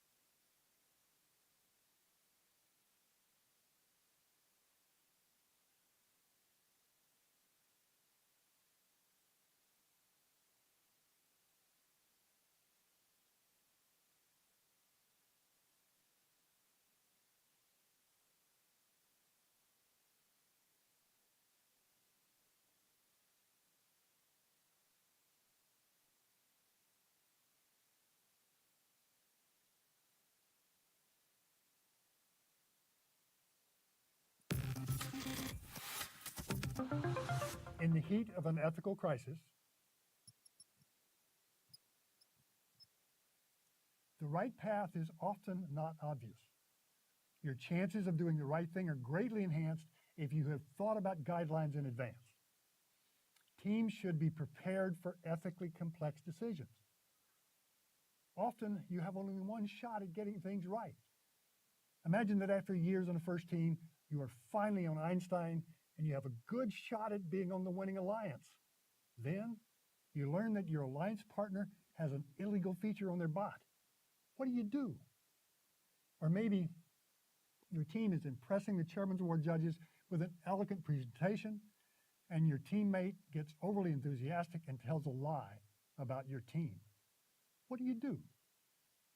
Gracious professionalism often involves thinking hard. Give yourself an advantage by thinking hard in advance. Spend some time on the canons of ethical behavior. Make sure you and your teammates are on the same page about complex issues. Good stuff is more likely.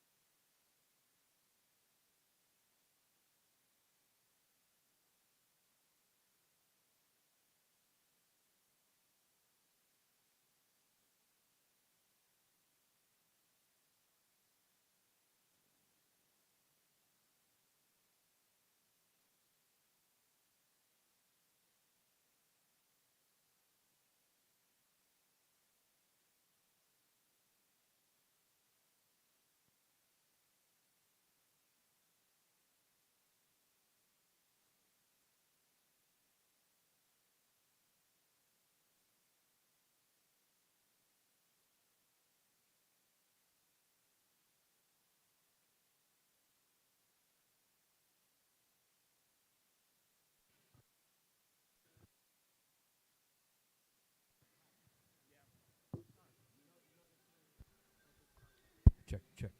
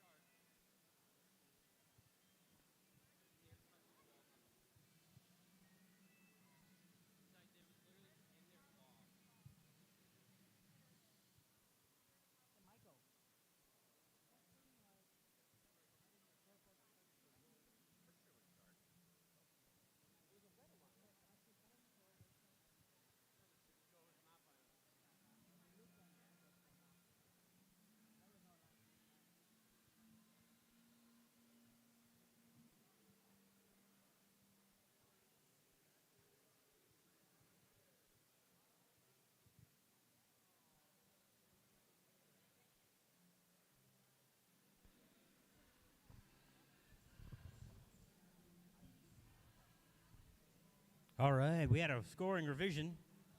That match 40, Red Alliance, I think, did come through the win, 195 to 193. So that may have tilted that match. I hope you got a moment to get some food and drink in you, because we're ready to start the action back up in just a minute. We're going to load all these teams onto these fields of play. Wait, who's passing out the coffee down there?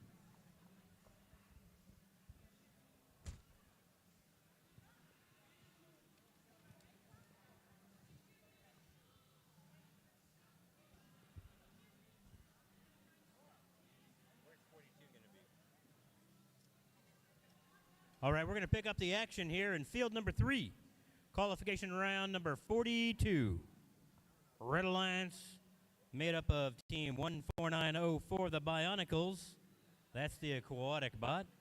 Partnered with the Marvels of ICQC out of Plano, Texas, up against the Blue Alliance of Prototype and the Pink Fluffy Unicorns.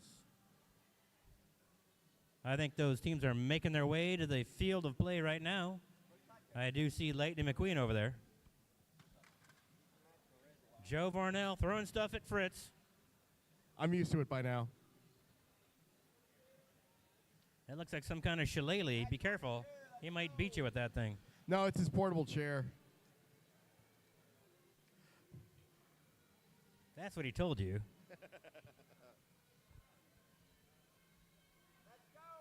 All right, guys, we need to get you on the field of play.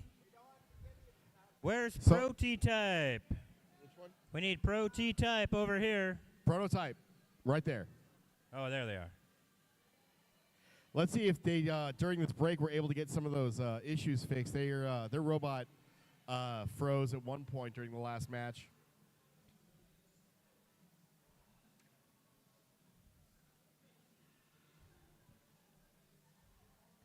All right. We've got the Lightning McQueen bot of the Fluffy Pink Unicorns getting placed, as well as the Prototype bot.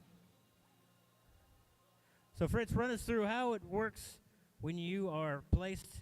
You're not allowed to touch your bot after what time? So once the head referee calls for randomization, you are no longer allowed to touch your controller or robot other than to hit play on your autonomous mode. So if you forget to load your drone, yeah, you would just I've seen in the past where the head referee will be a little bit kind about that. We saw one match a little bit ago where a team had to switch their alliance marker over from red to blue, that kind of thing. As long as it doesn't look like you're trying to adjust your autonomous mode based on the randomization, because again, during autonomous, first wants you to use your sensors. There's a variety of different solutions to this year's game. I've seen distance sensors used. I've seen color sensors, or not color sensors, cameras. The Husky lens was really, really popular. What's the new one? I'm trying to remember that at the coaches conference, they were absolutely fawning over. Oh, Pixie Cam. Ah. See, it does that one. Up. Check.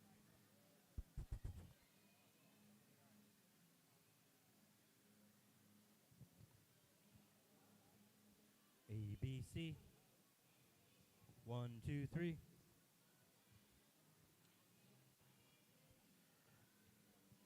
I love it when our refs are dancing.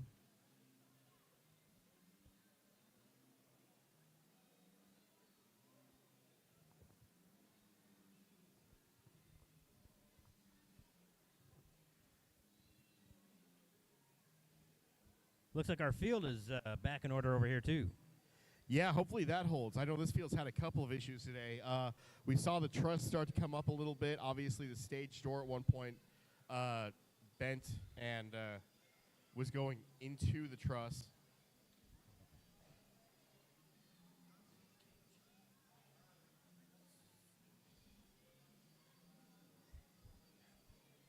What kind of work goes into setting these fields up? It gets easier over the course of the year when you with a little bit of practice.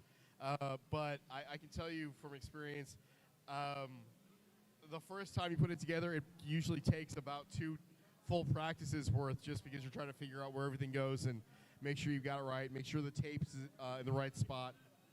It's a bit hairy.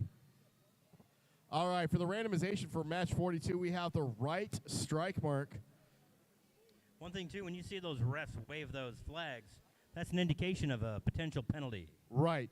So, and usually what happens at that point is that they're indicating that there's been a penalty scored. They'll also start to count down because there can be additional penalties if the team is continuing to break the rules.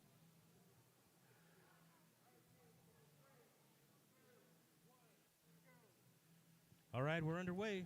All 4 robots go off their starting line. Prototype accidentally drops their pixel on the center spike mark. That's not where it needed to go.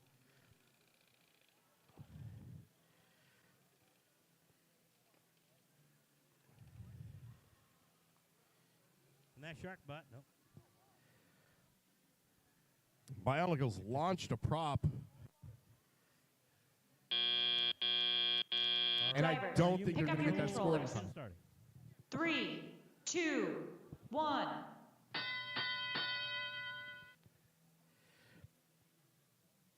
Prototype and Fluffy Pink Unicorns are off their line. They're trying to get towards the wings, pick up their pieces. Bionicles almost flipped over on the stage door. They managed to knock a stack over. I'm not sure if they were trying to do that to collect the white pixels or... That robot sure makes a lot of noise when it's trying to pick up. Right, and that's just the little rubber pieces that are spinning in order to sweep them into their intake. It seems like just about every season you've got a couple of robots that have that, especially when the scoring pieces are lower profile. Bionicles launches one of the pixels. They've got to be careful. If they do that with any kind of force, they could incur penalties. Not allowed to throw pixels. No, generally, the only season I've seen where we've had a scoring element that was actually launched was during the Ultimate Goal season. In that one, the rings were made out of foam, so even fired at a high speed, they wouldn't really hurt you necessarily. But that is where we came up with the Scott rule, because there was a Scott Norsworthy was one of the assistant coaches here at Marcus. There was a squad that managed to aim for him during every single autonomous. And we've got... Oh, we got 2 drones launched, but they fall into the field, unfortunately. Check. Looks like ICQC is trying to line it up, and they do get into zone 1 for a 30-point bonus. Now both the red robots trying to get off the field. Bionicles is not quite able to do it. Doesn't look like... I see. They were waiting to make sure that... On the Blue Alliance, the fluffy pink unicorns managed to park, and it looked like the prototype team was still having some of their issues. All right, we're getting match 43 underway. They're trying to cycle through these real quick so that we can get to the alliance selection as quickly as possible. Check. Nope, no. We've got Bumblebee and looks like Raider Prime going up against M12 and Epic Odyssey. Indeed.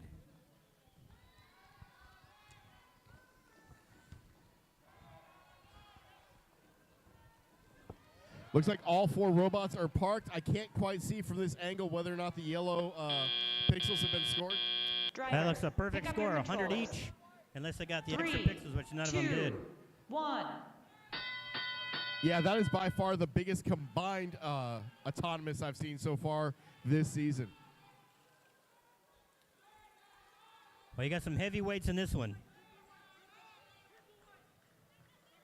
And of course, that Bumblebee bot has the Rock as their prop.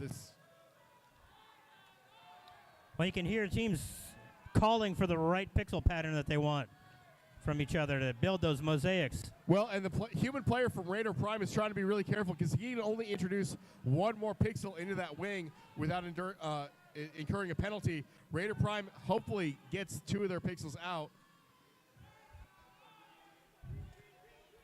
Looks like the Red Alliance may have lost a drone on the far side of the field. Raider Prime and Bumblebee are crashing into each other. Oh, they were... Those the robots were locked together, the head ref was saying. Looks like they have a disabled robot in the blue zone here. They're going to have to push him out of the way. Raider Prime is pushing Meanwhile, their Epic partner Odyssey out of the scoring way. a couple more pixels. Let me see if they got a mosaic in the works. Oh, yeah, if they can just get 1 more green pixel. Yeah, they do. They've got 3 mosaics and the set line bonus. We'll see if that blue robot is able to fire in endgame. They do have a drone, unless they've been powered off. So the Bumblebee bot, I think, is dead. They're just content to have the parking bonus for their endgame right now. Well, let's see if the Blue Alliance can score a drone. Epic Odyssey wisely just drops their 2 pixels in the backstage area to avoid descoring anything that the Marvels of M12 did. Oh, both red and blue score 30-point drones. Epic Odyssey, unfortunately, not able to get onto... Wow, 171 to 90, 195, oh, 225, 245. It's just racking up for the Red Alliance here. Well, and based on the way the referees are talking, we'll see what the penalty situation is.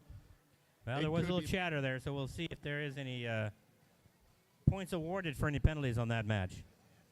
Over here on the central field, field number 2, qualification round number 44. Oh, final for 42.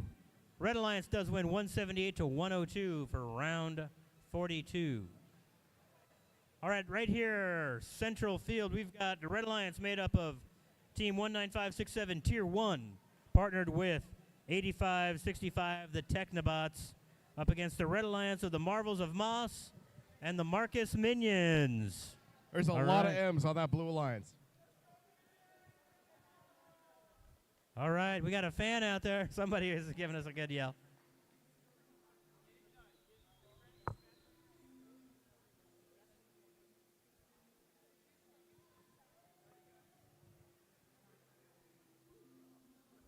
All right, Tier 1 getting their drone loaded, and their partner also looking to get final prep here.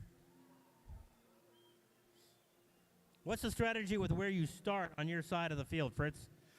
Well, you know, different teams are going to have different capabilities based on, you know, what their team can do in programming. That's where the control award comes in. And, you know, this part of the season, you would expect most of the teams have an autonomous for each side. So their path is clearly defined for if they're downstage or upstage. Some teams might only have one side that they can actually do, and they're just hoping that their that their partner is a little more flexible or a little more has slightly better capabilities. Earlier talking- Technobots switching out their pixel for a team prop so that they can get the team bonus.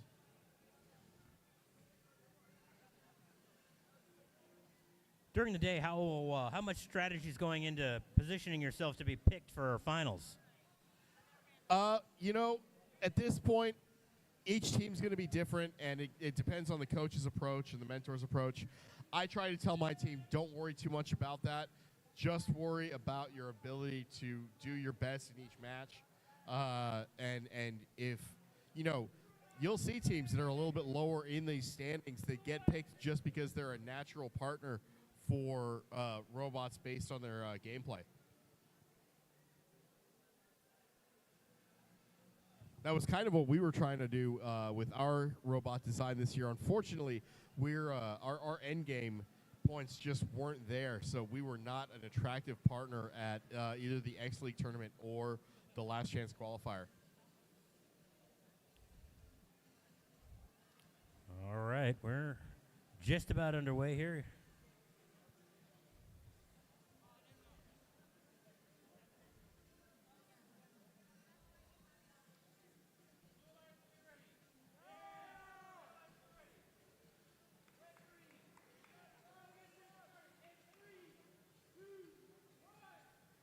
All right, we're underway. We've got 4 robots on the move. Marvels of Moss gets the wrong strike mark, unfortunately. That might cost them, that's going to cost them 20 points. Minions gets theirs on the correct strike mark, and Tier 1 gets theirs on the correct strike mark.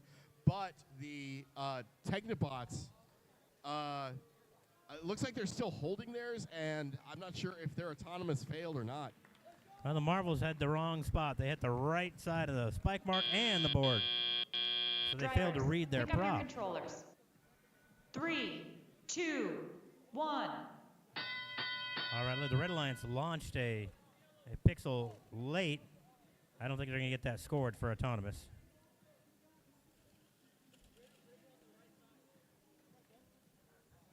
The Minions bot, a little slow to get going, but now they're on the move.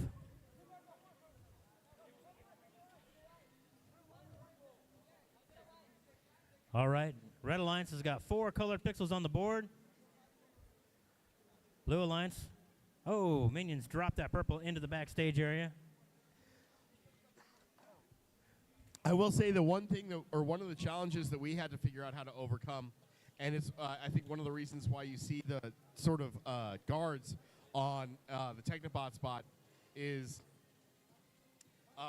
if the pixels go underneath the mechanism wheels, your maneuverability goes completely haywire. I don't know if you remember, but our robot actually had the low wheel guards. Correct. Almost yes. gave it a Batmobile aesthetic. I think you call that the Jeep Mobile. Yes, it was a Jeep Wrangler. All right, we've got mosaics on each side of the field, both blue and red. No one's hit the set line yet, though. Tier 1 is going through. Now, you'll also notice the robots can be a maximum of 18 by 18 by 18 inches. But you'll notice that a lot of the robots went for a much smaller design for a couple of reasons. One, the highest piece that the arm has to get is only about 2 feet. There's a 30-point blue drone from the Minions. Let's see if the Marvels of Moss can drop. Oh, red drone falls short. The other blue drone falls in the middle. That's 50 points in drone scores for the Blue Alliance here. Tier 1 and Technobots both trying to get off the ground. Uh-oh. How do we have 3 drones out there? I don't quite understand how that happened. I think maybe a Red Alliance loaded a wrong-colored drone. Oh. I believe that's what happened. How does that work? I'm not sure. I don't think I've seen that all season yet, Donovan. We got 3 blue drones scored out there. I think maybe the red team loaded a wrong colored drone. All right. Well, we always love it when you can throw a zinger to the refs. Yeah. Oh, I just missed the score on match 43. I'm sorry. All right, we're underway in match 46. This would be 45. 45. Yes, Yeah. we have Syntech and Mustang Robotics on the Red Alliance. Against Blue Machine and the Mercenaries. Oh, and in the autonomous period, the Mustang robot is hung up on the truss. That was one of the issues that a lot of teams had with starting their autonomous downstage. Well, it looks like we've got each alliance scoring up one. Drivers, Oh, pick no. up your controllers. Oh, the Red Alliance only. 3, 2, 1. So the Red Alliance got a strike mark and a parking bonus. All right. Mustang Robotics robot is kind of DOA there for a moment. Let's see if they get restarted. There they go. Looks like they're moving.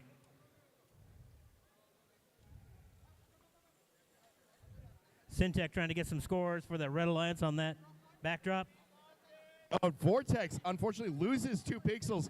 One of them drops into their backstage area, but I think the other one dropped into the Red Alliance's backstage area, so they unfortunately negate their score with by scoring for the other team. That can be a 4-point swing if it's on your backdrop and then rolls off into the neighboring backstage. Yeah, they're having trouble getting it onto the backdrop, unfortunately, right now. Let's see how they recover. Yeah, they've knocked the one scoring element off so far. And the team of Syntech and Mustang has a yellow mosaic. Now they're dropping a couple of white pixels onto the backdrop, trying to protect that mosaic from being discored. All right, meanwhile, the Blue Alliance cleaning up the backstage, putting them onto the backdrop for the most part here. Oh, Syntech upsetting that one stack to try to get a couple of more white pixels in order to, I think, protect that. uh-oh, collision, and we've had a pixel get dropped. Syntech just launched a white one out of their intake.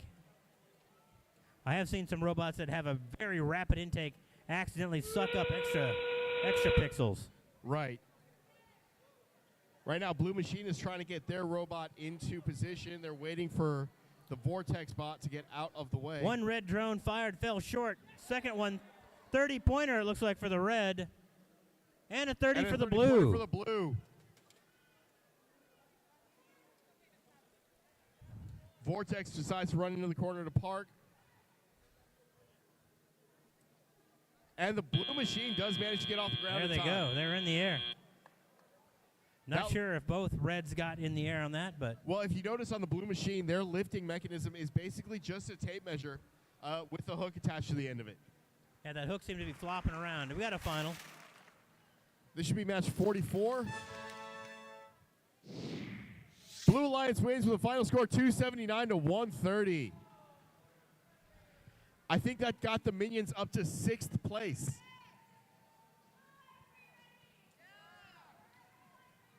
All right, back on field 1. Round 46, Red Alliance made up of the Marvels of Tomorrow, partnered with Hornet Robotics up against the Robo Players and the Jasper Wolves Blue.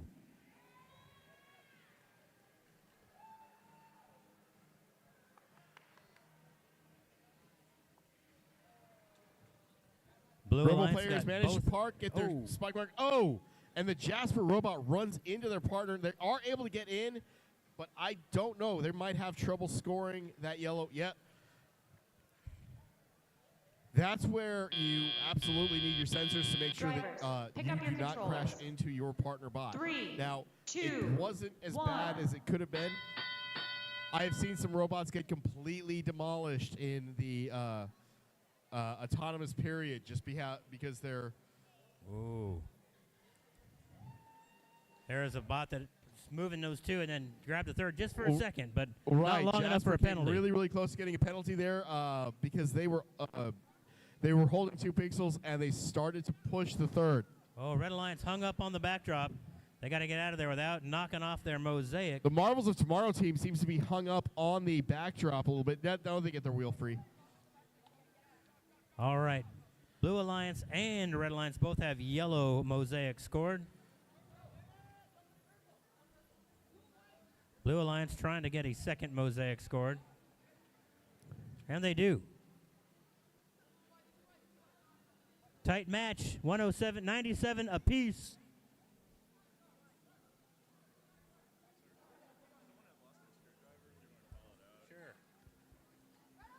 All right, we've got a long Robo players are trying to get through, and they're getting crashed into a bit. screwdriver here at the Cures table.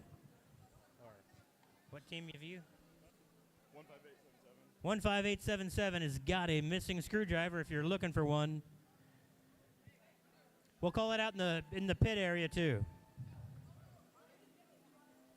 All right, back to the action here. Fritz, what do we got? Yeah, this 9045 looks like they're just trying to line up for endgame, and they've got that flywheel paper airplane launcher. And, oh, it does land in zone number 1 for a 30-point bonus. Unfortunately, the first blue drone lands outside. Second one lands in zone 2 for a 20-point bonus. Jasper's trying to line up to get off of the ground. Four robots make it onto the truss.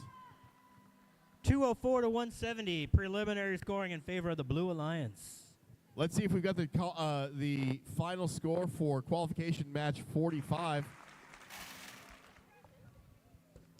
Looks like a Red Alliance victory. 167 to 80. There were 20 penalty points. All right, over on field number 2, we've got the Blue Alliance made up of the Marcus Detectives. Let's hear it for the Detectives. And Overclock partnered up with the Fellowship of the Ring and the Marvels of Irving on the Red Alliance.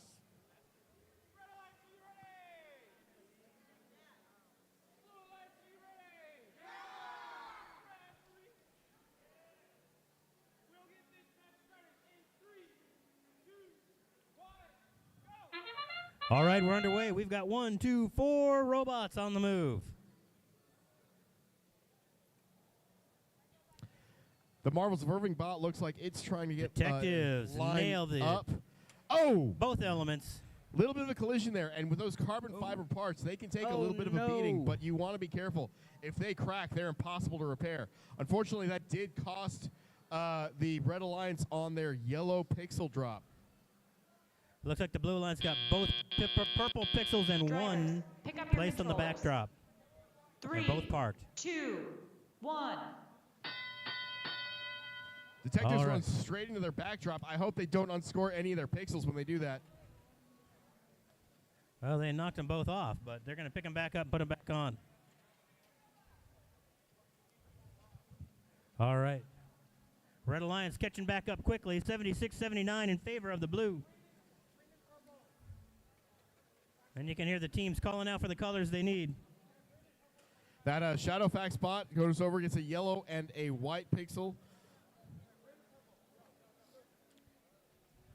All right, Detectives successfully put a yellow pixel on the backdrop. Yellow holding a slim lead, 88 to 82. Red Alliance, though, stacking it up. They've got a mosaic bonus already.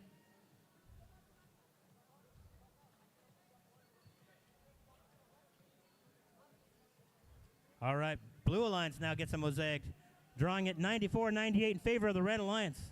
It's a tight race here. I think that's the Eagle Robotics team, 15083. They've got the mosaic with all 3 colors. 7 points separating the teams right now. Red Alliance does hit the set line bonus. Blue Alliance trying to score another mosaic somehow. They're going to try to shift something off the board. Final 30 seconds. That Shadowfax bot runs right into the wall. Oh, no. Shadowbot entered the blue wing, or blue backstage area as well. They were lucky they didn't de-score anything. That would have been some serious penalties. Oh, look at that. Red Alliance scores a maximum point drone. Did that go under the stage door, though? I'm not sure. I don't know. All right, both blue robots do get airborne. That's going to be close. Marvels I don't know of if that Irving drone doesn't did get quite over. get there. And we got a final. This will be for qualification match 46. Blue Alliance wins with a final score of 231 to 200. 30 penalty points. Not the difference maker, but certainly didn't help anything.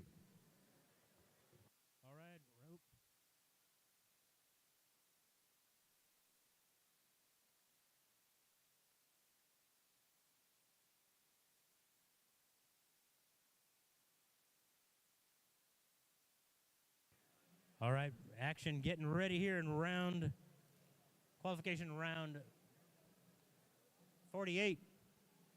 Couple robots still getting set up. And on qualification match 48, we have Rust in Peace from Plano West Senior High School and Forged in Iron from from Flower Mound High School. Y'all can cheer a bit, you know. They're up against the Blue Alliance of Epic Odyssey and the Marksman. Epic Odyssey is out of Plano, Texas, and the Marksmen are from St. Mark's.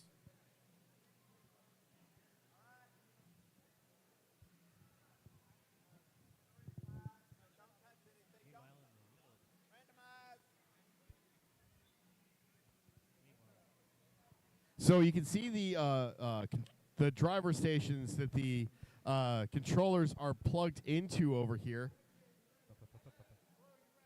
They will give you a variety of different readings depending on what you program them to do.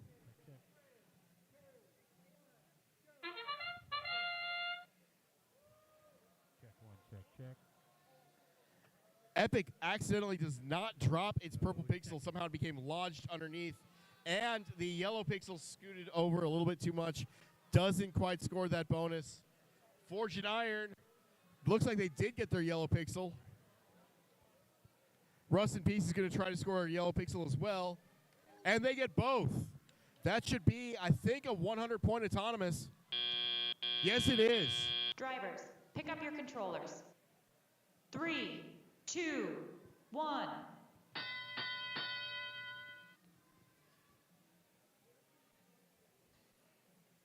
The St. Mark's robot runs over to the pixel, runs over to the wing, grabs.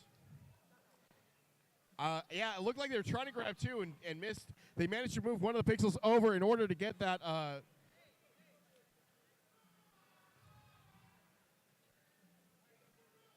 Now they get they get a purple pixel onto the board and make sure that it's not touching the 3 yellow pixels they already had up there.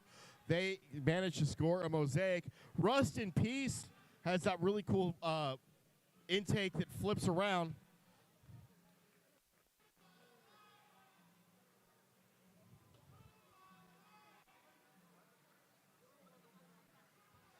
Forged in Iron drops 2 purple pixels onto the into the backstage area. Those are worth a point each unless their partner decides to pick them up and drop them or put them onto the backboard. Epic Odyssey drops a white If the pixel microphone in the works, but it doesn't work right now. backstage area and then is trying to figure out how it wants to go through the truss.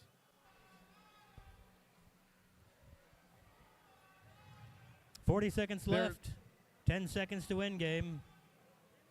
Their human player wisely makes sure to get out of the way. Rust in Peace trying to set up another drop. Let's see. I think they've got to make sure that they're not holding 2 white pixels. But it is end game, which means we get the fun drone time.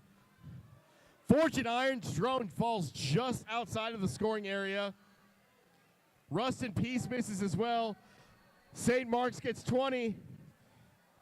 Let's see if Epic Odyssey is able to launch theirs. It's in their chute. I don't know if something is messed up.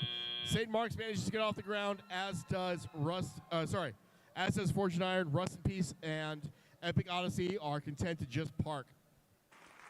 And you got a final. Red Alliance does win 186 to 173 in qualification round 47. Ladies and gentlemen, we have something special for you in our next upcoming match. Over on this side, where's Iterative? There, over here we have Iterative Intentions. There is actually a ranking system. They are currently ranked 11th in the world. On the other side of the field, you have Technical Difficulties, ranked number 1 in the world. You are in for a treat.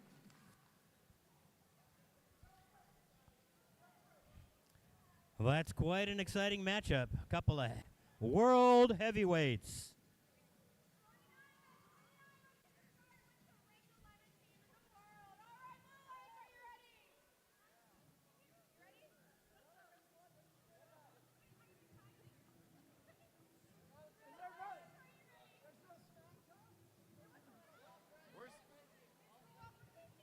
Wait, Casey, did you just say snack talk? I would love some snacks.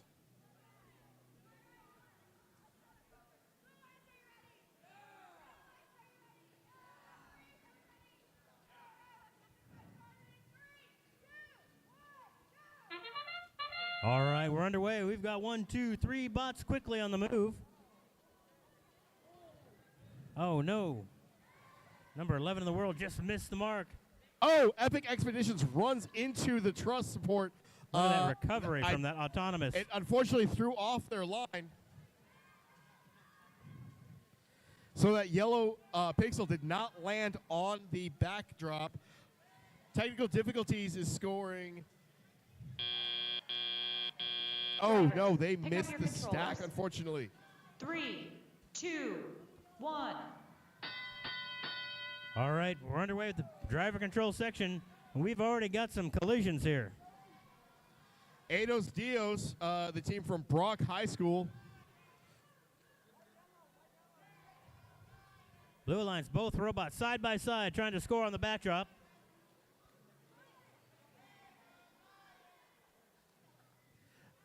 We still need to figure out the significance of the sombrero on the Eidos Dios robot. Blue Alliance got the makings for a mosaic, but red gets the first one of the yellow mosaic on the right side. Technical difficulties with the mosaic in yellow. Epic Odyssey is trying to get a pixel. Oh, no, they decide not to do that. Oh, no. Iterative Intentions Technical had it on the board difficulties and they has dropped one, it. but it's not quite in place. I'm not sure if they're going to score that. Red Alliance a commanding lead, 104 to 42 right now. Technical difficulties is protecting their purple mosaic. Blue Alliance trying to get another colorful mosaic. Iterative Intentions scores There it a is. purple The and a green. yellow and gets a green on top. They have 2 mosaics. You can do the Red Alliance calling for 2 greens as they clear the set line. And now they need a red and or a green in it. Blue Oh, Alliance there's a scores zone 30 1. pointer. Epic does not clear the field, unfortunately. Iterative Intentions gets above the strike mark and gets a perfect hyperbolic arc. We've got 60 total points for the drones for the Blue Alliance. Looks like I don't see if they're red one. Oh, that's a close match. Preliminary scoring has the Red Alliance winning 198 to 140. We'll see how the end game shakes out. I didn't see. Did you see if both Red Alliances hung? Oh, we got a final. Red Alliance wins on match 48 with a final score of 172 to 165. All right. 10 penalty points. The difference in that one. That would make the difference. Penalties kill.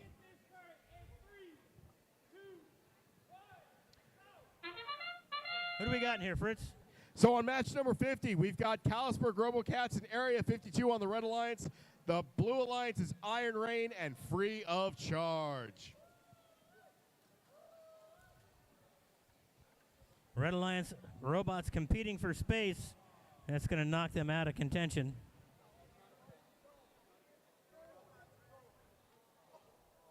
And we got a robot Area saying 52 no. got locked up with their alliance partner and dropped a pixel into the Kalispberg robot. We'll see whether or not the Kalispberg is able to clear that, or if they're limited to only 1 pixel per trip downstage to upstage. Red Alliance comes out on top, even though with that collision, because both of their purple pixels were in scoring positions on the spike mark. Kalispberg RoboCats are able to dislodge that yellow pixel, thankfully. Meanwhile, Blue Alliance getting out of the way for each other. Good cooperative play.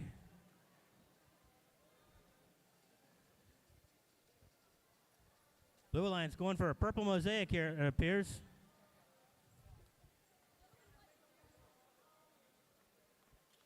Now, if two robots are coming from opposite sides of the stage door and trying to go through, the robot that is downstage has the priority. So you've got to make sure that you are not holding down the stage door or blocking a team from moving into the upstage area. It appears one of the Blue Alliance bots is just going to park for points here. Not quite sure what Iron Rain is doing or if their robot is having some issues. They seem to be stuck in that parked zone. Unfortunately, that means Free of Charge is going to have to do all the heavy lifting on this one. Meanwhile, the Blue Alliance has just scored a purple mosaic over here to get some bonus points.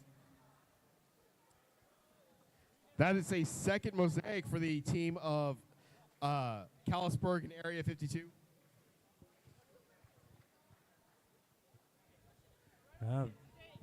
There we go. Red Alliance extending their lead 116 to 57.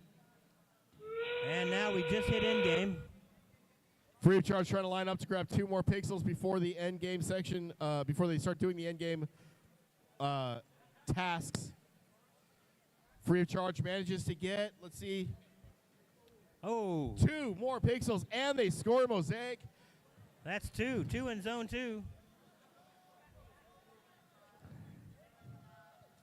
They line up their shot, Blue and they Alliance do get scores into a zone drone. 2. We have 2 red drones, and I can see 1 blue drone in. Both blue hung during the buzzer. They get it. That'll All make right, it let's much see more that interesting. epic world match, rematch. Red Alliance did pull out the victory. Final score, 222 to 143. Excellent scoring on that match.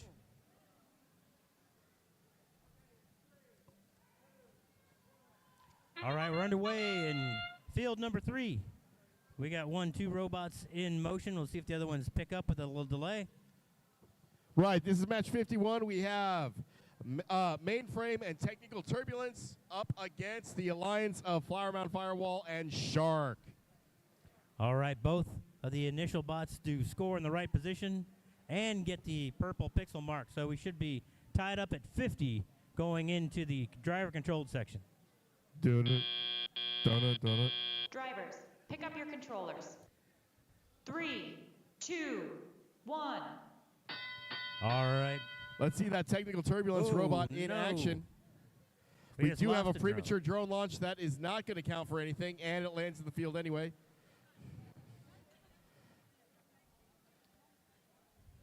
Flower Mound Firewall's knocking over the stacks in the front of the field. I think they're trying to make sure that they can easily grab them, or possibly trying to make sure that the other robots can't. As you mentioned, driving over the pixels can be difficult, so that could be a defensive move. Yeah, one of the reasons that Mechanism wheels are so popular is they are very, very maneuverable, obviously. One of the reasons you're not seeing them on every car in America right now is because once they go over any kind of rocky terrain or pothole or anything like that, they're just completely worthless. Blue Alliance trying to get a purple mosaic or a purple pixel to make a mosaic. Red Alliance also looking for a yellow or purple mosaic. Technical Turbulence manages to drop a pixel into the backstage area. Oh, and they do. They've got the making for a mosaic here. Right now, Red Alliance 81 to 67 over the Blue Alliance. Flower Mound Firewall is going to have to be careful. They almost went into the backstage area of the other No, alliance. they unscored mosaic. They had a colored pixel bump into a 4. That disqualifies the mosaic. Mosaics are only 3 pixels. Red Alliance scores a drone in the level 2 scoring area. Oh, Flower Mound Firewall manages to hit. I can't quite see from here. Looks like they're just barely in zone 1. That's a zone 1 score for sure. Shark does not manage to fire off their drone, but they're barely able to get off the ground in time to get the buzzer, to beat the end of the buzzer. That'll be close. Preliminary scoring 122 to 124. Whoa. All right, we got a final. So this is going to be for match number 50. The Red Alliance wins. Final score 202 to 111. All right, folks, this is And in qualification match 52, we have the CDA Lions and the Marvels of ICQC against Syntech and the Marcus Minions.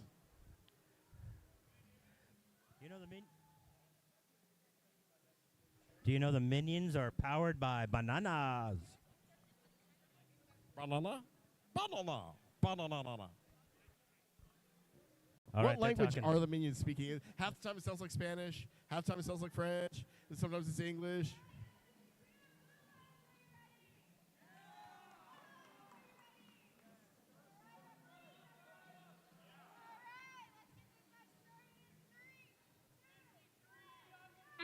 All right, we're underway. We've got 1, 2 robots, 3 robots on the move. The CDA Lions robot isn't quite moving just yet. I don't know if it's delayed. They did score on the strike mark.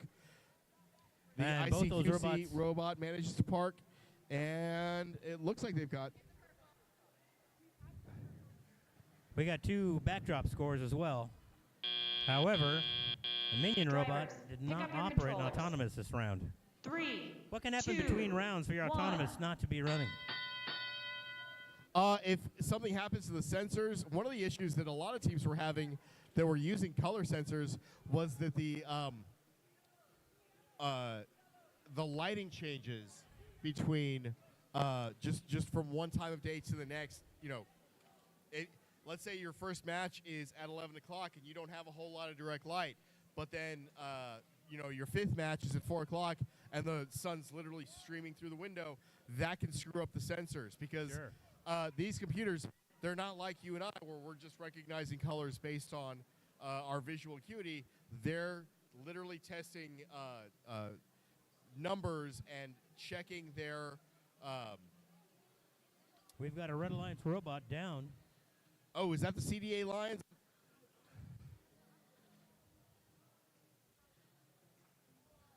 Yep. Yeah, no, as I was saying, there's a sort of a value check, and you can actually program your sensors whether or not to go based on the percentage it's sure that your robot is working. All right, Blue Alliance. Blue Alliance has got a chance to catch up now. Blue Alliance. Blue Alliance. Blue, blue, blue. Syntech has those LED Come on, lights Blue. that signal something. I'm not quite sure if Blue they Alliance, are Blue Alliance. trying to signal the colors or if they're signaling that Blue Alliance. there's two. Blue, blue, blue. Blue, blue, blue.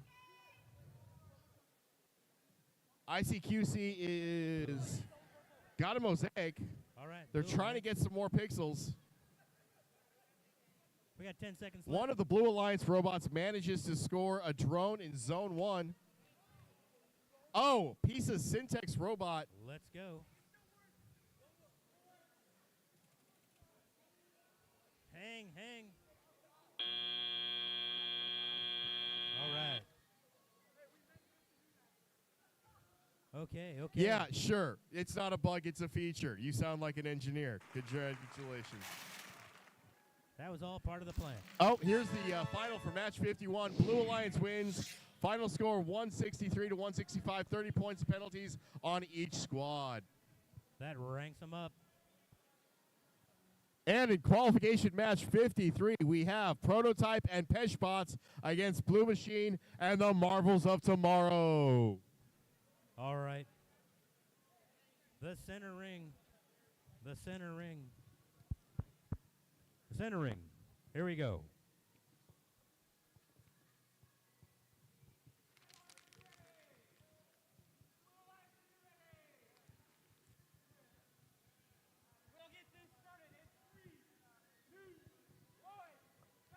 All right, we're underway.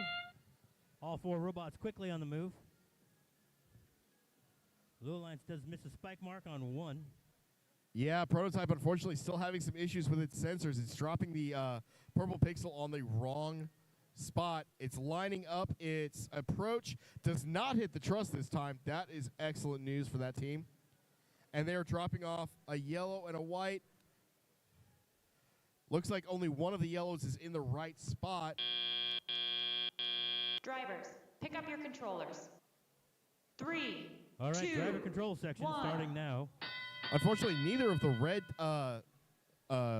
purple pixels ended up in the right spot. All right, we've got a lot of action happening over there in the the blue wing. You got to be patient with your partner to get your pixels placed. Also, your coaches demanding what pixels get placed for those mosaics. Right. You need to make sure that you're strategizing. You need to make sure that you're communicating. That's one of the things that, where you can tell the difference between a top-tier team and a team that's a little bit newer. A lot of times, newer teams don't really know how to talk to their teammate. Blue Alliance holding a pretty significant lead, 110 to 119 at the moment. 110 to 19, excuse me. And Blue Machine out of Wiley East High School, again, has to traverse through the side of the truss in order to get their taller than average robot out of the way. Now they're caught up on the stage door a little bit. They managed to get free themselves. Kind of seems to me if you have a bot that's moving the white pixels, your partner can bring in the colors, make the mosaics, and you can put on the protection. Yeah, if you both have the capability to do that, then that's one excellent strategy.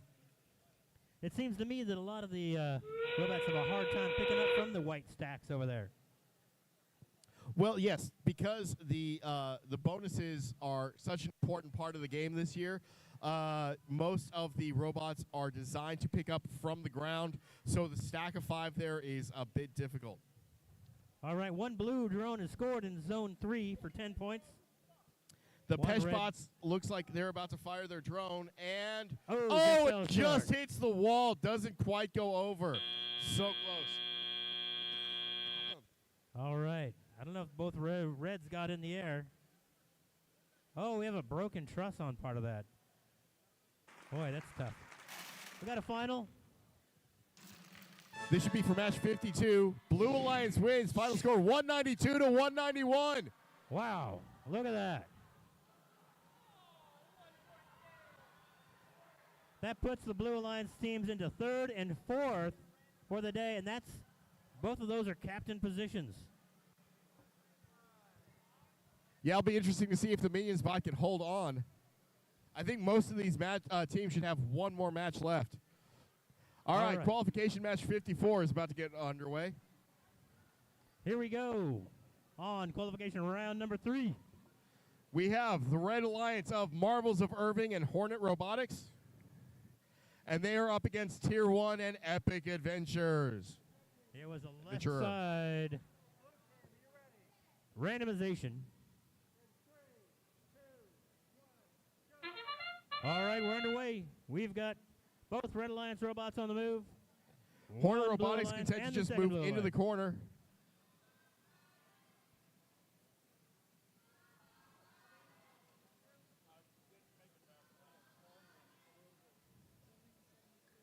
All right. Epic Adventures run into the wall. They're having a little bit of a trouble here. Tier 1 is trying to get some white pixels onto their backdrop. Nicely done, Blue Alliance. Big score on the autonomous for the Blue Alliance. 105 to 16. 1. All right. All 4 robots, both red bots are, there we go, now they're moving. Now they're, and now your microphone is working. Epic Adventure over there in the blue wing, having a little bit of trouble getting it, and now they've got the pixels that they want. All right, Blue Alliance scores 2 white pixels on the backdrop for 6 points. Marvels of Irving trying to get their pixels up onto the backdrop. Blue Alliance now has a yellow mosaic.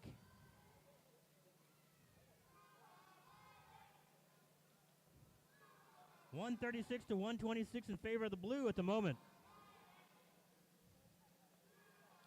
Blue Alliance now has hit the set line bonus.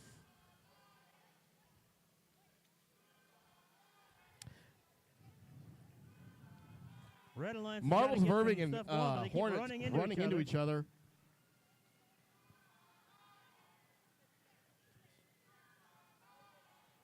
Blue Alliance continuing to build up to try to maybe get to that second set line.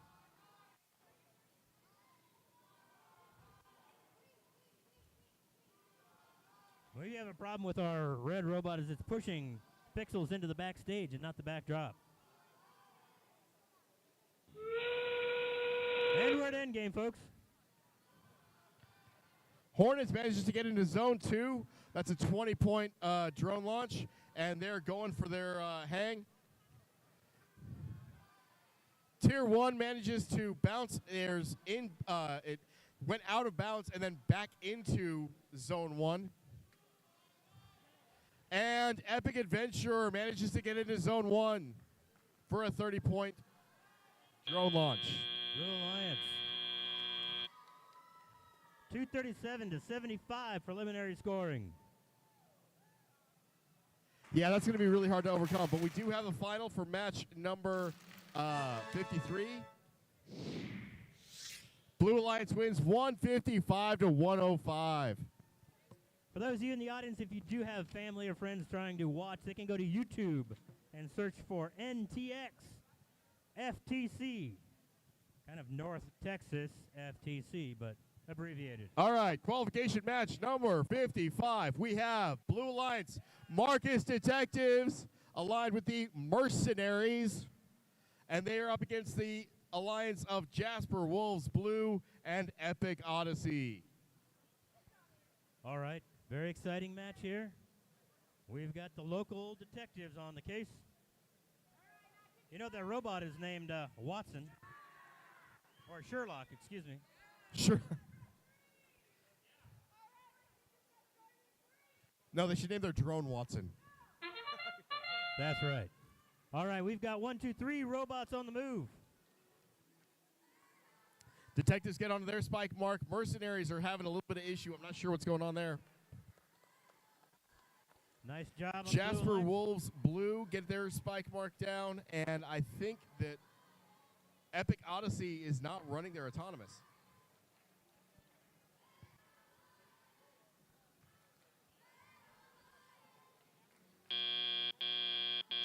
Drivers, pick up your controllers. Mercenary just turned off in time. 3, 2, 1. All right. Oh, Oh, high-speed collision major over there. collision at the front of the field. That collision hurt me.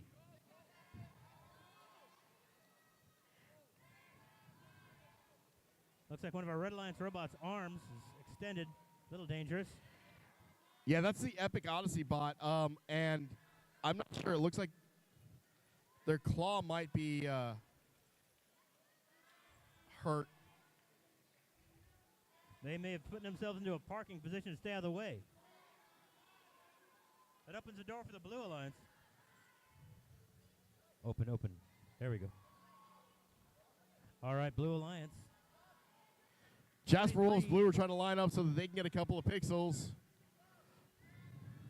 Blue Alliance has got a chance to extend the catch up and to grab a lead with only one red robot active. Mercenary trying to line up 2 white pixels in the wing. Just can't quite get there. Detectives are in front of the red wing. Now they've got to make sure that they're not still there when Jasper Wolves Blue come back over. All right, Blue Alliance trying to add And now some they're more hung up on the pixels to truss. I'm not backstage. sure what's going on. Looks like their pickup device is hanging loose as well. Red Some of Alliance these got- robots have taken quite a beating at this point today. Oh, no. Blue Alliance rammed into their backstage and knocked a lot of pixels off. They've kind of hurt themselves on that one. Red Alliance gets a 30-point drone. Jasper Wolves Blue manages to hit zone. It's on the tape, so that's technically zone 1.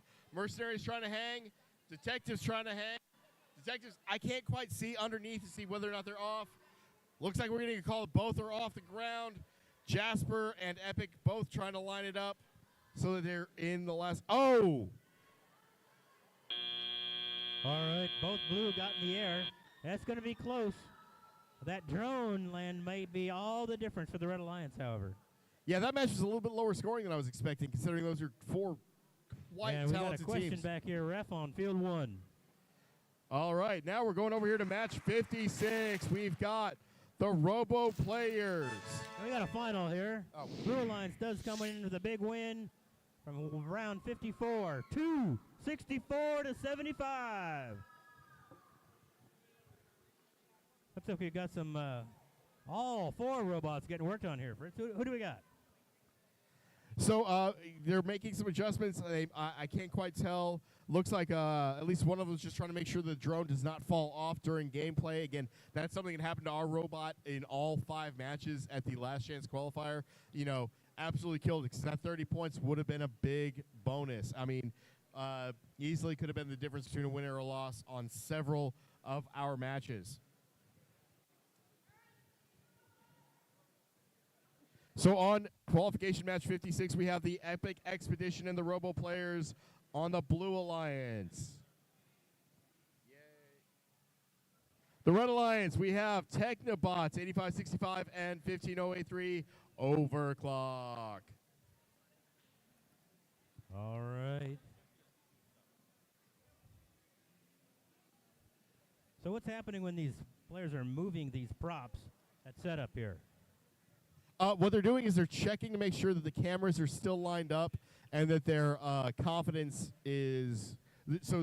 like I was telling you with the color sensors, the intake, the computer takes in a value. It's like, I'm 75% sure that it's there, or I'm 90% sure that it's there. And you can set what that confidence needs to be. Understood. So they're just kind of doing a last-minute check. Right. They're making sure that they're, especially if you've got, you know, if you drop the purple pixel off on the wrong hash mark or the wrong strike mark in a match, then you want to get that fixed. You don't necessarily have enough time to go all the way back to the pit, do all that, then run over to the practice field, you know, fix it, and get back in time. We're running through matches extremely fast for having 41 teams. And we've got 6 rounds left before we do finals, folks. So you have a need to get hydrated or some snacks, head on up to that snack stand.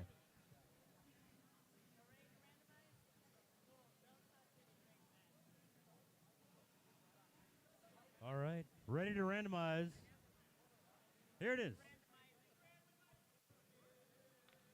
We're on the right hash mark, or right strike mark.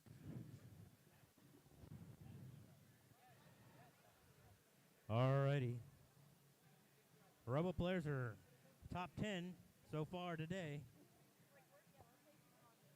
They're sitting in 8th in the rankings.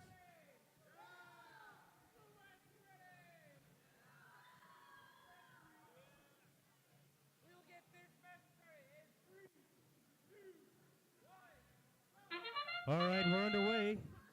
Both red robots on the move and 1 blue so far. Yeah, Epic is, they had a delayed start on the last one, and yep, they do it again. They're going for a white pixel. I think they're trying to make sure that they...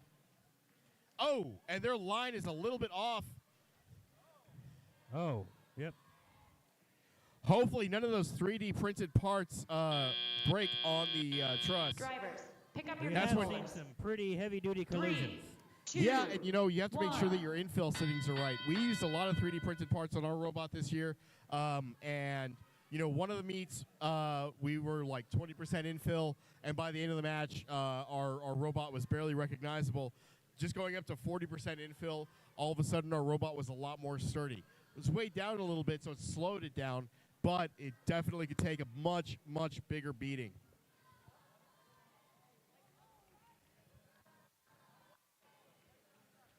Yep, it's hard to simulate these high-speed collisions.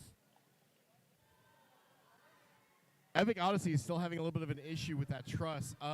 Looks like the carbon fiber on their robot may have shifted or jockeyed or loosened a bit. It's 87 to 83. Very tight match so far. It's going to go back and forth. It's going to be a tight one. Technobots only has one of their 2 claws going. I'm not sure if that Red was a Alliance just made casualty. Red Alliance just made a mosaic for bonus points.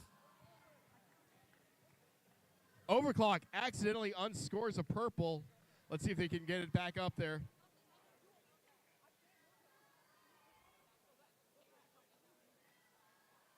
And they managed to get the Mosaic back and get a yellow. Technobots, that arm, the way it's hanging off of there, it's just, it shakes a little too much for my liking. Red Alliance and Blue Alliance, they're hung up here in the middle. They're going back and forth. Oh, no! Red Alliance just knocked a bunch of pixels off the blue.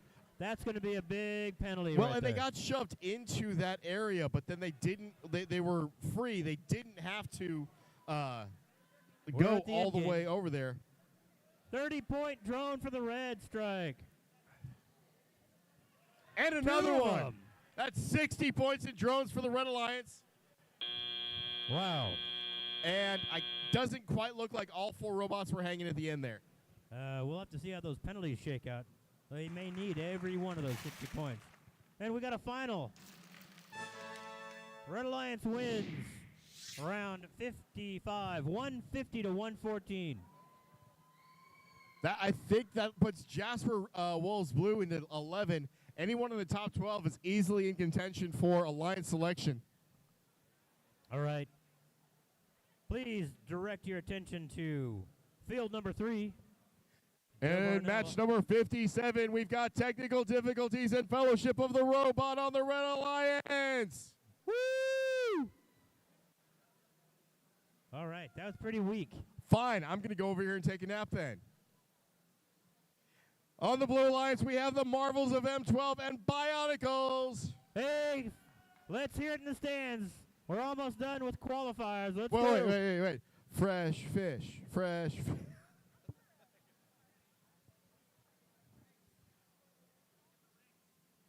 Oh, Marvels of M12 are first place. Technical difficulties are in second. This match could have some huge implications. And we've got 2 undefeated teams on the field right now. I'm not quite sure what Sophie's over there signaling.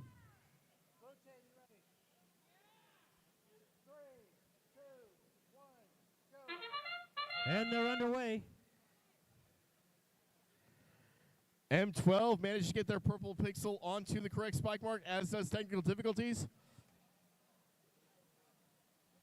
Blue Alliance does land their yellow pixel in the correct zone for bonus.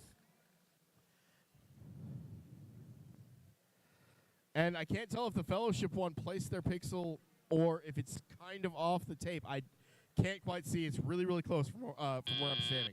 Blue Alliance does land Driver, a second pick up one your in the correct controllers. location. 3, So, 2, 1. 100 to 55 in favor of the Blue Alliance. Oh, 106 to 61. Okay. All right. Driver control underway. One thing you got to be aware of, your human player cannot be engaged in the field while robot is in the wing. Right, and you've got to make sure that your robot backs up 3 feet. That is 1.5 tiles before the human player can re-engage. Blue Alliance patiently waiting for their partner bot to get out of the way. Again, you said the Fellowship robot was called Shadowfax, right? Red Alliance trying to score a mosaic. A second mosaic, actually. Meanwhile, Blue Alliance has got 2 mosaics on the board. All of those robots up front jockeying for white pixels. It's kind of interesting. That's not something we've seen in a lot of the meets, in a lot of the meets or a lot of the matches so far. Just because the colored pixels have been deemed a lot more worthwhile. Red Alliance just hit the set line bonus.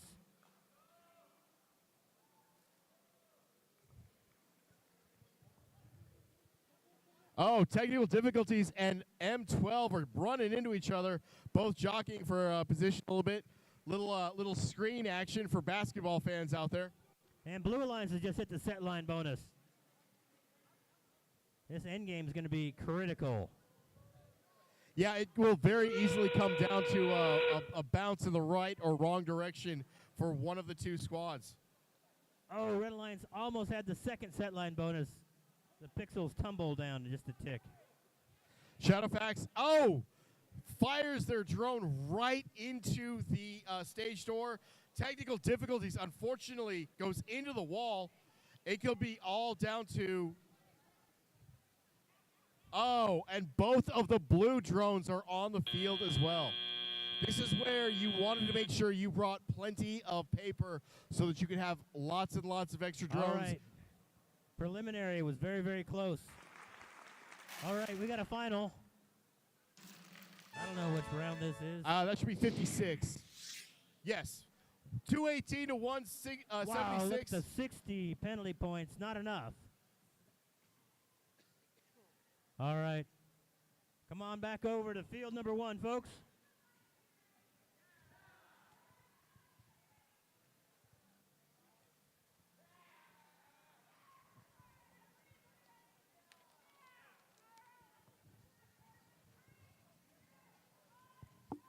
All right, we're underway on field number 1. 2 near side robots on the move. And on the Red Alliance, we've got the Pink Fluffy Unicorns and Iron Rain up against the Blue Alliance of Shark and Rust in Peace. All right. We've got a couple purple pixels scored. And a couple robots parked. But no backdrop scores. Drivers, After pick up your autonomous, looks like we're controllers. knotted up 28 points on 3, each team. 2, 1. Well, that's a unique driver stand. I've not seen that one before. Yeah, I think they're trying to make sure that they've got their camera at eye level. Like I said, Iron Rain is using the phone. If those of you that are newer to FTC, 99% of the teams you have, you see use the driver station from Rev. The old robot designs had 2 phones. The problem is those phones would come jostled loose quite easily. Meanwhile, Red Alliance trying to get any points on the backdrop. Blue Alliance has got 2 yellows as they're getting prepared to try to build a mosaic. Blue Alliance has got a yellow and a purple. They're going to go for the green mosaic score. Rust and Peace is trying to sweep up 2 of their red, 2 pixels from the corner in order to score them in on the backdrop. Got a couple robots back near the blue wing trying to get in and out of there.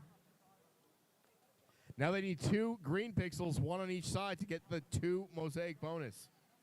Interesting, I have not seen a team score 2 mosaics at the same pass or the same circuit. Fluffy Pink Unicorns just landed a yellow mosaic.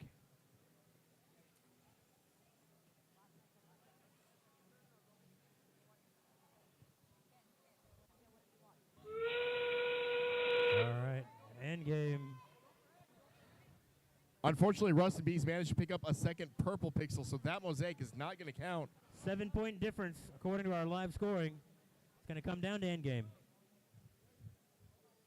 And Fluffy Pink Unicorns manages to hit Zone 3 for a 10-point bonus. Iron Rain's trying to hang.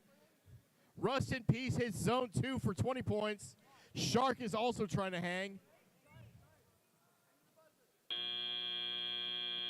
Fluffy Pink Unicorns is content just to park in the backstage area for 5 points. I think that's going to be a blue win, but we'll see what the finals are. A qualification match 57. We've got a red victory with a final score of 221 to 212. Wow. So that means that technical difficulties moves into first place, and the Marvels of M12 drop down to second. And then there was one undefeated team.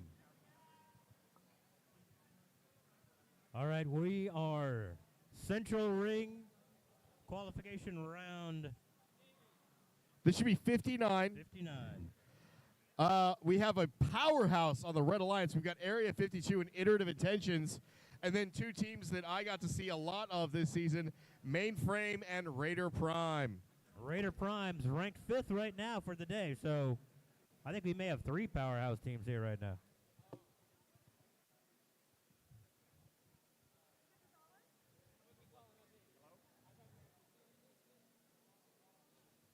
We've got a robot. We APB on a robot, Fritz. Looking for Raider Prime's partner bot. We're looking for team 21965. Oh, here they come.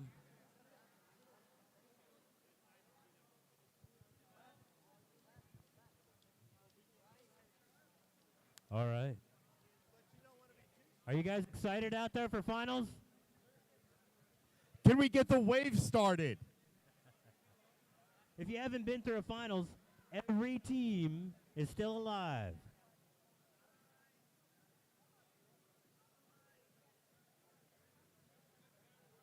You may hear a story about a dyslexic number called out for a finals. It hasn't happened.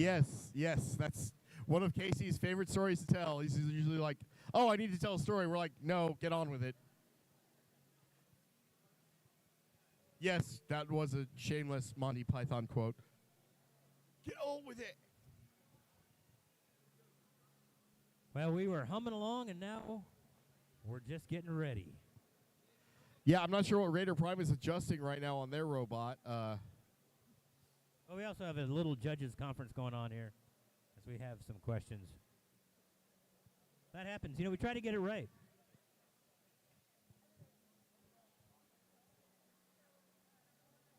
Casey, where's the snacks?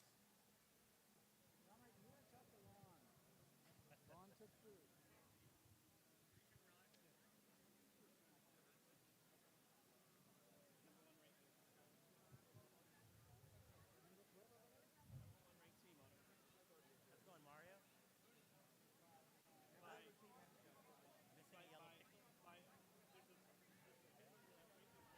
Hey, teams, if you took a yellow pixel from field 1, we'd like it back.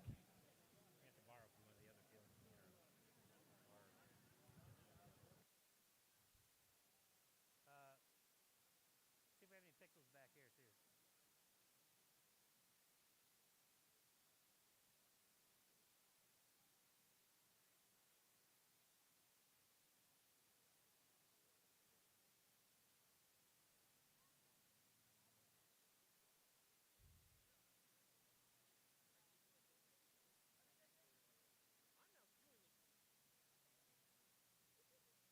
All right, our referees are ready to go here. Field number 2.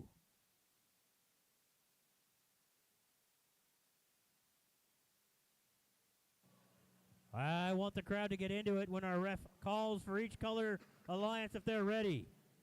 Let's all help pump up the volume in this place.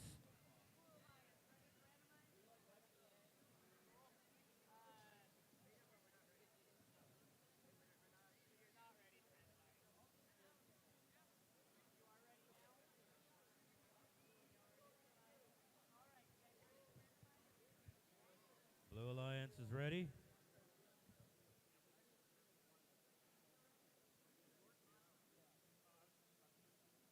All right, we're randomizing here. For match 59, it is the center.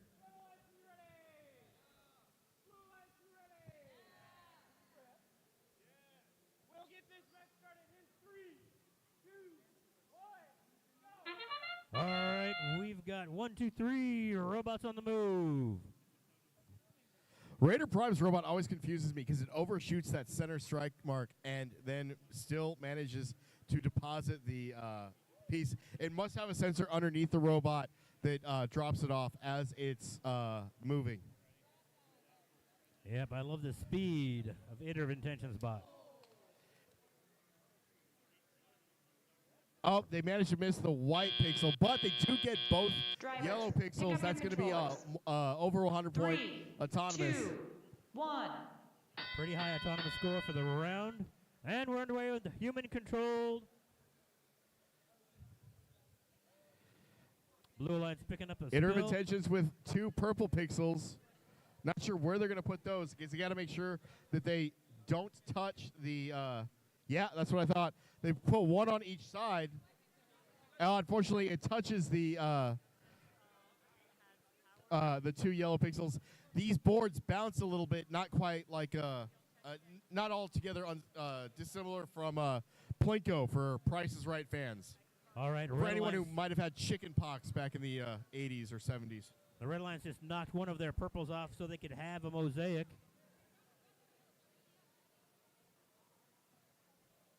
Red Alliance repositioning their pixels on the board for a stronger mosaic pattern.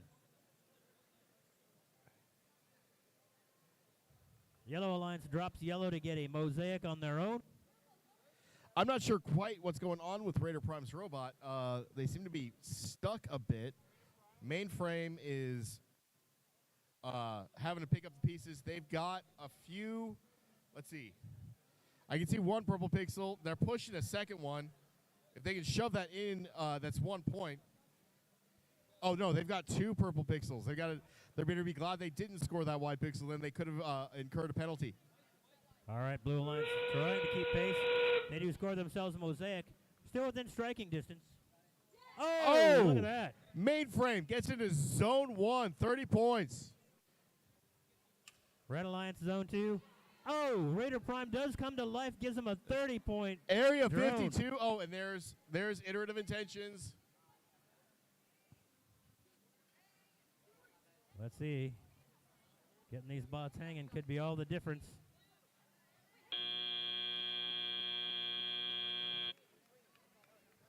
Wow. Little miscommunication in the Mainframe driver team. They were not hanging. I don't know what was going on there. Oh, and we've got a final four. That should be 58. 147 to 90. 30 penalty points in that one. Just push that even higher.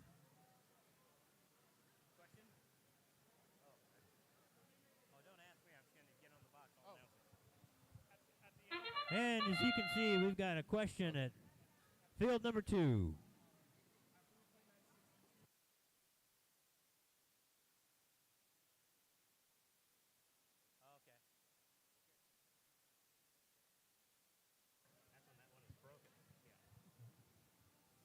All right, we're underway in field number 3, folks. Blue Alliance has got a score on the spike mark. Red Alliance has got both, it appears. Drivers, pick up your It's Firewall controllers. and Mustang Robotics are 3, both parked. 2, 1. All right, driver control section, we are underway. We're on the move. Blue Alliance quickly picking up 2 yellows. So the Blue Alliance on this one is Brock High School, the Atos Dios, and St. Mark's. Yeah, they just told us. Yeah.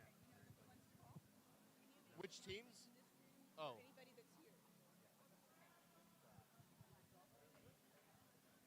We are going to have a replay of qualification round number 12. The teams on that are 14524, 19567, 19587, and 18227.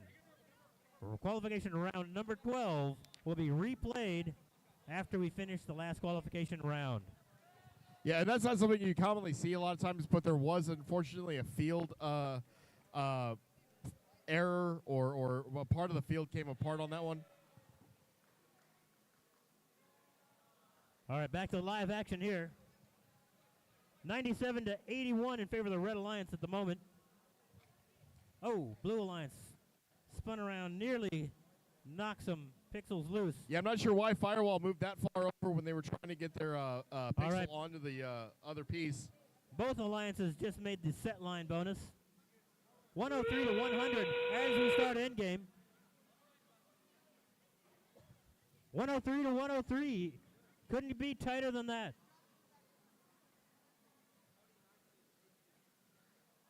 .20 red drone. Mustang just barely misses the wall, not quite able to get over. It looks like they're the Firewall team was able to get into zone 2.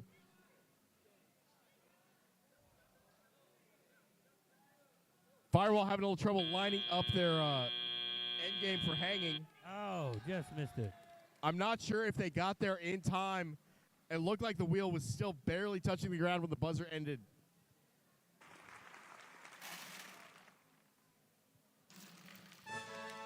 For qualification match 59, we've got a final score of 246 to 198.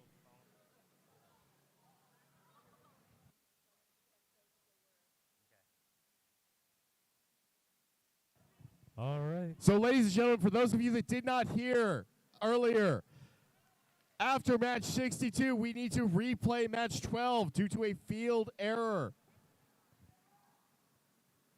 So if you were in match 12, you need to make sure that you are queued up after match 62. All right, we are over at field number 1, where the randomization was the left side. This is qualification round number 61.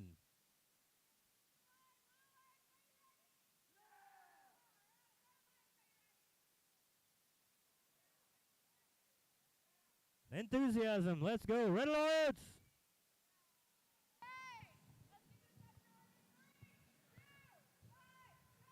So for match number 61, we've got the Red Alliance of Coram Deo Academy and the Marvels of Mass. Looks like all 4 robots have scored the purple spike mark. I don't know. I don't think it's in Spanish, Casey.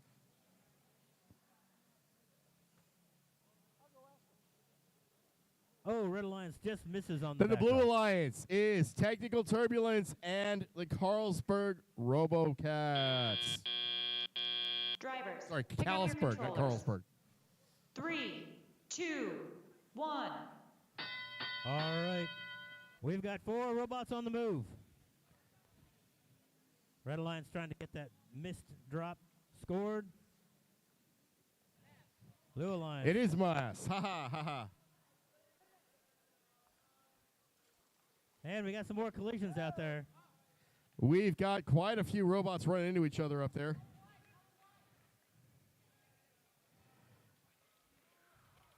Marvels needs to be careful, make sure they do not incur any penalties with their human player over there.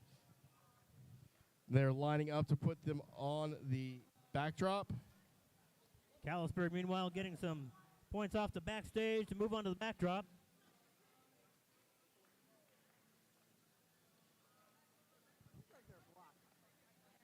Red Alliance has got 2 mosaics. Oh, they just dropped a white protector pixel. Blue Alliance is not in a mosaic scoring as they got 4 pixels touching Marvels each other. manages to score 2 mosaics. They've got a yellow and a purple. Hopefully nothing happens to unscore that. Technical Turbulence is having a little bit of turbulence. Red Alliance rapidly putting pixels on the backdrop.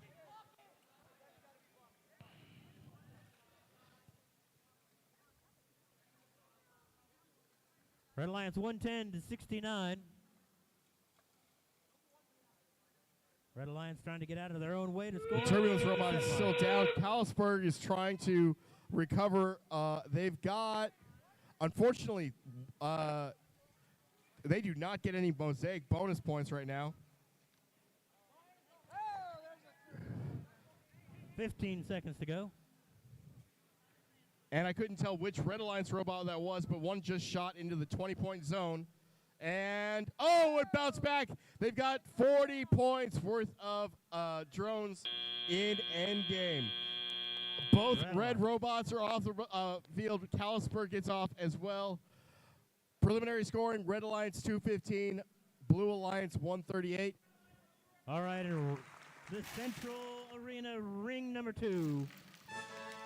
Qualification round 62. 149 to 150. Red Alliance wins match 60.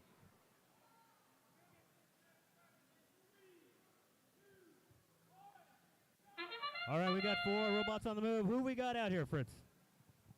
We've got the Marvels of ICQC and the Free of Charge on the Blue Alliance. Then on the Red Alliance, oh, sorry, not Free of Charge. Forged in Iron.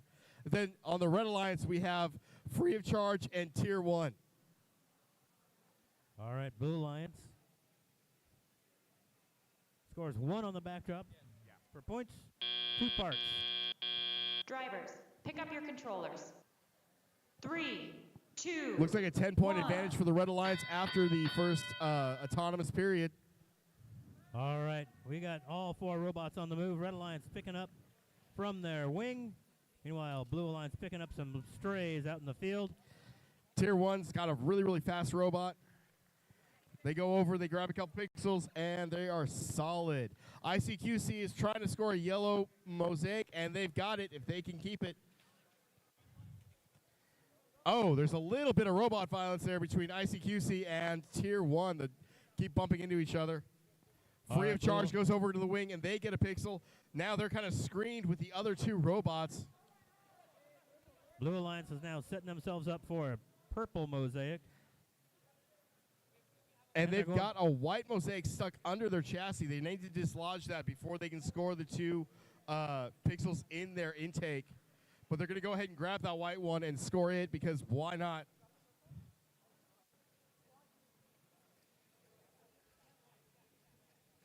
It's 118 to 120. It's 118 to 118 here in the field of play. Red Alliance is trying to get a set line bonus. It looks like they've got it. And Blue Alliance is at the set line bonus. They are going blow for blow here. There you got ICQC and Tier 1 bumping into each other again. Those two robots have been crashing into each other quite a bit this round. Forged in Iron is trying to line theirs up. And, oh, half an inch and they would have been in Zone 1.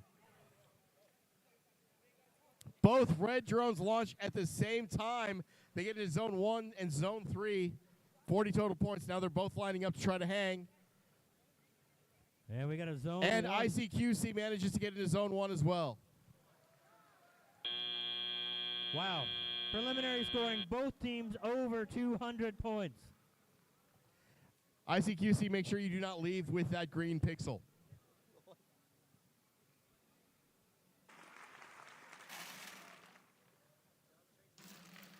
We've got a Red Alliance win. That should be match number 61. Yeah, 218 to 137. That gets team 16-176, the CDA Lions, to a top 12 spot, which means they will be in heavy consideration during Alliance selection. And we do have the replay of qualification round number 12 in just a moment.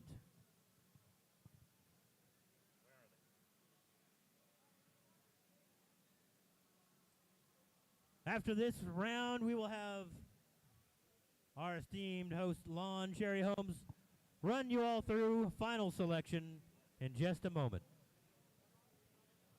We need those teams for qualification round 12 to come on back to replay that match.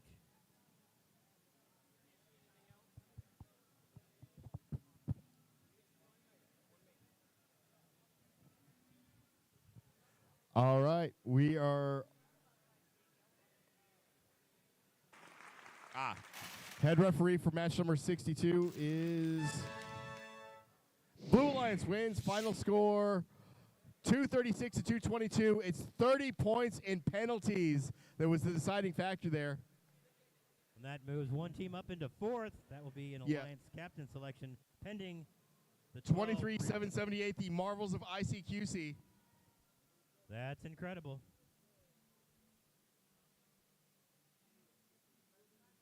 All right, round 12 going to be replayed momentarily. I can see those robots making their way here now. All right, we see Area 52 is going to be in there. I don't know about the other three. Oh, there's one, Epic Adventurer. I'm guessing we're going to play match 12.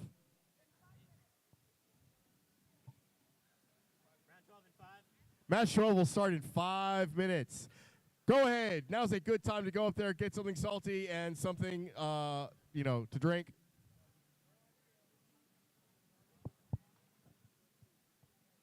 A big thank you to our volunteers working the snack stand. We appreciate you. Please keep in mind, any money you guys spend at our snack stand, 100% goes back to support Marcus Robotics. We're happy to host you here at the MAC. And if you're part of the X League, you've seen our dedicated facility next door. We appreciate your support by buying some of the snacks and some of the drinks. I am kind of disappointed. I think any building called the Roboplex should feature a lot more violence, robot-on-robot carnage. Well, there's talks of BattleBots, so stay tuned on that. Yeah, but I saw the battle bots. They have to weigh under a pound. Hey, you know those pound-for-pound fighters are always lightweights. I could beat those robots with a ceiling fan. No blowguns allowed, Fritz, at the BattleBot Plex. Airsoft? So the reason we're replaying round 12, folks, is there was a malfunction on the field that did not allow the robots to traverse as freely as they should.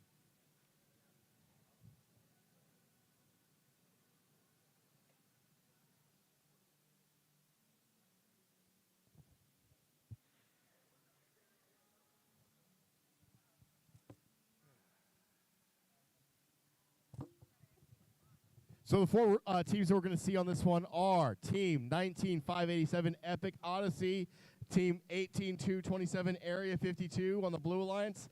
Then the Red Alliance will be 19567 Tier 1 and 14524 the Peshbots. Those of you at home,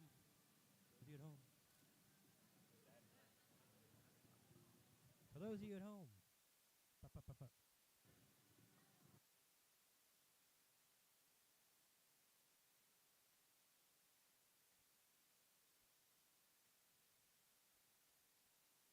for those of you at home when you're watching the rankings.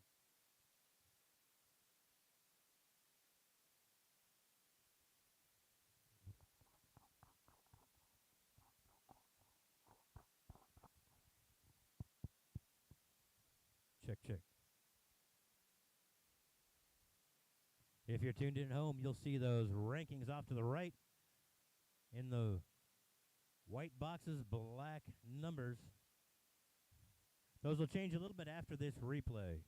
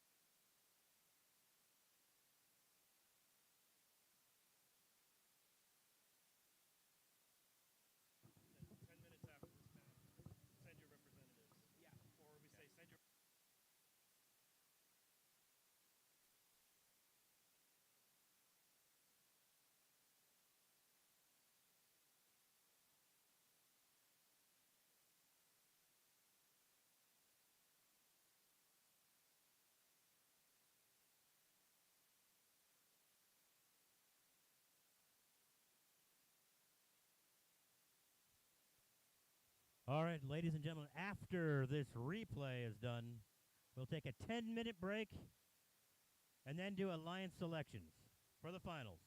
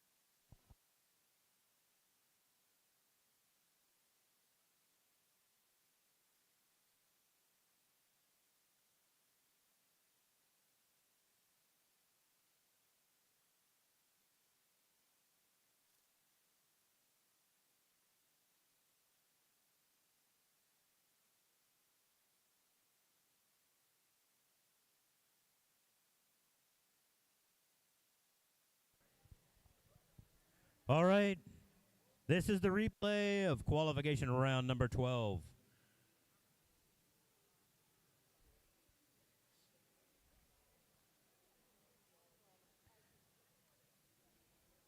After this match, we'll take a 10-minute break and then have alliance selections for finals.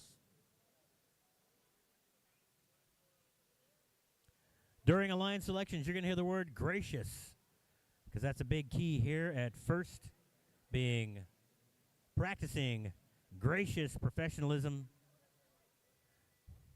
So using the word makes it stick in the hearts and minds of all of our volunteers, as well as all these young students.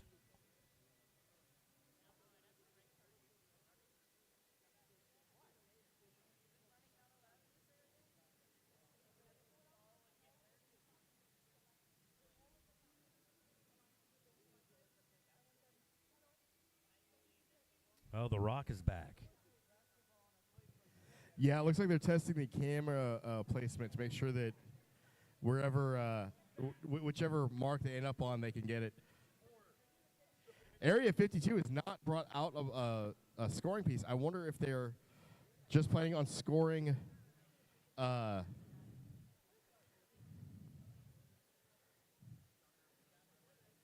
maybe they're planning on not running an autonomous for this one. That could be.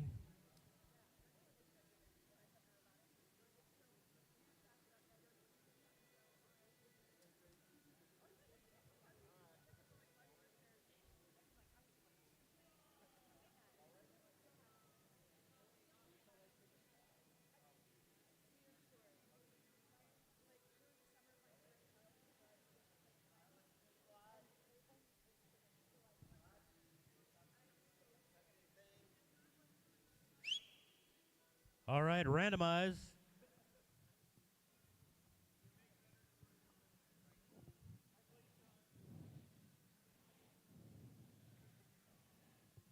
And we got the right side randomization. Right side.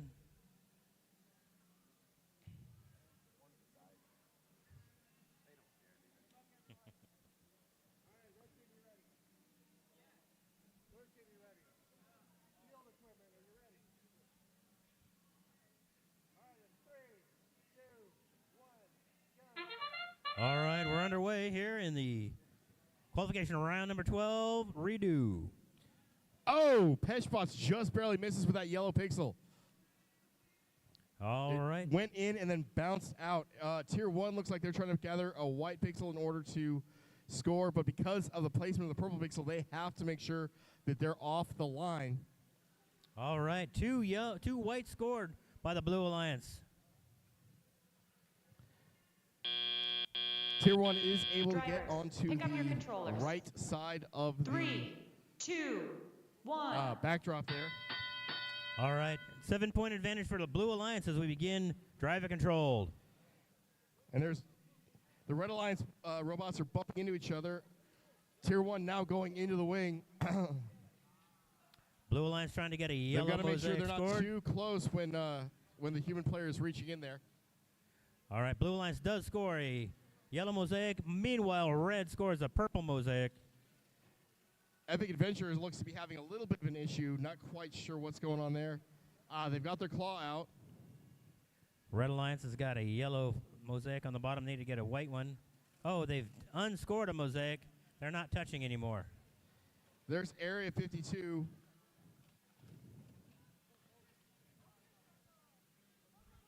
Red Alliance scores 2 more. Blue Alliance trying to cover over their mosaic so that they can score another one on top of it.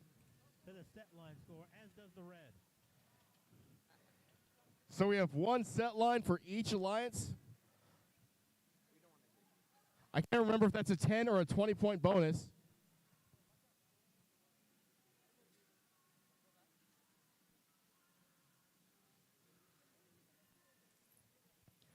Epic Adventure is just content to push pixels into the backdrop area now. It does look like their claw suffered some kind of structural damage. Peshbots lining up a couple more. Oh, we have a red drone in zone 1. We have a blue drone in zone 2. Blue zone. Epic Adventure not quite off the ground yet. Again, I think that their lifting mechanism has some kind of issue. Oh, no. Red Alliance Peshbots just peeled some. doesn't quite get their drone out. Looks like the tip got bent on something, and that may have affected its aerodynamic abilities. I don't know if that's going to score. We got a mosaic kind of just eking off of the board for the red. They peeled some off at the end. Well, by there's only accident. 2 pixels over there anyway, so I don't think that's going to be a mosaic. But it is going to count towards being on the backdrop. Because it's there. 194 to 166 preliminary. All right, folks, 10 minutes. 10 minutes to a line selection. After we have the official.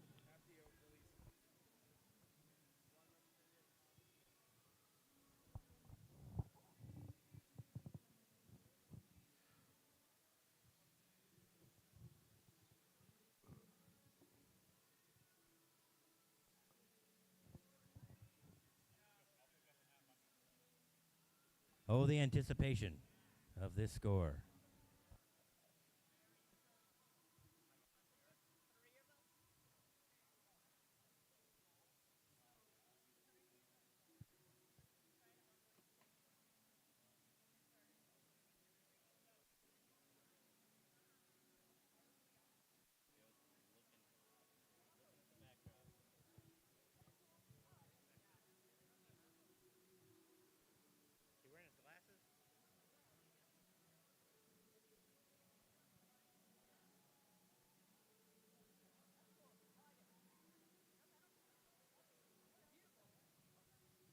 I just heard that we had a penalty-free match.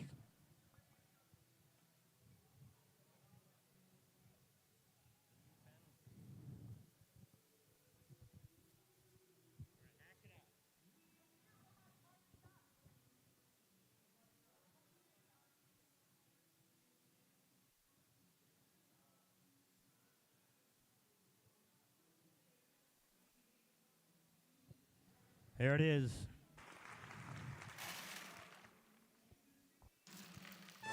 Red Alliance wins 207 to 189. All right, 10 minutes from now, folks, one representative from each team. Each and every team needs to make sure they send one player to the court for alliance selection. That's one member from every team, all 42 of you. Last week at the Last Chance qualifier, the number 3 alliance almost did not get to compete because they decided they'd rather be on the practice field, and we would just wait for them. No, we're not waiting for y'all. Get your snacks, get your drinks. Finals next.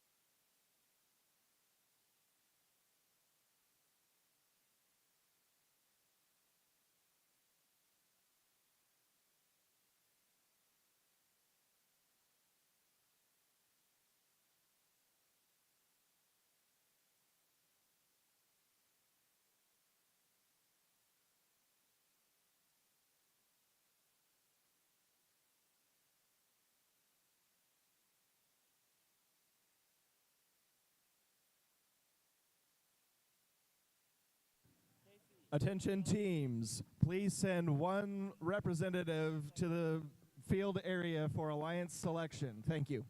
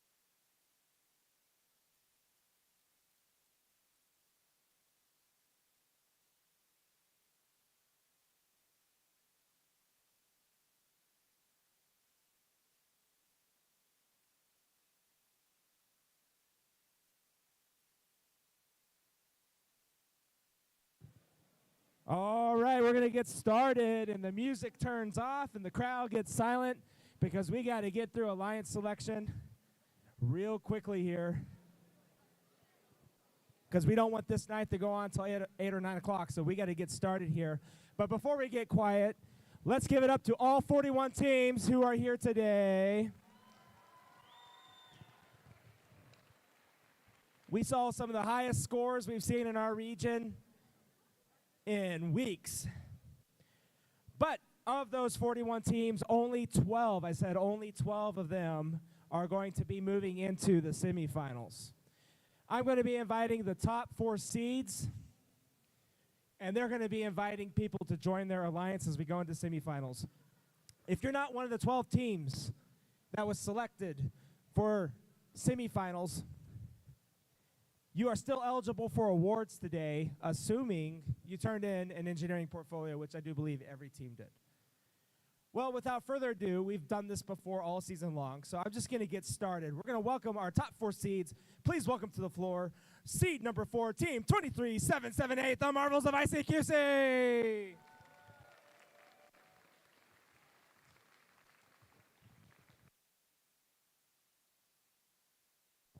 And in third, please welcome to the floor team 12791, Iterative Intentions. In second seed, welcome to the floor team 21171, the Marvels of M12. And now, please welcome to the floor the team who has gone utterly undefeated all day long, all wins all the time, 71-72, technical difficulties. All right, the whole crowd is so excited to find out who you're going to invite. There is only one rule in alliance selection, and hopefully the crowd gets quiet so I can explain the rules so that no one makes a mistake here. If you decline an invitation, you cannot be re-invited to another alliance. However, if you decline an invitation because you're going to be a captain and you want to build your own alliance, that's okay. Yes. Unless you're graciously bowing out because you know you might affect them. All right, team 7172, everyone wants to know who is pick number 1 for seed number 1. Team 7172 would like to graciously invite Team 19564, Marvels of Mass. The Marvels of Mass. In 30th place. You see, they can invite whoever they want. The Marvels of Mass. Do you accept or graciously decline? Team 19564, the Marvels of Mass, graciously accepts the invitation. Welcome to seed number 1. Marvels of M12, team 21171. Who is going to be the first pick for seed number 2? Team 21171 would graciously invite team 23778, the Marvels of ICQC. The Marvels of ICQC. Are you going to join his alliance or are you going to build a 4th one? Team 23778 graciously accepts. Welcome to the second seed, which means we have a new captain. Please welcome to the floor, team 24563, Flower Mound Firewall. Come on down.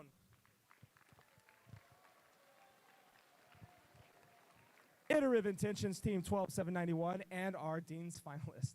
Tell us, who is joining seed number 3? FTC 12791 Iterative Intentions would graciously like to invite FTC Team 18227 Area 52 to our alliance. Area 52 in 19th place. As I said, they can invite whoever they want. It doesn't matter. Rankings are meaningless. It's about the relationships. Team 18227 Area 52, do you accept the invitation to seed number 3? Team 18227 graciously accepts. Welcome to seed number 3, which means you are the de facto captain number 4. No one else is becoming a captain today. Flower Mound Firewall, team 24563. Who is the first pick for seed number 4? I'm gonna need a minute.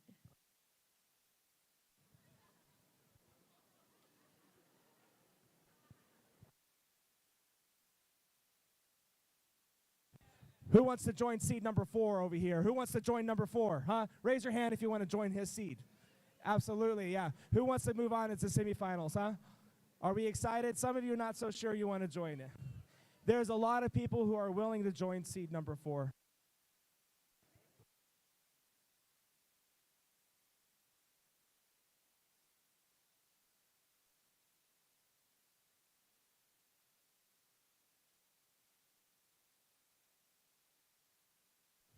Tell your bus driver's going to be here till 9 o'clock tonight. He's still deciding. 9:30. Some of us are going to get home at midnight tonight. That's okay. It's going to be a long day, but hopefully we have a decision here in a second.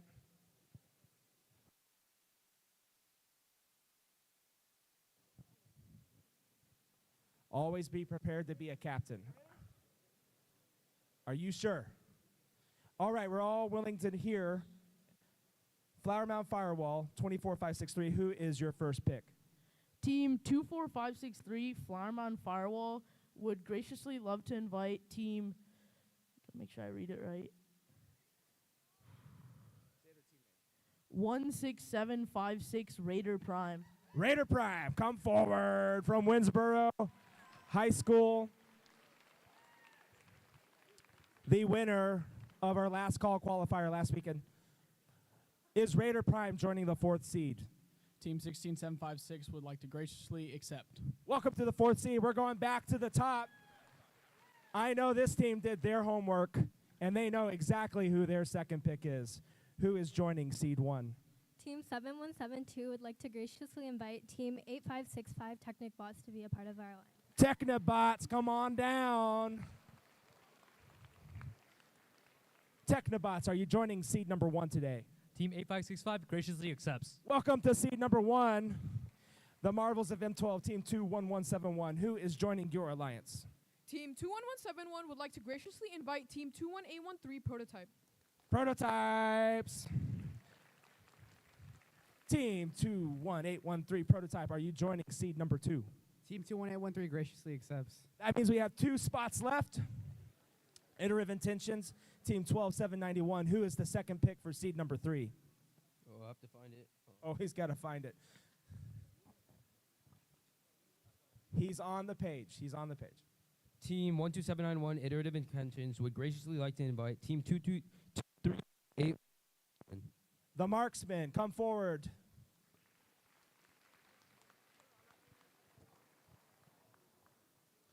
With one of the highest scores today, will the marksman be joining seed 3? Team 23381, the marksman graciously accepts. Welcome to seed number 3. With that being said, there's only going to be one more team invited, probably in about 20 minutes from now. And that will join seed number 4. And do you know Mr. Flower Mound Firewall? Do you know who's joining? See, he's humorous. He's humorous. Okay, no stress. All right, who is the last team going into semifinals? And once again, if you don't get invited, you are still eligible for awards today. Team, wait, I forgot my, Team 24563 Flower Mound Firewall and Team 16756 Raider Prime would graciously love to invite Team 21932 Forged in Iron. 21932 Forged in Iron. Sounds like what a name. Definitely magnetic attraction. Is Forged in Iron joining seat number 4? Team 21932 graciously accepts. Absolutely. Welcome to seat number 4. And that's it, everyone. That's alliance selection. At this time, it is 6:16.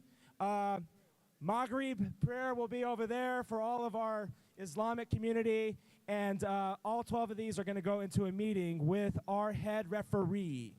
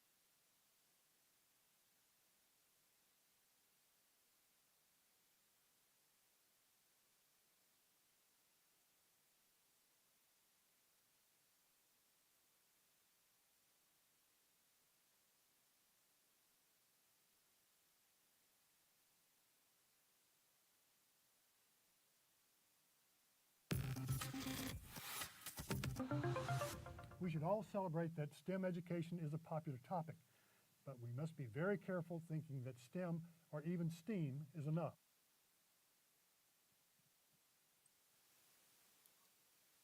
Most of what is called STEM education is actually science and math training.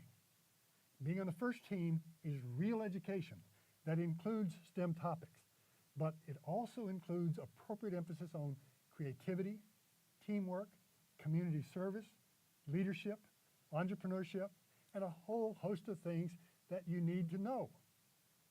You are learning to be valuable to society.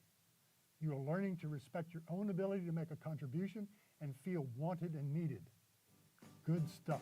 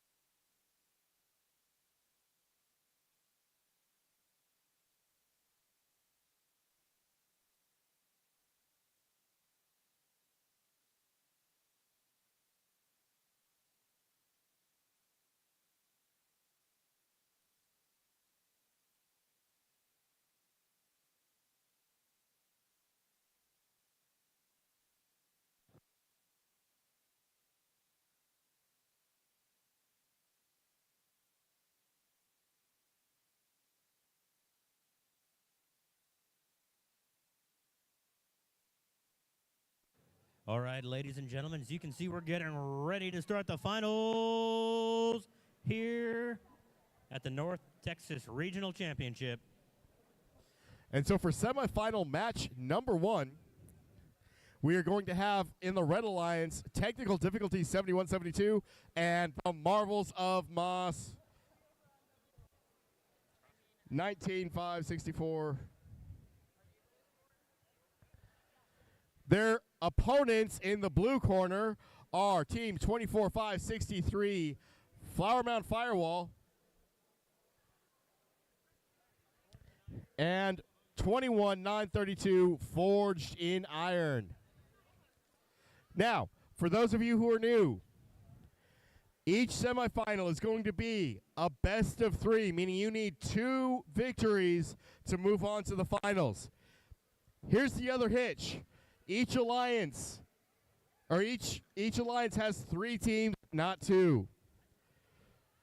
If we go to the rubber match, the 2 teams that have not played together must play.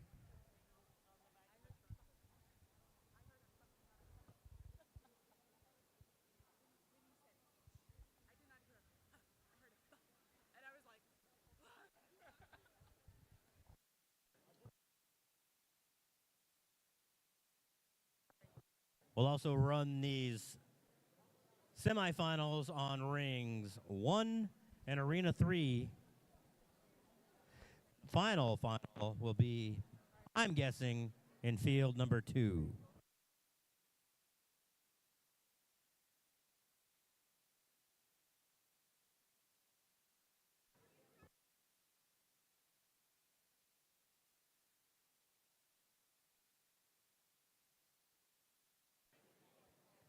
There are things at stake here. If you win the finals and you are the first pick of that alliance, you will advance to the state championships. The other way teams advance to the state championships will be through the judging. Yes. And the judging awards will be awarded after this competition.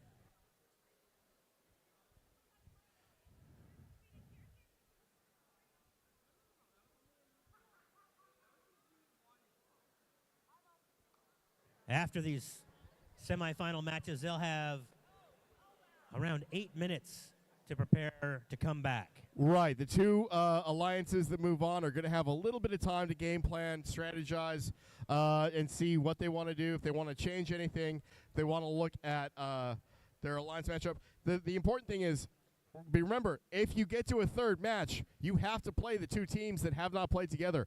That sometimes can mean that a team that kind of holds back a little bit in match number 1 gets a much, much easier matchup in match number 3. I think this is kind of the unseen effect in this sport, is the strategy that these teams go through, choosing their partners, not only to compete with, but also how they apply those strategies to who they're competing against. Well, right, and as we saw, 71-72 had the first pick. A lot of times first pick is going to pick second or third place team. They actually went down and got the 30th listed team, the Marvels of Moss. I guess they knew that they would work really, really well. The synergies there for these 2 robots, and it's going to mean that they can score a ton of points together.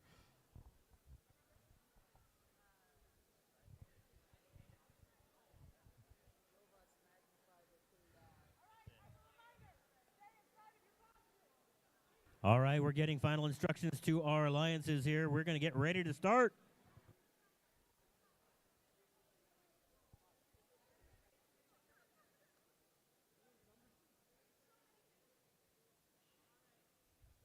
We've got a randomization, and it's the center hash.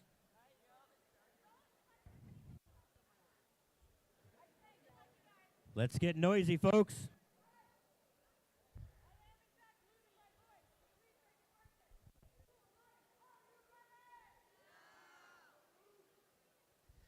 That was not making it worth it, let me tell you. Neither was that. That was the worst of the 3.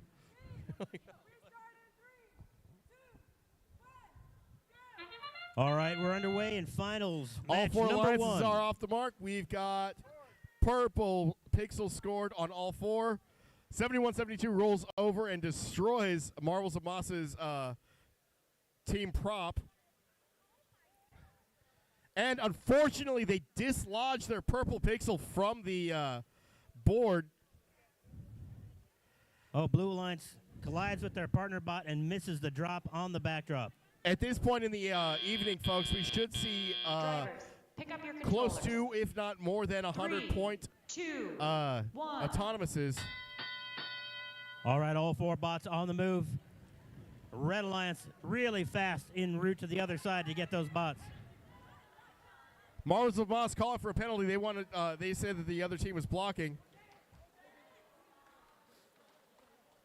Blue Alliance bot kind of hung up here, this end of the floor. Technical difficulties accidentally descores a white pixel from their backboard, but thankfully it drops into the backstage area, so it's not completely unscored. Blue Alliance has got a mosaic scored.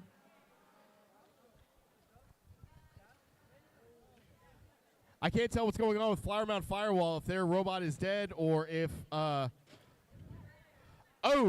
And Marvels of Moss crashes into the backboard. They've got to be careful. If they were just a few inches over from where they are right now, they would have probably descored all of the pixels on that backdrop.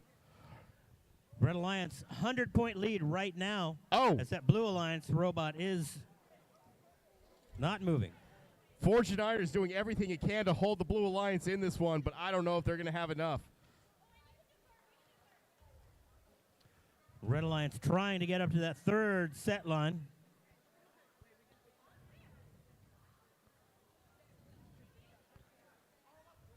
.238 to 112 as we start the end game. All right. That's the start of endgame. Marvels of Moss is climbing up on the stage door. I don't know why they're doing that. That does not score any points. Looks like they're getting ready to launch a drone. Blue Alliance Technical drone difficulties. falls short. Red Alliance collides with the truss.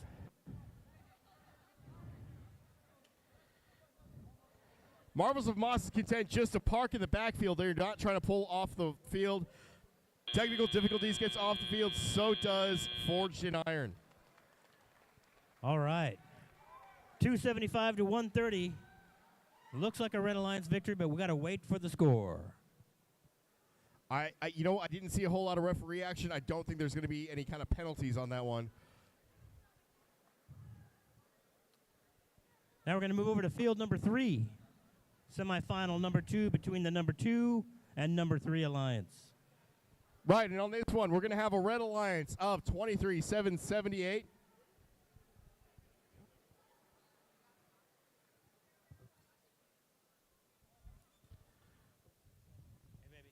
That's the Marvels of ICQC. And the Marvels of M12, Team 21-171. Their alliance partner that you will see in the next match is 21-813 Prototype. They are up against the Blue Alliance of Iterative Intentions, Team 12-791. And they've chosen for their partner in this match Team 23-381, the Marksmen from St. Mark's. If we have any chuckleheads, any teammates from Team 1-991, the chuckleheads, if you guys can report to the snack bar down by the pit area, we could use your help.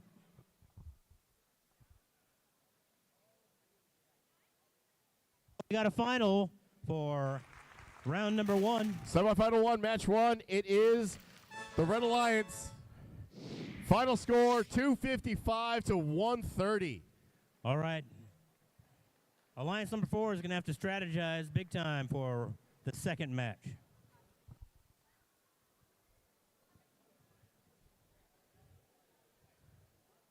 All right.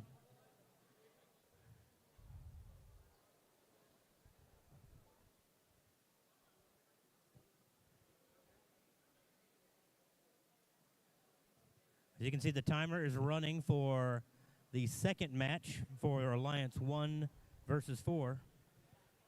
Yeah, so semifinal 1, match 2 is going to begin very shortly. But first we've got semifinal 2, match 1.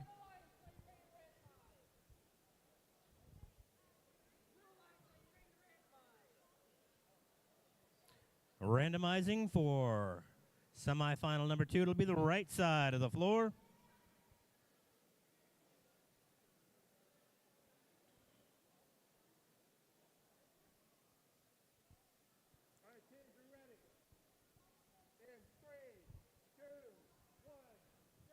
All right, we're underway.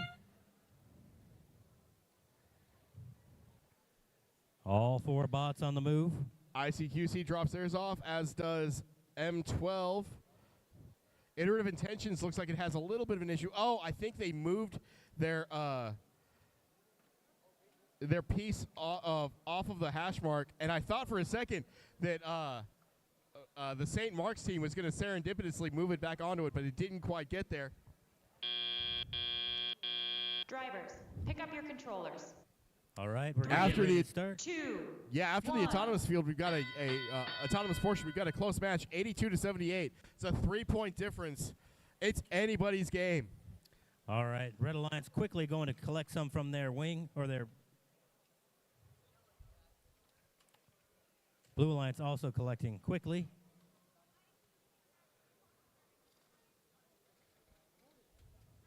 Red Alliance has already got a mosaic build if they can protect that with some white pixels.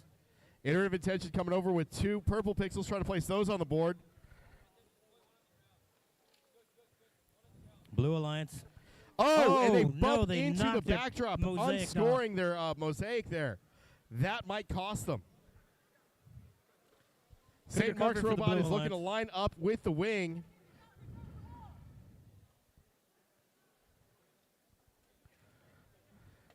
Driver from St. Mark's gets a warning about reaching over the wall. We need to make sure that everybody stays out of the area for safety's sake. The 1 minute to go. It's 120 to 102. This is a tight match.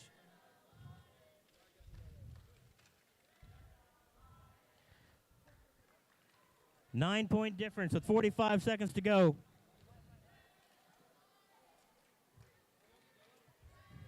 There's a lot of colored pixels right in the backstage area for these teams.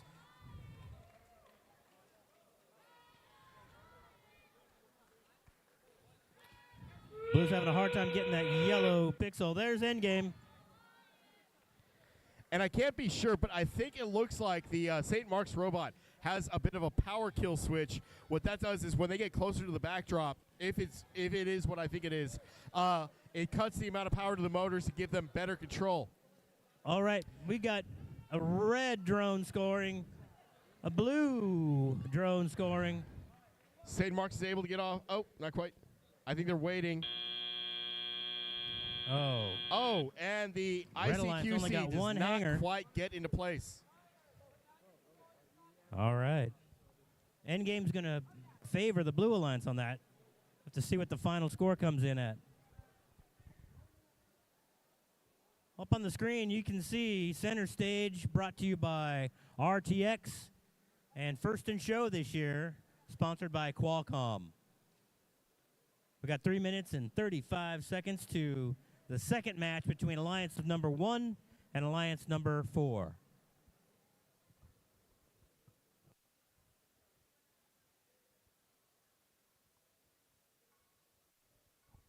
I think they're ruling that the drone over there did not stay close enough into the zone.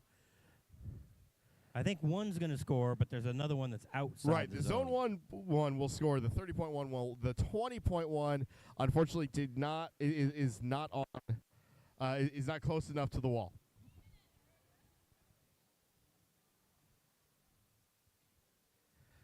Okay, let's say now that we've got a lot more people in the audience, if we can get this started, let's get the wave started. Let's go over here. 3, 2, 1, and everybody stand up, and then you goes down the line. Come on, you guys have been to a baseball game before, right?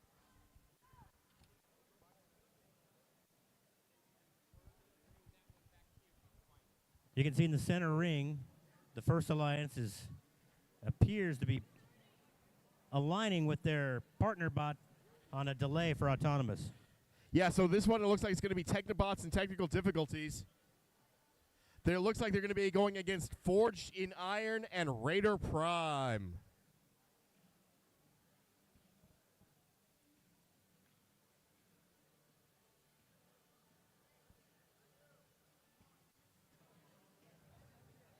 Are there any Swifties in the audience?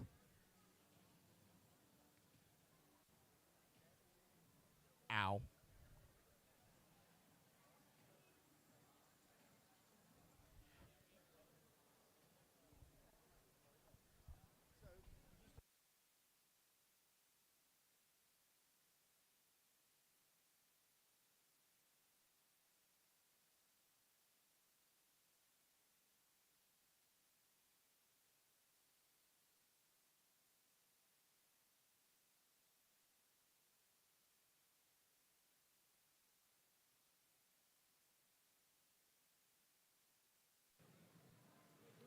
All right, we've got 1 minute and 15 seconds before we start the second match between Alliance number 1 and Alliance number 4.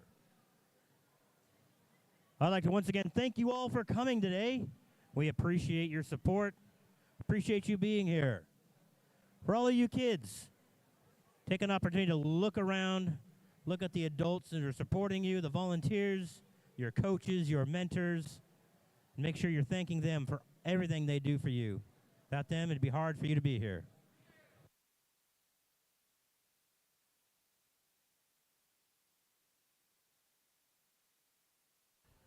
Do we have a final score for semifinal 2, match 1? All right. And it comes down to a Blue Alliance victory. 212 to 207. All right, that's a little bit of an upset. At a 5-point difference in this stage is insane. You never see those scores that close usually. They did not get that second drone. That was out, but they got both robots to hang and a 30-pointer. And there was a 10-point penalty. Unfortunately, wasn't enough to save the day for the Red Alliance on that one.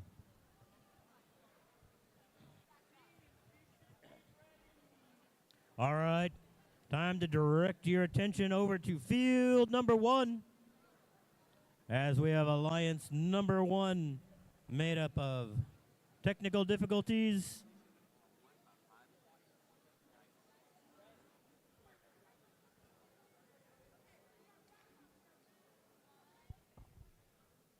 and Technobots. On the Blue Alliance, it's going to be Raider Prime. Ooh, if they're not ready, is it penalty time? And Forged in Iron. It already ran out.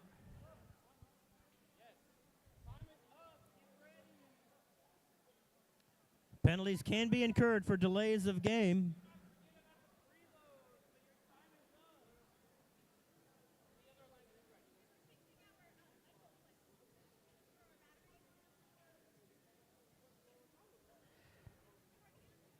Technobots is over there getting its preload onto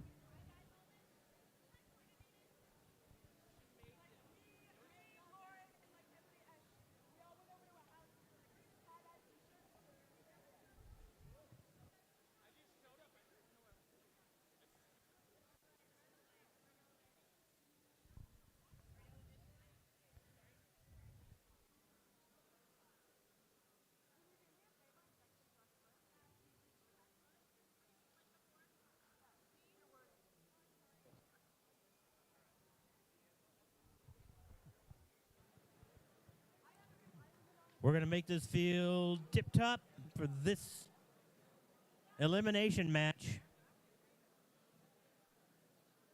If Alliance 4 doesn't win this one, their day is over. Yeah, so no pressure. Well, maybe not over. There are judged awards that are very important. And usually if you make it this far in the season, you will qualify for state. There are 2 different levels of state. There is a UIL competition for state. that is only open to high school teams. There's an FTC State of Texas tournament as well. That is open to middle school, high school, community teams, private school teams, charter school teams.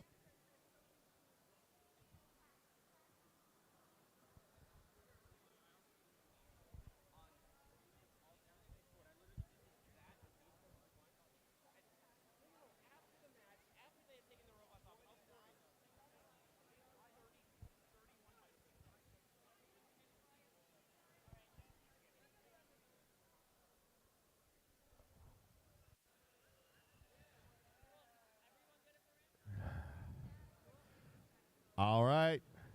Let's see. The randomization goes to the right. I don't think we've seen any lefts in a while that I can remember. We're going to the right side. I've seen a lot of centers, a lot of rights. This is like the roulette wheel when you see how everything's come up. You know, it's like, oh, you got to bet on left at this point because it's due. All right.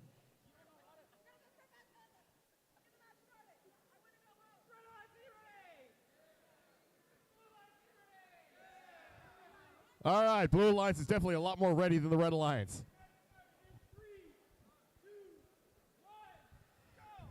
All right, we're underway. Both red robots on the Let's move see quickly. if technical difficulties can avoid knocking their piece off again. Looks like 2 yellow pixels scored.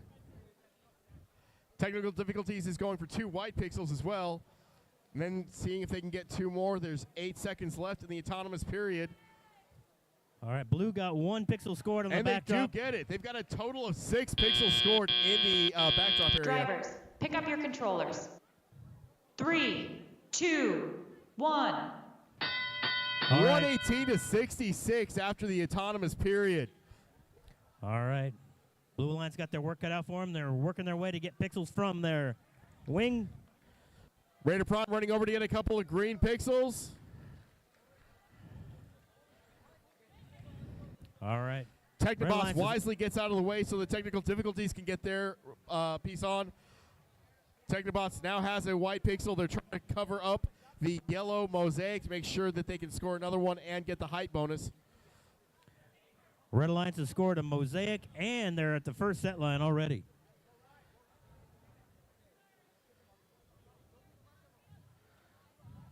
Blue Alliance trying to get a mosaic on their own.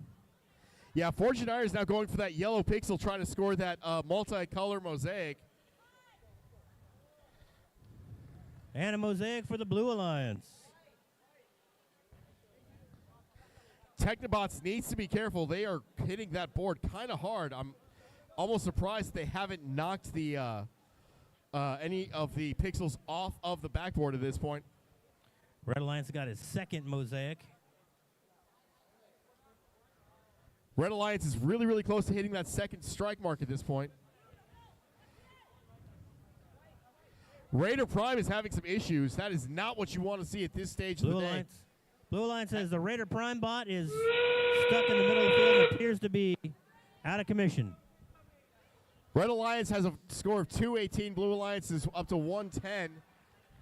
30-point drone. Fortune Iron launches a drone. It does not go over the wall, unfortunately. Technobots, I don't think... I do see their drone. Oh, Another both 30-pointer. Red Alliance.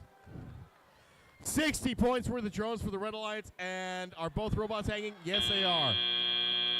330 points preliminary score. Wow.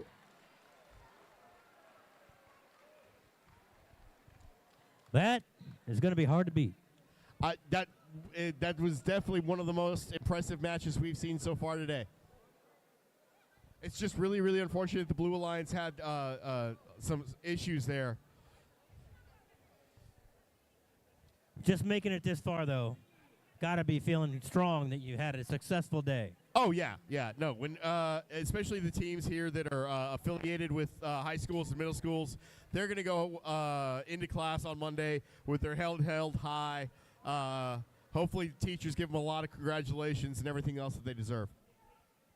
And all these high school teams being here today is probably likely a ticket to UIL championships. Well, at the very least, and I know this was the case last year, but I'm not sure if it's going to be.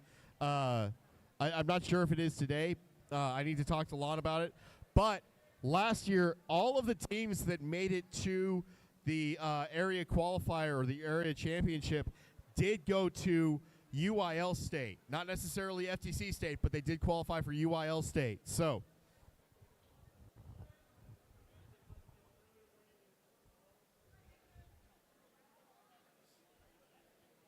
All right, over on field number 3, getting ready for semifinal match number 2 between Alliance number 2 and 3.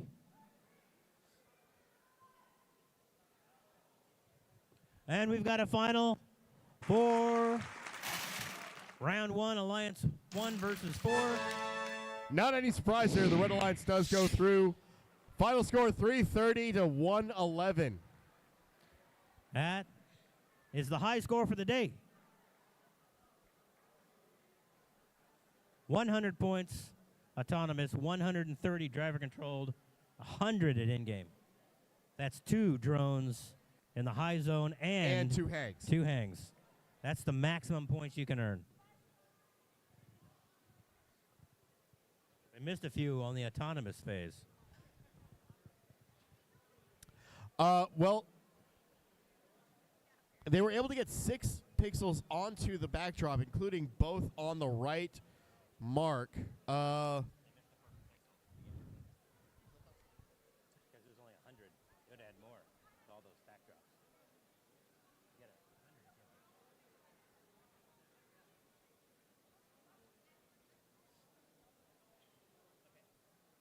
Alrighty.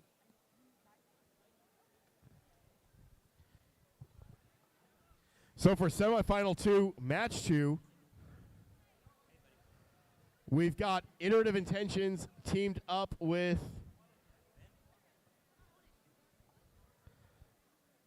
Area 52.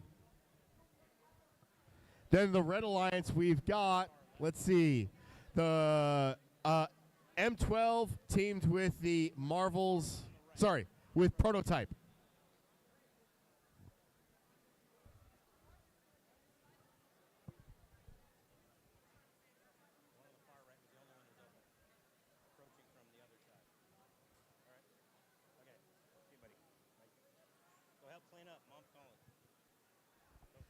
For some reason, I see 3 props on the blue side of the field. I'm not sure.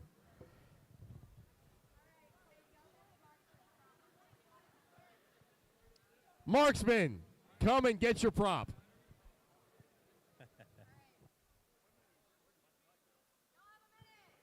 We got 1 minute to start. The timer is running.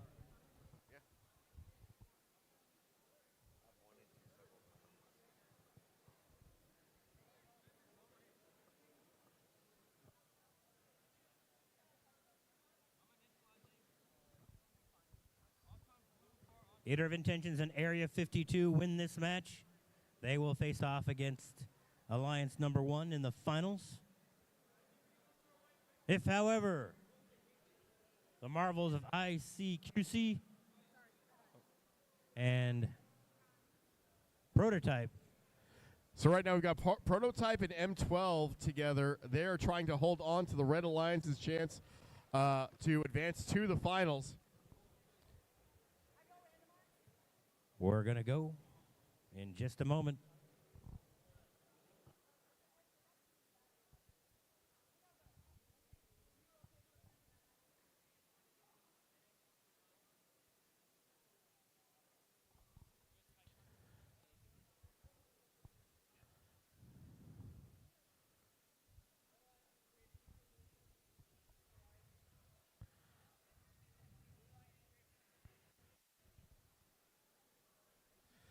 And on the randomization, we have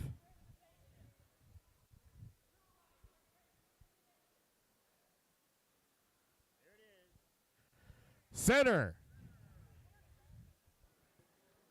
Okay, right in the middle.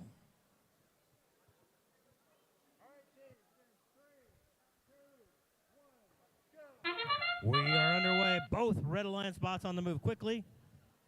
Iterative Intentions hesitates a little bit. Looks like all 4 robots got their purple pixel on the spike mark. Blue Alliance gets both yellows in the right position and a bonus white. Oh, red knocked one off. Oh, Prototype accidentally knocks one off, but they do manage to redeem themselves by scoring theirs. Drivers, Also, all 4 pick up your robots controllers. parked. 3, 2, 1. All So right. after the autonomous period, we've got a 114 to 86. Red Alliance on the move. Blue Alliance on the move. We're jousting for position over there. Both All right. Red Alliances bumping into each other at that point. Area 52 bot stuck in the landing zone. They haven't been able to get going.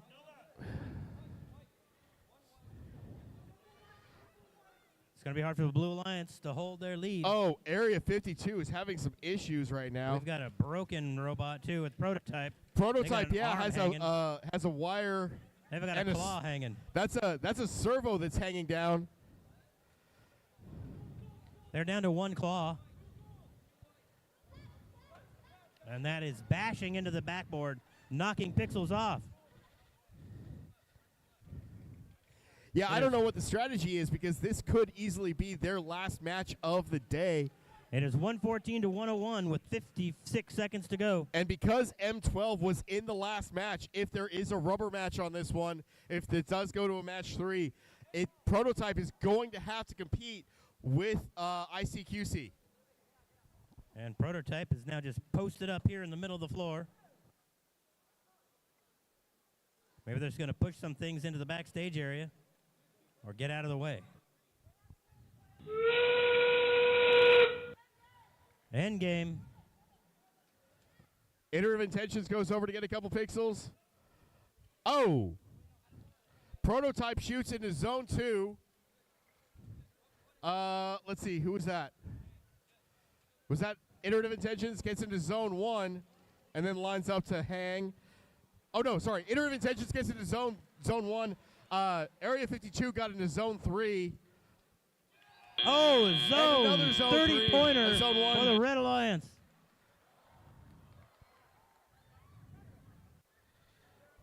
Wow, heroics at the last second. Did all robots hang? That's going to be close. Yeah, I think the judges are going to have to deliberate for a while on this one. Get comfy, folks. I think we may have a rubber match indeed coming up here.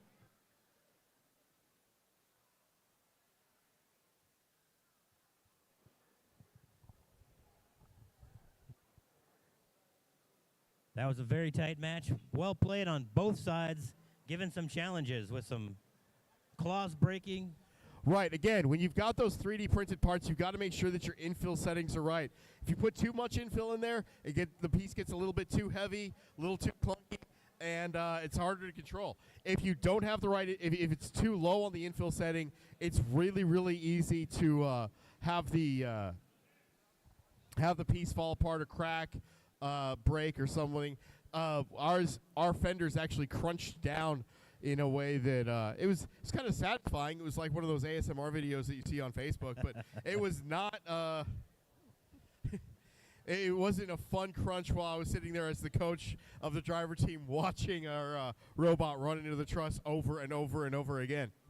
Well, you got to think these players are looking at that robot knowing they got to go grab the parts and start getting on a fix, and they're going to have 8 minutes once they pick that robot up, and they want to get to it now. Right. That's assuming we go to a third match. So, yeah, if the Red Alliance wins, then we've got to go to that rubber match. If the Blue Alliance wins, then we have our finalists. And I can already see Sophie over there just licking her chops, waiting to get getting the winner of this one.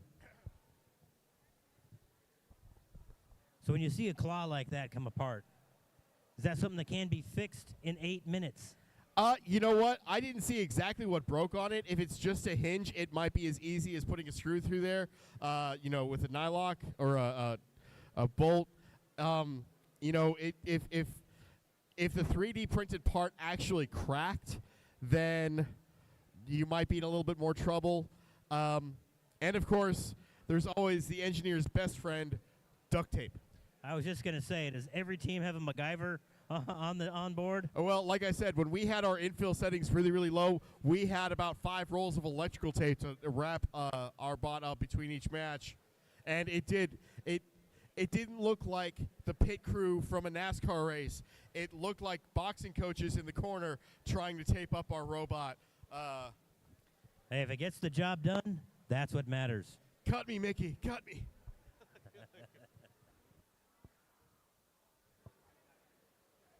All right. The other thing with the infill settings is you also have to be careful of how much filament you're going to use.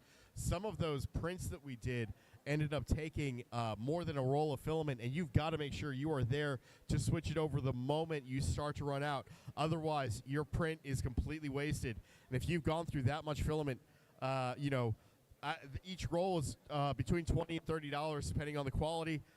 That gets expensive, especially if you're, you know, a Title I team or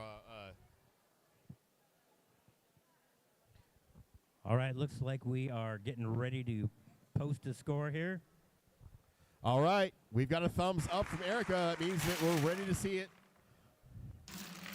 It is the Blue Alliance. Oh! 285 to 230. 60 penalty points. That pushed the Blue Alliance to the win. Just barely. It would have been a 5-point red victory had it not been for those penalty points. Wow.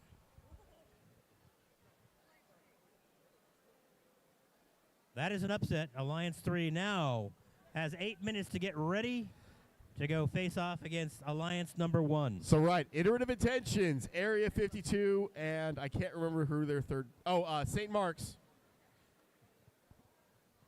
By the way, St. Mark's, your Alliance partner has your team prop.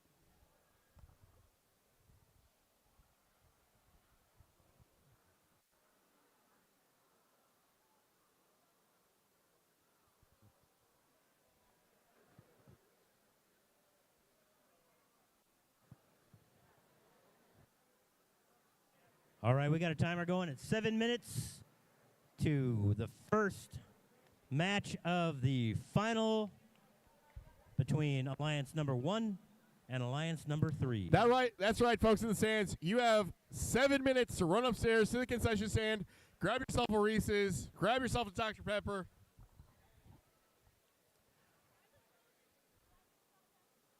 Dr. Pepper, how very Texan of you.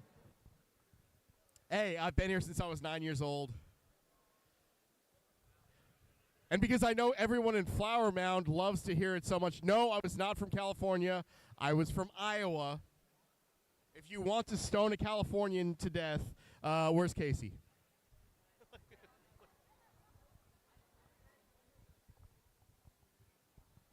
He should be really easy to spot. He's the one with the glowing forehead.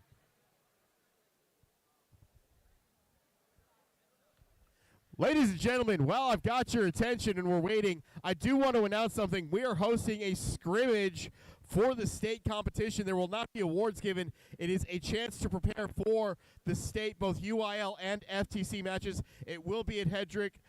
Lon should be sending out an email on Monday so that you guys can register.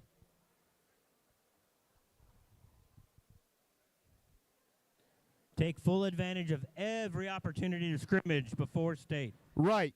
Even though there's not awards, we will have judges that will give you a very detailed report about your judging presentation, what you can do to improve it, what you might need to change, you know, and what you did well. We've got some very, very experienced judges that have agreed to sign up for this. Also, we are limiting it to 25 teams. So whenever Lon sends out the email, I'm just going to take the first 25 that I get. First come, first serve for state prep, including judging preparation. When's that going to go live? That event is going to be March 9th. It's going to be, for those of you that are in LISD, it's going to be the first Saturday of spring break, or 2 weeks from today. No, I mean, I'm sure some of these teams are just waiting to register. Oh, so we should get the comment. Oh, okay. Real quick, Lon should be dropping all the coaches an email about that event, but now Travis has a video, so everybody watch the screens.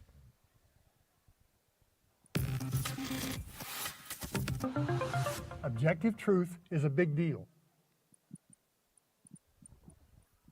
More than ever, we have access to objective truth, but respect it too little. I can, for example, ask my watch, what's the distance to the sun? But adults debate the existence of evolution and climate change. The objective truth about both is as clear as the truth about why airplanes fly and why DNA transfers traits. Now, human progress depends upon objective truth. Unless you align your aspirations with the laws of the universe, you will fail. So seek objective truth. Your robot is a bundle of objective truth about physics and chemistry. Your team is a bundle of more subtle and complex truths about human behavior. Learn about both. They both include good stuff.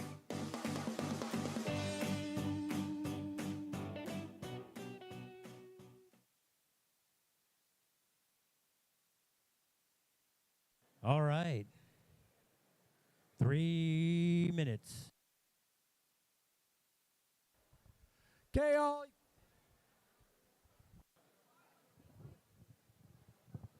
Okay, all y'all. I need the pits cleared. Can you hear me? Yes, no?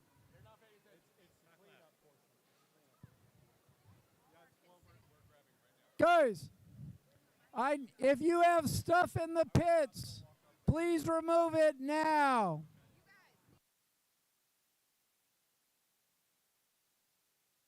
Minions. Minions, get up. Go to the pits. We need your help clearing the pits. Every team here If you who's have got stuff in the pits, go clear it out We now. need to clear those out. Please send some of your staff, some of your kids to go clear the pits.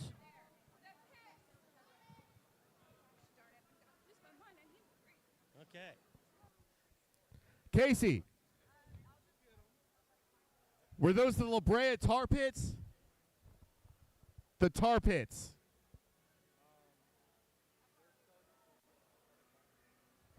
We're down to 1 minute and 45 seconds. We need 2 Blue Alliance teams. Are we running iterative intentions in Area 52 again?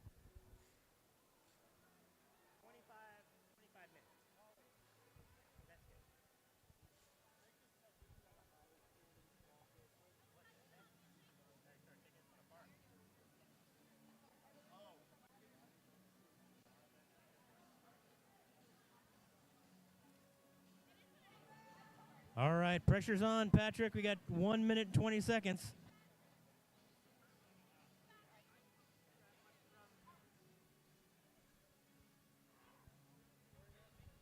Yeah, I don't know who's more against the clock right now, the teams or the field assembly.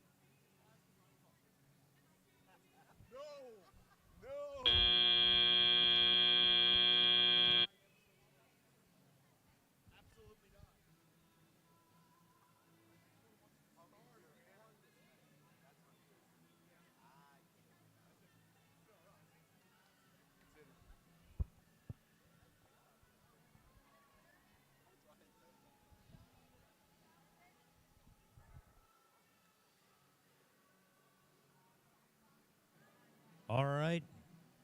It looks like we've got our teams decided for each alliance. So on the Red Alliance, we've got, no surprise, they're going with the same team up that they went with for match number 1. Marvels of Moss with their robot, Frostbite, and the technical difficulties robot. Athena. Oh, they named it Athena this year. The goddess of wisdom Yes. and war. Yes, I like that. Then Iterative Intentions is teamed with Area 52. That's the same winning alliance from that very last match that we just had.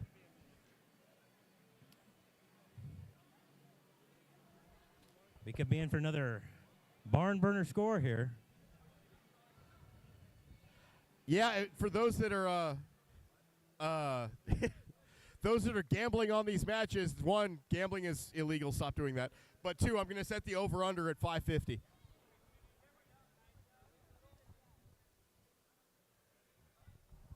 Do you have somebody taking bets up in the stands then? At the I really hope not, because there's a police officer from Flower Mound's Finest right there.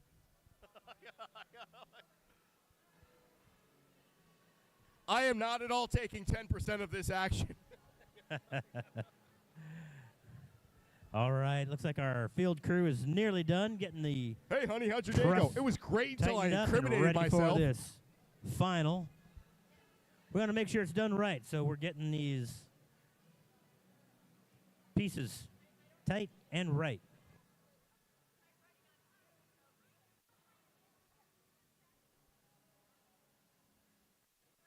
We do appreciate everybody helping keep the facility clean.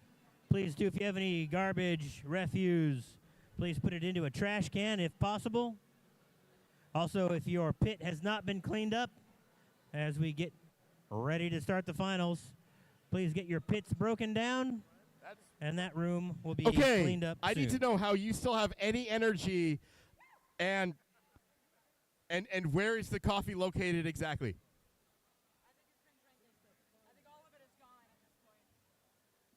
No, because she's apparently got some. Either that or she was like snorting the grounds.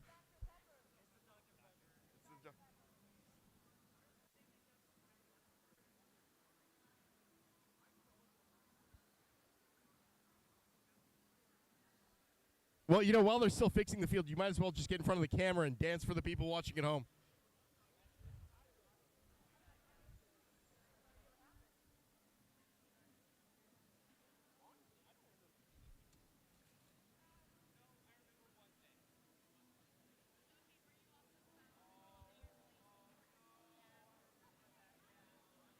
Are we going to start assessing penalties on the field crew?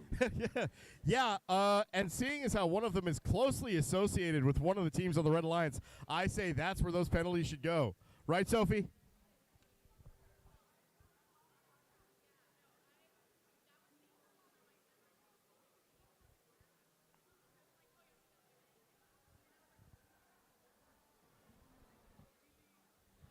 All right, who's ready to start these finals up there?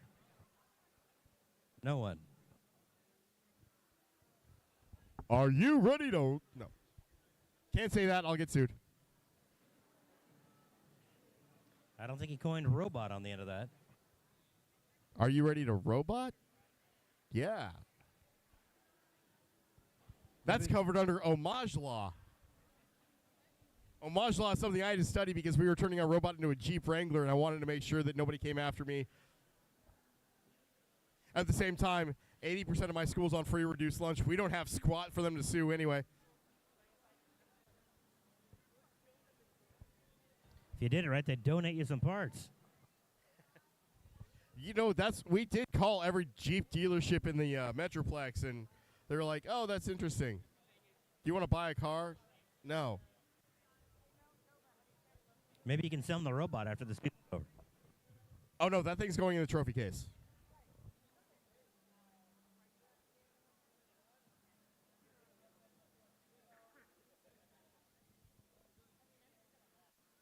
All right, we've got a field worthy of a final.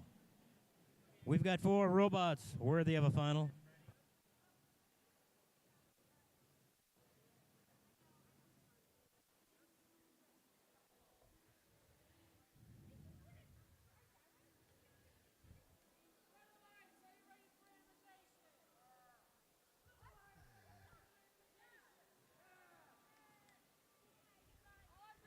All right, Fritz, All what do right, got? we are finally on the left hash mark.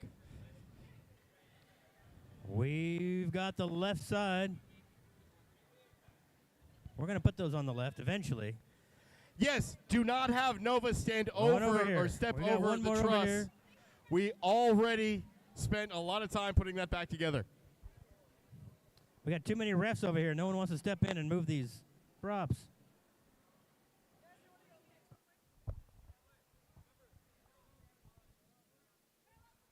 All right.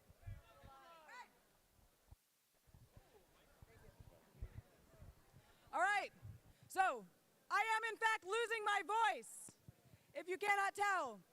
Congratulations on making it to finals!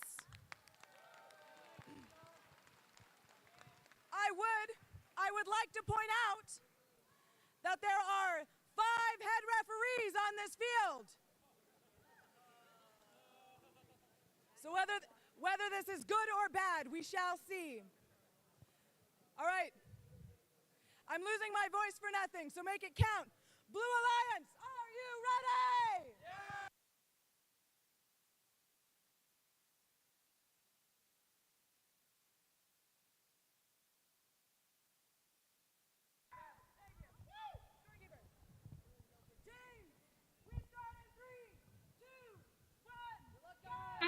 All right, we're underway in the finals.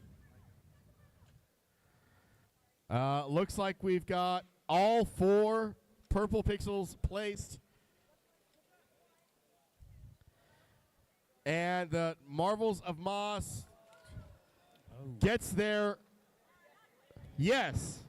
Technical difficulties, manages to get the second 2 white pixels onto their backboard. Blue Alliance, one of the yellow pixels fell Drivers, off the pick up backboard. your controllers. 3, 2, The Blue We've got Alliance only got 120 one point attack backboard score. That's why you see a big difference on the scoreboard right now. 82, ladies and gentlemen. That's the highest autonomous score we've seen so far. All right, Red Alliance has got quite a lead after autonomous. Marvels of Moss accidentally just knocked the second yellow pixel off of the backdrop. Meanwhile, Blue Alliance going to score a yellow mosaic, hopefully. I do see 3 touching over there on the side, but they are in a straight line. I'm not sure if that counts or not. Blue Alliance does seem to be catching up a little bit. 107 to 152. Blue Alliance coming to get some of those white pixels to secure those mosaics. Red Alliance is already above the set line. Iterative Intentions over here in the wing, grabbing a couple pixels, moving through quickly. Oh! And they collide. Red Alliance is in the blue zone. That may be a penalty. Red Alliance was in the blue backstage.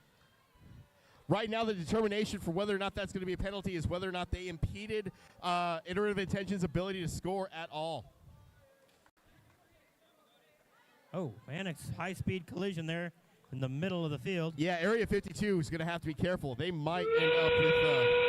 and we're hitting endgame, 188 to 135. And like we were talking earlier, wire management is crucial because when those collisions happen, you need to make sure that nothing unhooks. Your servos, your motors, your batteries, everything stays attached. Oh, just short. Technical There's a difficulties 30-pointer for the Blue Alliance. And a 30 for the 30-pointer for Red. Marvels of Moss. And another 30-pointer for the Blue Alliance. I think they were hanging during the buzzer. They're only going to get them 1. Okay, the on the Red blue. Alliance gets both robots off the field. I think Iterative Intentions is saying that they came off the field during the buzzer. During the buzzer. Head ref Erica is saying no, that they did not.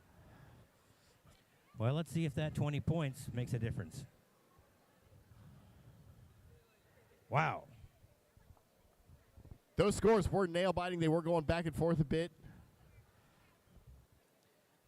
Well, the Red Alliance started with the lead after autonomous, but it was a sliver, and it stayed a sliver the whole match. Well, and then the Blue Alliance got two 30-point drone launches. Unfortunately, technical difficulties, drone landed in the field of play. Their partner did add a 30-point drone land.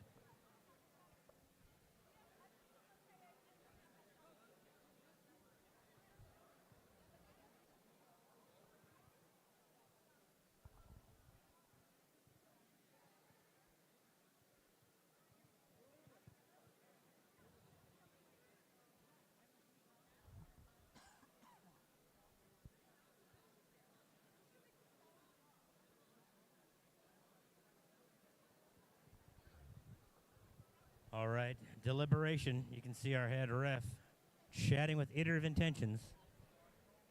Yeah, meanwhile, you've got the Red Alliance's third partner, Technobots, waiting in the wing, as well as the Blue Alliance's third team from St. Mark.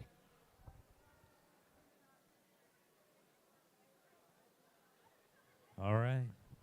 I actually had quite a few friends from St. Mark in college because I went to the University of Dallas, and a lot of the students from Jesuit, Cistercian, and St. Mark end up at the University of Dallas. It's a small Catholic liberal arts college in Irving, Texas, which is why I'm calling these matches instead of, I hear you.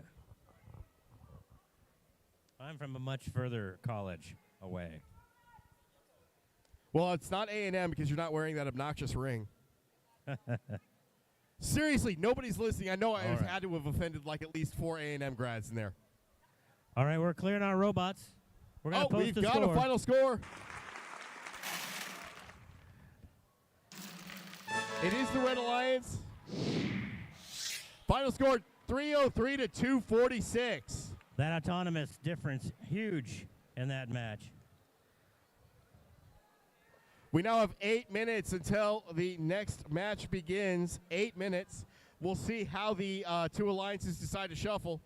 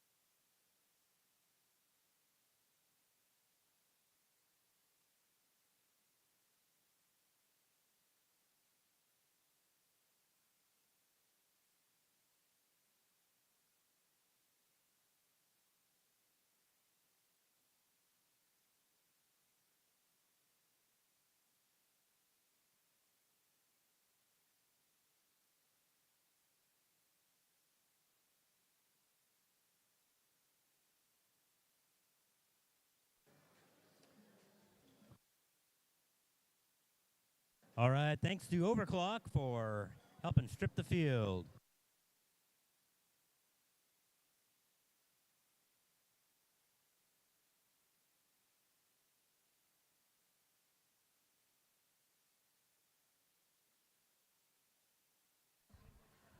For those of you still in the audience, if you're not watching this, the group of students pulling apart Field 1 is doing so in what I would have to call a record time.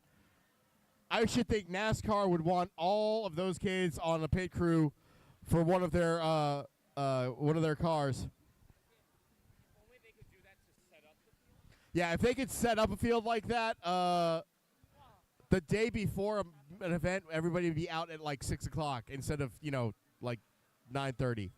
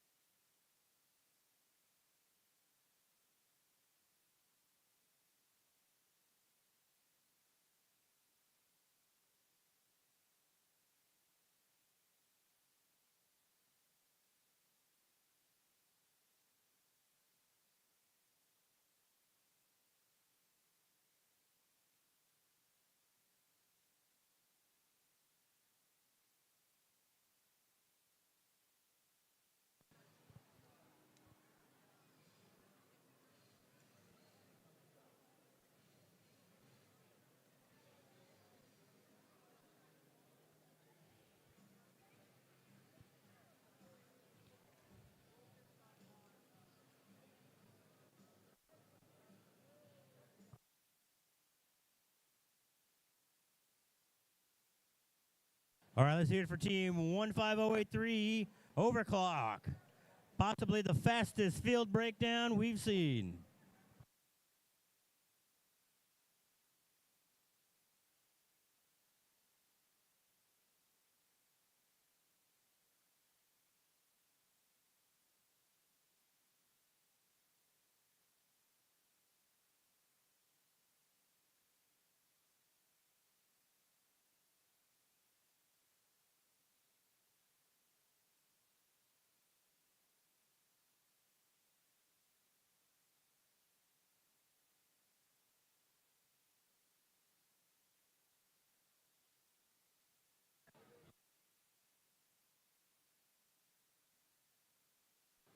Overclock going over duty, resetting the field for final match number 2 between Alliance number 3 and Alliance number 1. Who's going to be on the field?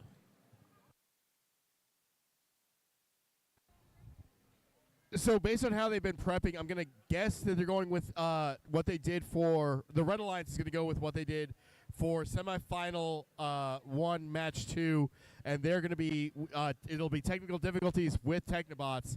As far as the Blue Alliance, we already see iterative intentions out here. That means I'm guessing so that means St. Mark's is going to have to be the other alliance.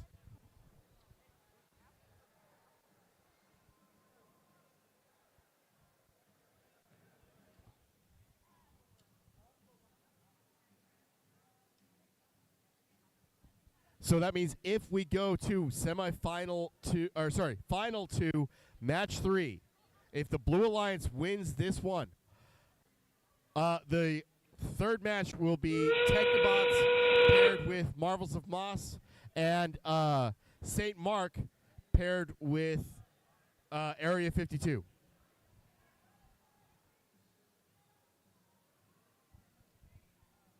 And then I think we all remember what happened 2 years ago when the final match number 3 ended in a tie and we had to play one more.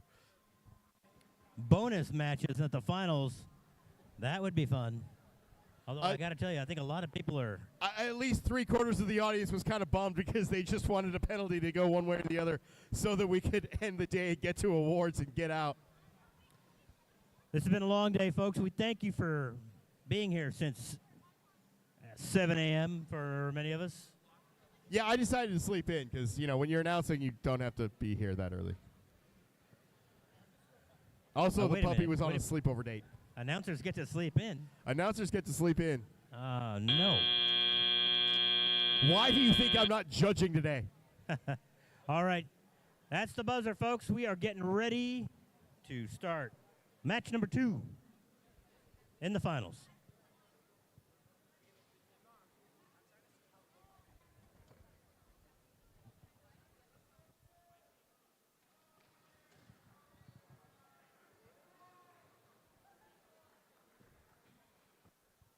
I'm not quite sure what's going on with the field and Scott. What are we doing?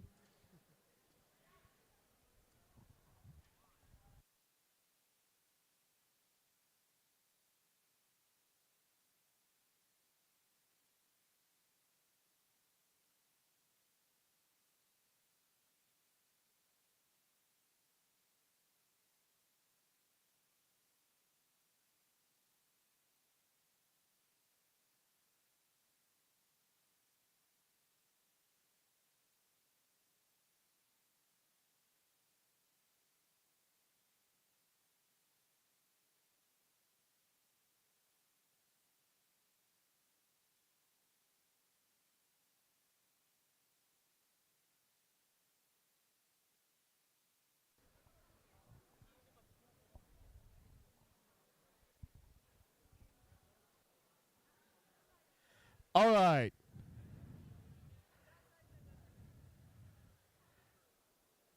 Ladies and gentlemen, because this very well may be the last match of the day, I think we need to get both teams lined up to shake hands in front of the field, right in front of the cameras. Technical difficulties is still adjusting their drone, though. think they're trying to make sure that it does not land in the field of play. At the very least, we could probably get Area 52 and Marvels of Moss to line up.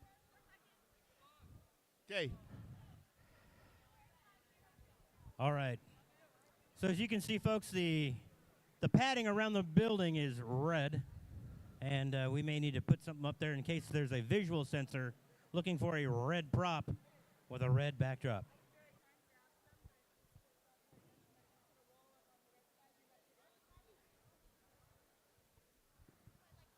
All right, let's give these guys a hand. Everybody, this could very There well we be go, the give these last guys a match hand. of the evening. Oh, never mind. That's an applause line, guys.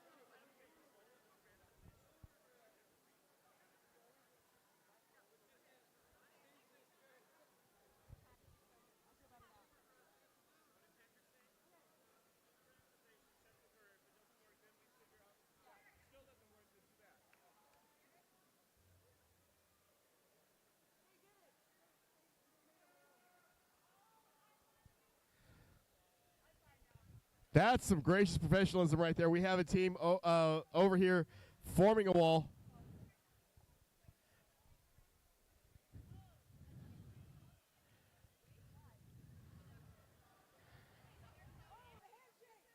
That's what I tried to do, but they didn't listen.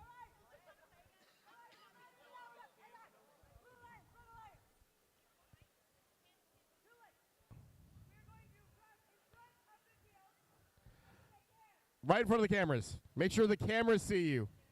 And how about that? We got a human wall of color over here. Right. In case we need it. Thank you, Overclock, once again, for helping out.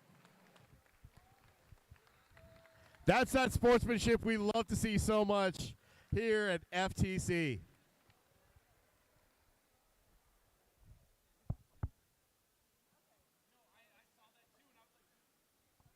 Oh, it was the minions that took down the wall. Mischievous minions. Looking for a randomization.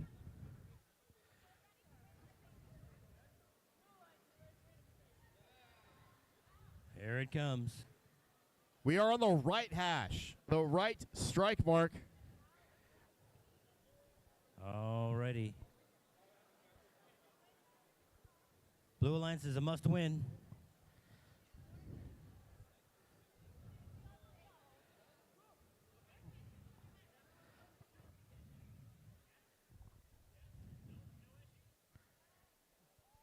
Nobody's wearing Crocs, I hope.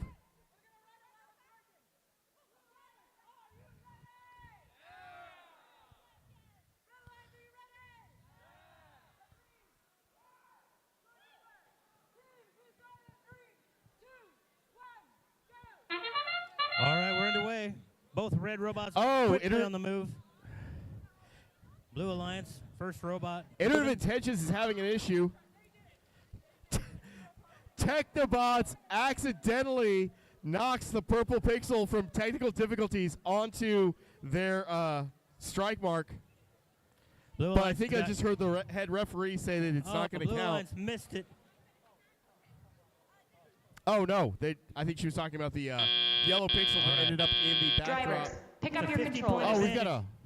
3, 2, 45 1. point advantage for red going into driver control. Oh, Red Alliance lost a drone. Red Alliance has lost a drone. And I saw the driver working on that beforehand. I'm not sure what happened there. Technobots has their double claw design going. All right. But that one arm has been lame since about, I want to say, their third or fourth match of the day. Both alliances have a mosaic built of yellow.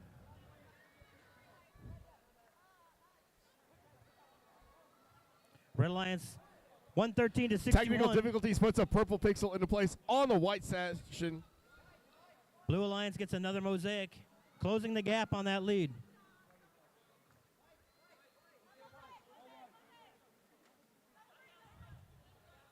Red Alliance on the move. Blue Alliance calling for all white.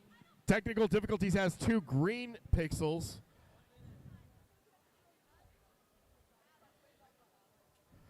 Right now, the score is 122 to 86, much lower than any of the other championship matches so far at this point. Blue Alliance just hit the first stage mark, scene mark.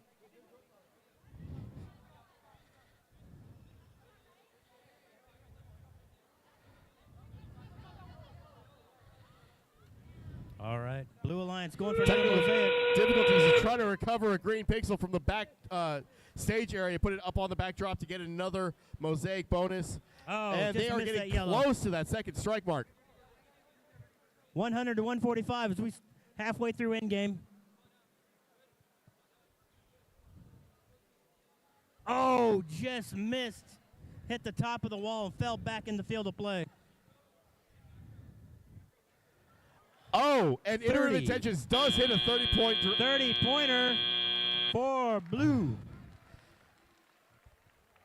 You know, I looked, and they looked like they were going to be out of it. That 30-point might be the difference. They did get the hang bonus. This red drone's going to be close. Hard to see if that one's in line.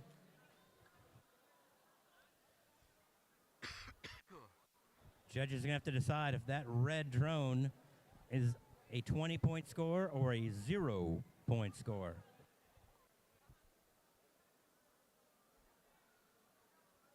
I wouldn't want to make that call. Yes, I am definitely glad that I'm not going to have a room full of people upset at me one way or the other.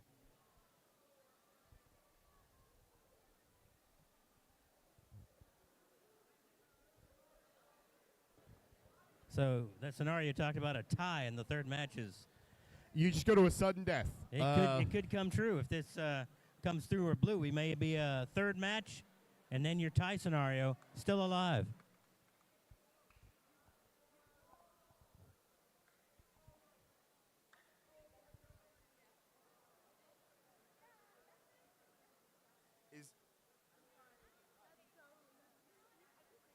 Does that drone count? Oof. We just heard that that red drone is not going to count. It is just over the wall. Wow. Looks like we're really close to a final score here. All right. Here we go. Drum roll. Let's go. Ruh-roh. Red Alliance Red leads, Alliance final comes score. through. 221 to 195. Blue did get one minor penalty on that one. I'm not sure what the penalty was, but the Red Alliance is your winner today. Congratulations to Technical Difficulties, Technic Bots, and Marvels of Moss. All right, folks.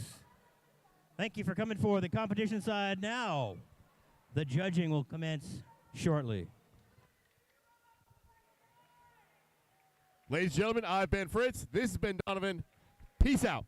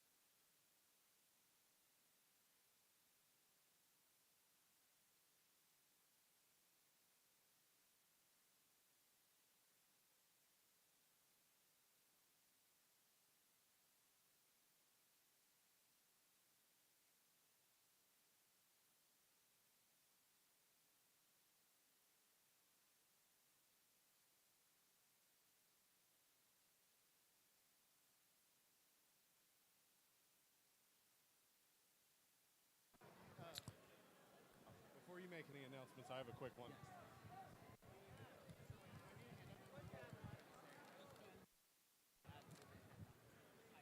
All right, real quick, I need everybody's attention. I am looking for team 23381. You have chargers that you have left in the hallway. If you want to take them home, you better go get them now. That's team 23381.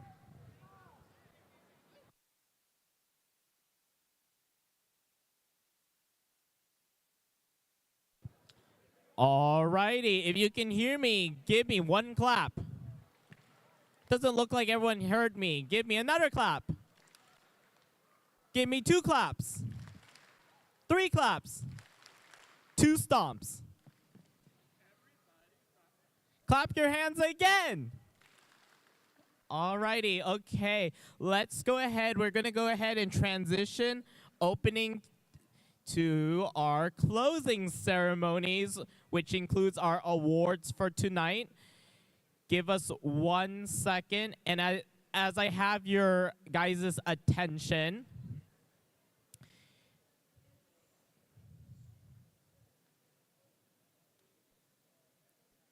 clap once. There we go. Okay, so feedback forms. Feedback forms will be available, and they are available if you log into FTC scoring. Have your coach log into FTC scoring to gather your judges' feedback form, your engineering portfolio, and control awards. You may have slipped your control award into your engineering portfolio binder in the morning, but we have separated it as judges in order to thoroughly read through it. They have been separated and are available for collection at the bottom railing. So please check with your teams to make sure that you have your engineering portfolio and as well as your control award submission if you submitted a control award. All right, everyone. I would appreciate if the audience got quiet. We know it's a late night. Doing a single division event. Oh, no. I don't wear hats. I wear too many hats in this region anyways. All right. I can't do it. All right. So we know it's been a long day, and the day will get longer if we're talking over the award ceremony. So please quiet down your friends. Thanks for coming out today. It was a very tough competition, and the judges had to make some hard decisions. But I would like to welcome you at this moment to the First in Texas North Area Championship Award ceremony and closing for First Tech Challenge and Center Stage presented by RTX. As you've experienced, First is a community of global citizens, and we're more than just an organization. We're a family, we're a movement, a culture for participants, volunteers, and supporters. Programs like First Tech Challenge are essential for creating the scientists and engineers and innovators we need. This generation of STEM leaders and the next are truly the key to saving the world, and we must do all we can to believe in them by preparing and celebrating them. Let's celebrate the outstanding day we had by doing one final clap and noisiness real quick. Before we hand out awards, let's thank all the awesome people who made this event come to fruition today. Because it would not have been possible without all of the volunteers. And actually, one more round of applause for all those volunteers who gave their time, effort, dedication, and so much more. That includes referees, judges, field resetters, volunteer coordinators, head referees, judge advisors, coaches, mentors, team administrators, and let's give it up to our host, Marcus Robotics Institute here at Marcus High School for the second year in a row as our area championship host. And we have 2 gracious sponsors that made all this happen that support First. Our First in Show season sponsor, Qualcomm, and our First Tech Challenge Center Stage sponsor, RTX, which is just down the street. The Volunteer of the Year Award. We recognized 3 volunteers earlier. Actually, we recognized 4 volunteers earlier. And now we're going to hand out the winners of the Volunteer of the Year Award. She's new to our region, and she became our head referee. She's from a different region altogether, Western Panhandle. And then earlier this year, or last year actually, at the state competition, we found out that she was moving to Fort Worth area, and we made her our head referee of our region. She was our head referee here today at this event. She has done so much, weekly emails to all the referees, emails to the head referees. Communication was very much better with her in our region as our regional head referee. And finally, her dedication to this program is just undeniable. Mrs. Erica Diggs.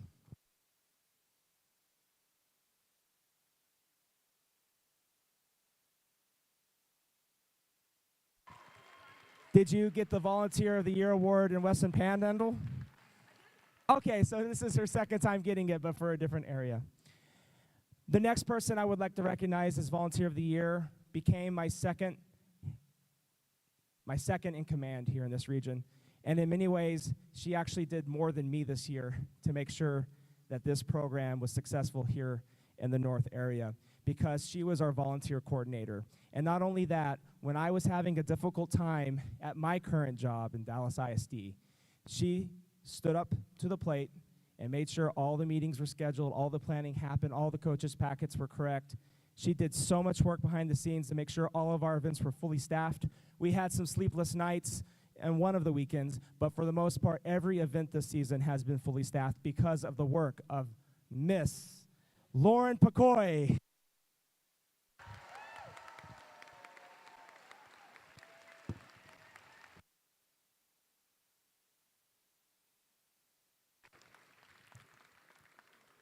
Now, we're going to now recognize some more volunteers and mentors and stuff, but before that, we have the Judge's Choice Award. The Judge's Choice Award is given at the discretion of the judges to a team they have encountered whose unique efforts, performance, or dynamics merit recognition. Yet the team did not fit into any of the existing award categories. The winner of the Judge's Choice Award. Alrighty, so as you can see at today's event, we have stairs. So it's gonna be logistically a little bit different at today's championship event. If you are a first place award winner, we invite you to come down to this stage to collect your award.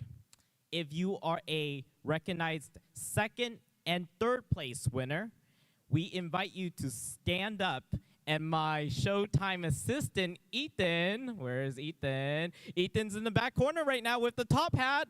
He's gonna go ahead and hand deliver your award plaque.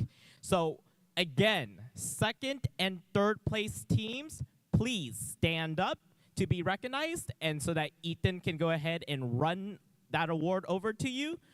If you are a first place team, including our judges award that will be announced shortly, please come down carefully, and we'll give you your trophy down here. Without further ado, our Judges' Choices Award goes to team 16756, Raider Prime from Winsboro, Texas. Come on down.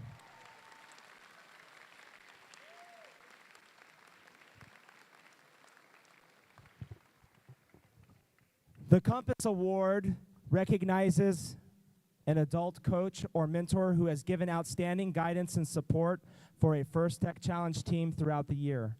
The winner of the Compass Award is determined from candidates nominated by student team members via a 40 through 60-second video highlighting how their mentor has helped them become an outstanding team and has truly demonstrated what it means to be a gracious professionalism.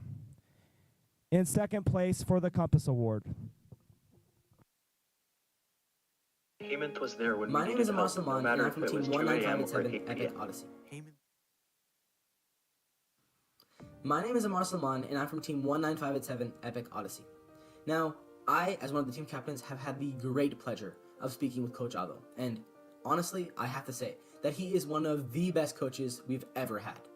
Now, Coach Adel is always there for us, no matter it's late night on a Wednesday, right before everybody goes to bed, or it's early morning Saturday, right before competition. No matter what happens, where we are in the build, or what problems arise, he is there to help us, and is always willing and excited to be with us. My coach is really inspiring to me because he pushes me to my limits and encourages me to be myself and be a leader. And he wants you to expand in your knowledge, and this shows in his personality through and through. Thank you so much for being a role model in my life that has pushed me out of my comfort zone and into better areas of my life. He's one of our biggest supporters and mentors. From everybody at Epic Labs, Coach Adel, we really appreciate you. Thank you, Coach Adel. Thank you so much, Coach Adel. Our apologies that the video didn't work. I think it's getting worked on, but yes, that was Coach Adil from Epic Odyssey.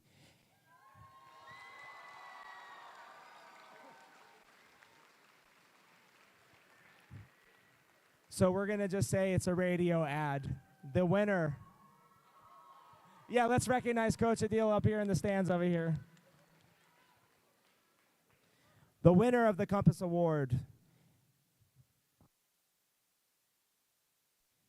Minter Hemanth of Team 14523, free of charge from Plano, Texas.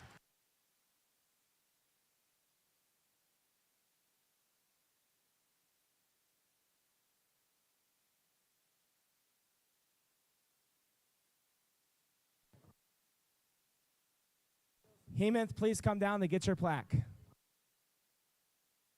Yeah, we'll show the video once he's here. Okay, in the interest of time, the Promote Award is given to the team that is most successful in creating a compelling message for the public and working to change our culture and celebrate science, technology, engineering, and math. The video submission was evaluated by the judges to determine the winner of this award. Teams must present a thoughtful and high-quality video which best exhibits this year's topic of the best thing about First Tech Challenge is the winner of the Promote Award. Team 21127, Marvels of Irving from Irving, Texas. Come down to get your plaque.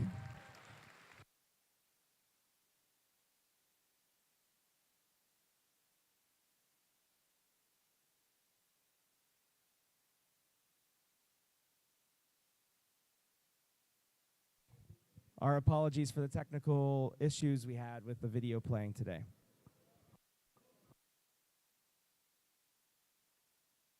Yes. Marvels of Irving, please come on down for the promo.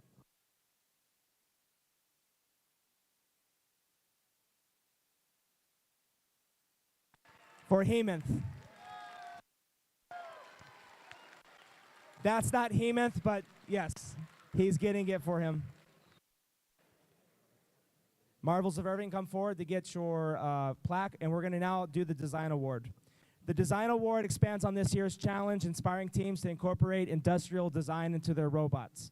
These elements can be shown in the simplicity of the design as it applies to the tasks, the look, and feel of the robot, and how the design allows us to think of robots in new ways. The design aspect must serve a function, but should also differentiate a robot in a unique fashion. Our third place design award goes to team 23381, the Marksman from Dallas, Texas.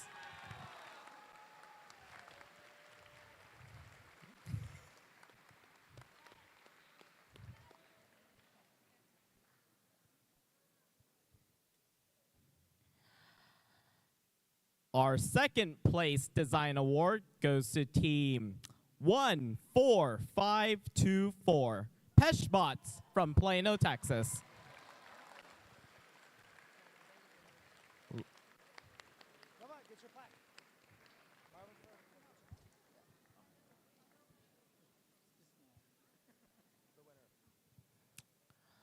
And now we have the winner of the design award, which goes to team 21965, Mainframe from Flower Mound, Texas.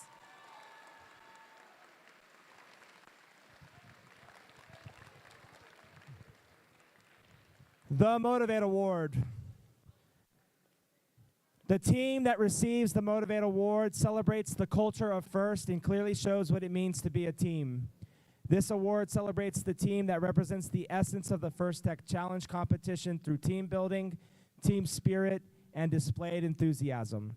This is a team who makes a collective effort to make FIRST known throughout their school and community, and they spark others to embrace the culture of FIRST. Our third place Motivate Award goes to team 19564, the Marbles of Mass from Richardson, Texas.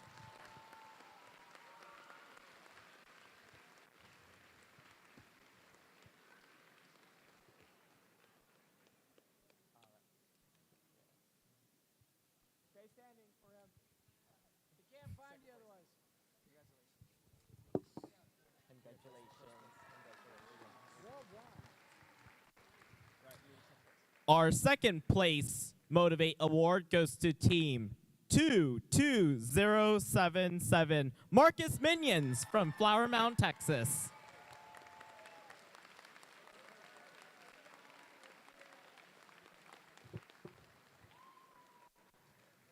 And finally, for our Motivate Award, the winner goes to team 18270, Robo Players from Irving, Texas. Come on down.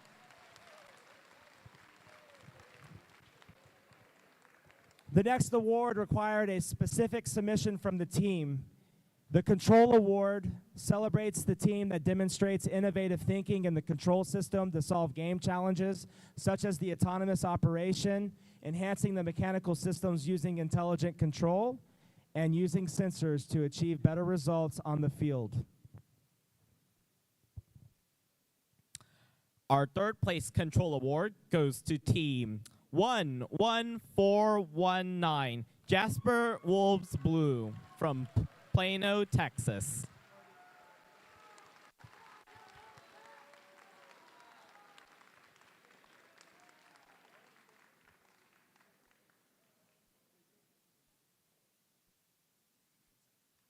In second place, our Control Award goes to team 19567, Tier 1 from Plano, Texas.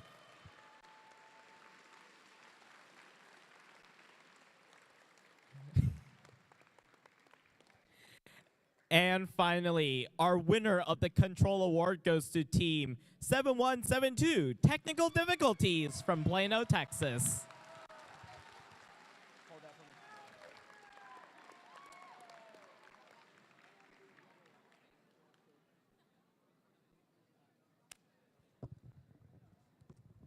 And now for the Innovate Award sponsored by RTX, which celebrates a team that has the ingenuity and the inventiveness to make their designs come to life. This award is given to the team that the judges feel has the most innovative and creative robotic design solution to the FIRST Tech Challenge game. Elements of this award include elegant design, robustness, and most importantly, out-of-the-box thinking. The award could address the entire design of the robot or some sub-assembly component thereof. The creative component needs to work consistently, but robot does not have to work all the time during matches to be considered for this award. The team's engineering portfolio showed the design of the components in the team's robot, and it clearly showed how the team arrived at their innovative solution. In third place for the Innovate Award sponsored by RTX goes to team 14904, Bionicos from Dallas, Texas.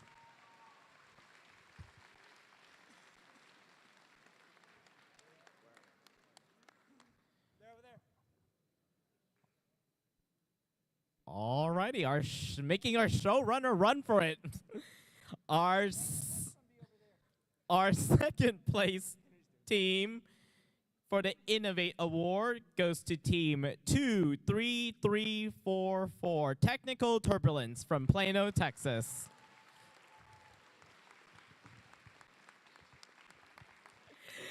And finally, for our winner for the Innovate Award, sponsored by RTX, goes to team 14523, Free Charge from Plano, Texas.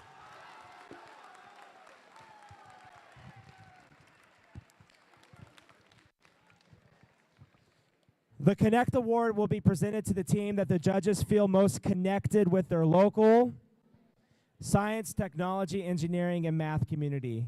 A true first team is more than the sum of its parts and recognizes that engaging their local STEM community played an essential part in their success. The recipients of this award are recognized for helping the community understand first the First Tech Challenge and the team itself. In addition, this team aggressively sought and recruited engineers and explores the opportunities available in the world of engineering, science, and technology. For our Connect Award, in third place, it goes to team 21235 Sharks from Plano, Texas.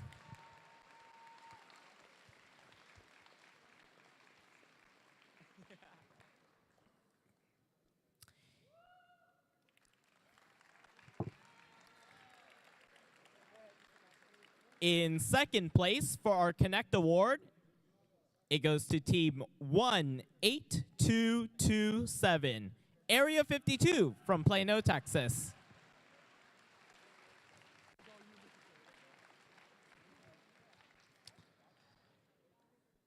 And for the winner of the Connect Award, team 20313, Mustang Robotics from Grapevine, Texas.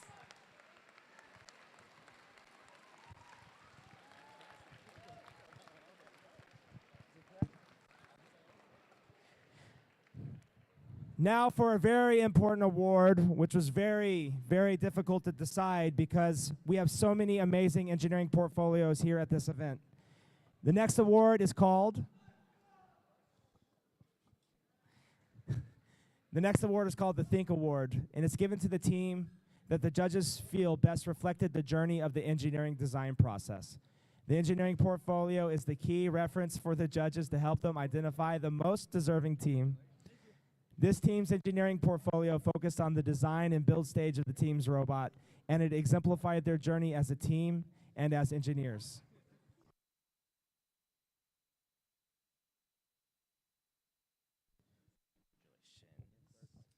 In third place for the Think Award goes to team 21474, Syntec from Frisco, Texas.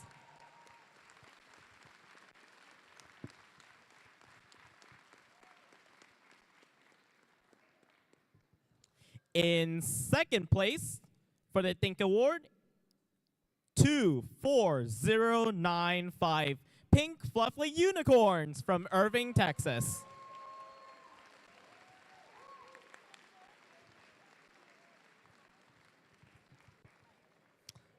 And finally, our winner of the Think Award goes to team 21354, Epic Expeditions from Plano, Texas. Come on down.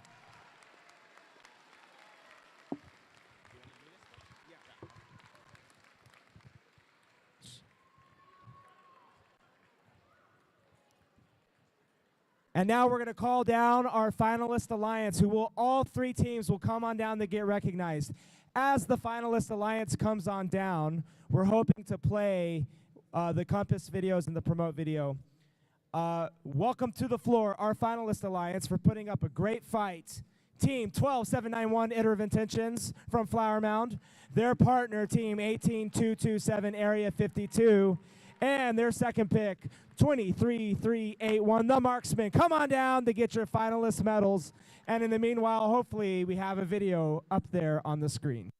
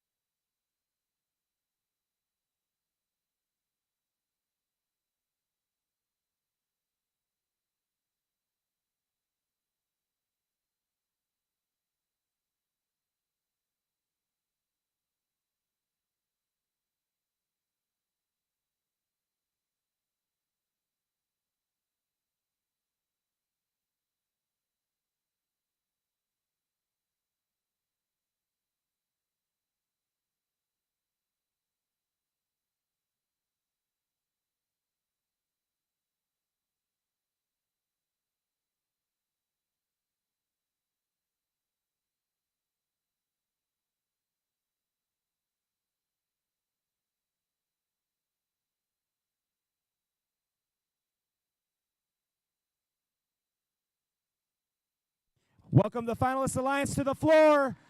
Come and get your medals and your trophies.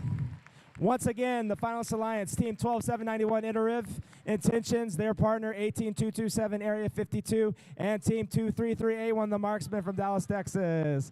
Come get your finalist medals.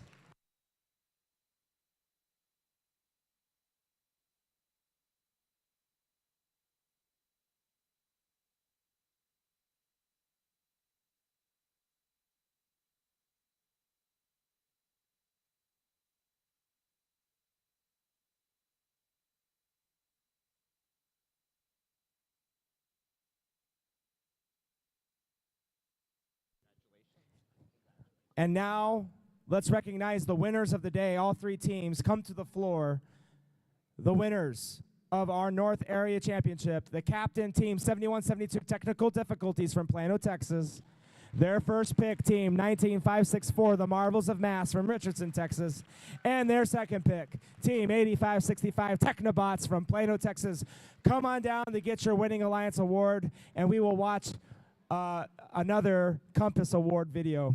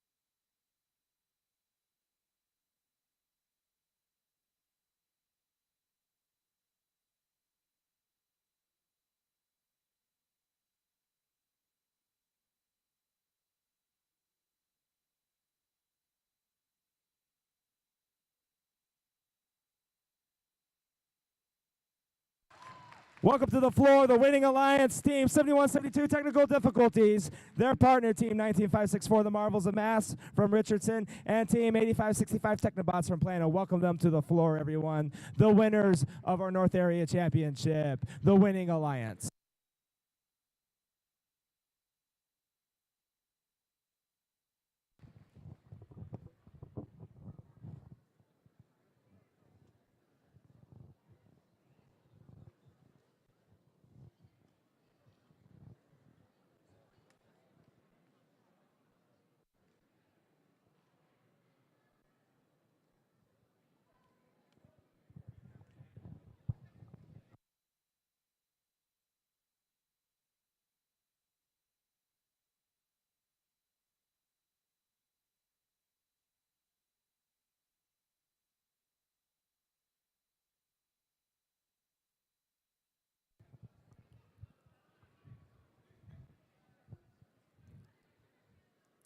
And while we're waiting for them to take their picture over there, we want to re-recognize our Dean's List semifinalist. If I call your name, please come on down to the floor so that the four of you can take a picture at the Marcus Robotics Institute banner in the back.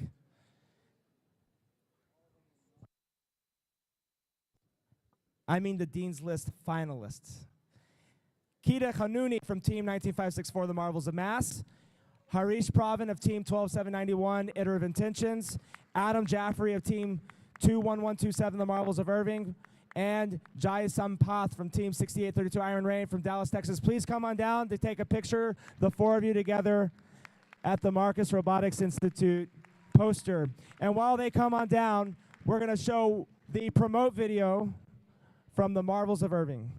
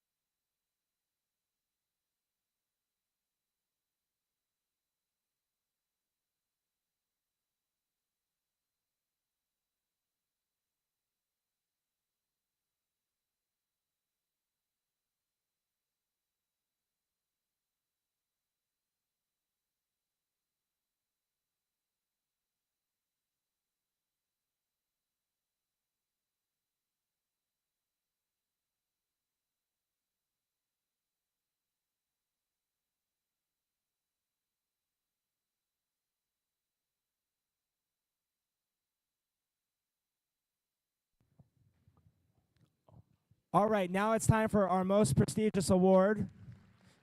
Dean's List finalists, please go there to the banner.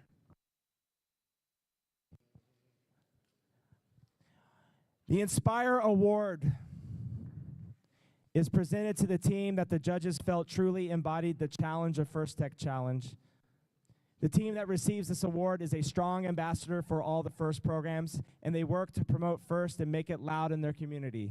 The team that receives the Inspire Award performed well in all the judging categories and was chosen by the judges as a model First Tech Challenge team both on and off the playing field. The team shares their experiences, enthusiasm, and knowledge with other teams, sponsors, their community, and the judges. Working as a unit, this team will have shown success in performing the task of designing and building a robot. Before I have the honor to announce our Inspire Award, what a great 2024 First in Show center stage season we have had in North Texas. Let's give everyone a big round of applause for making it this far and coming out to our area championship. And let's go ahead and our first alumni, who will be becoming first alumni, who are a senior. Please stand up. Seniors. Congratulations. We wish you the very, very best on the next chapter of life. And be sure to visit us as first alumni. And without ado, let's go ahead to our third place Inspire Award. Our third place Inspire Award goes to team, drum roll please, 6832 Iron Rain from Dallas, Texas.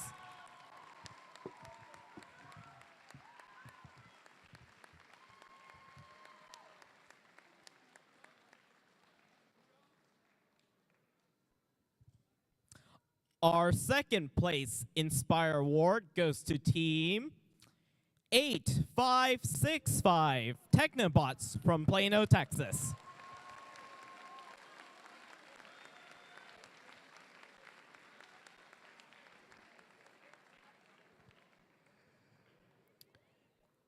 And the winner of the Inspire Award for the North Texas Area Championship 2024 First in Show Center Stage Season is presented to Team 1271 Iterative Intentions from Flower Mound, Texas.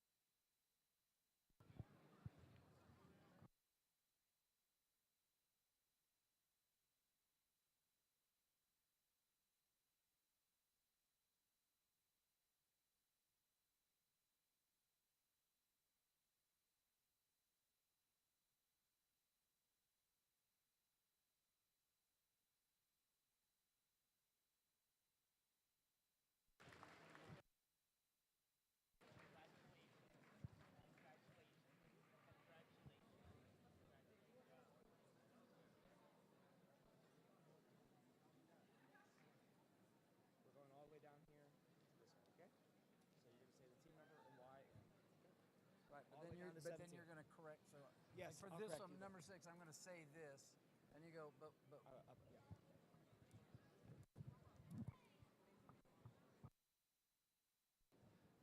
All right, what is it we announce now? Who's going to state?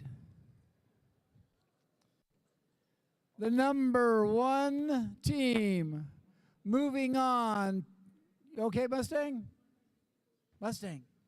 About to announce the winners here. The number 1 team advancing to the State Championship is our Inspire Award winner, Team 12791 Iterative Intentions. The number 2 team that gets to move on is the winning alliance captain, 7172 Technical Difficulties. The number 3 team moving on is the Inspire Award second place, which is 8565 Technobots.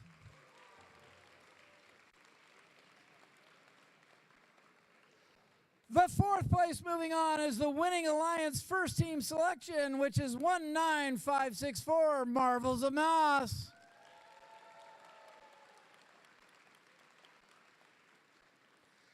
The 5th place moving forward is the Inspire Award third place, which is 6832 Iron Rain.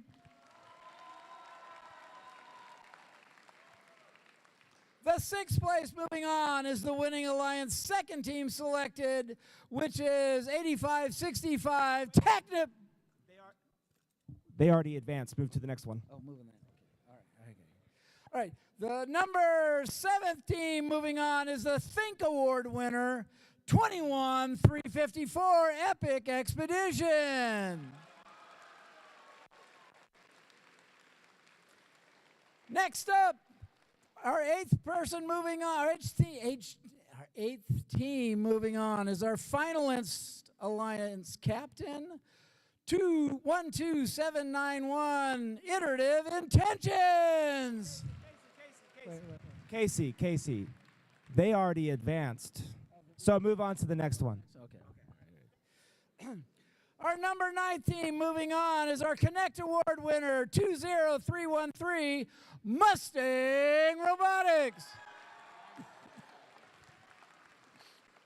Our 10th team moving on is the finalist alliance, first team selected, 18227 Area 52. The 11th team moving on is our Innovate Award, sponsored by RTX winner, 14523 free of charge. The 12th team moving on is our finalist alliance, second team selected, 23381 the Marksman. Our 13th team moving on is our Control Award winner, 7172 Technical Difficulties. They already advanced because they were the winning alliance captain. So Keep moving, just keep moving. yeah, we have to do 17. Number 14, the Motivate Award winner, 18270 Robo Players. You're moving on. The 15th team moving on is our Design Award winner, 21965 Mainframe.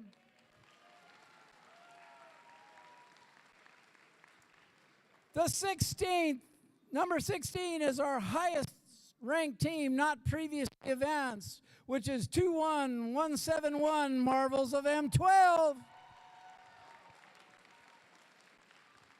The 17th, which would ordinarily have been the last one of these, Think Award place, second place, 24095, the Pink Fluffy Unicorns. One more. Keep going. Oh, okay. The 19th team going on is our Connect Award second place, 18227 Area 52. Casey, they already advanced. Keep going, brother. Keep going, brother. Number 20, the highest ranked team not previously advanced would... What?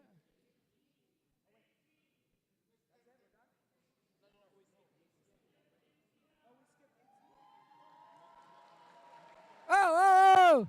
The next team moving on is the highest ranked team not previously advanced. 23778 Marvels of ICQC.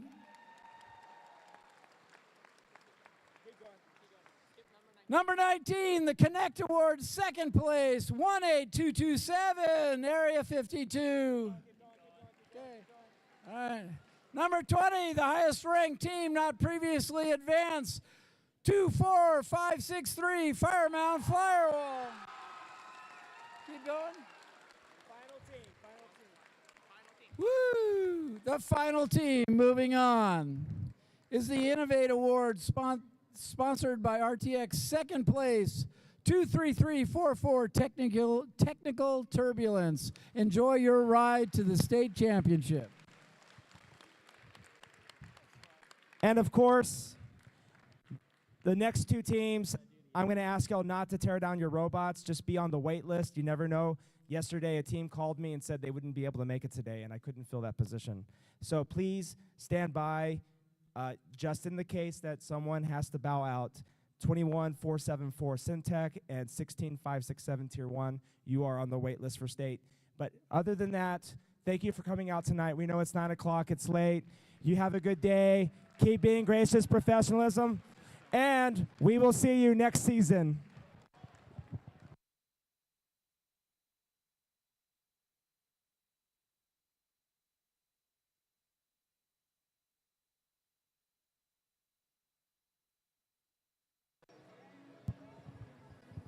I could really use some help picking up floor tiles. If you can come on down and help me with floor tiles.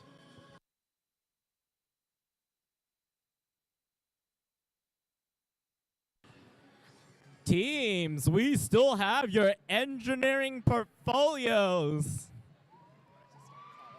Raider Prime, your engineering portfolio.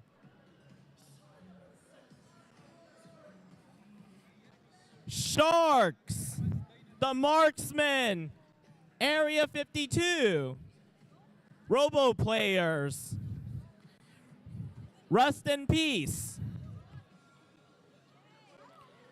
Minions, Marvels of Tomorrow, Free of Charge, Detectives, Peshbots, Epic Odyssey, Epic Expedition, Pink Fluffy Unicorns,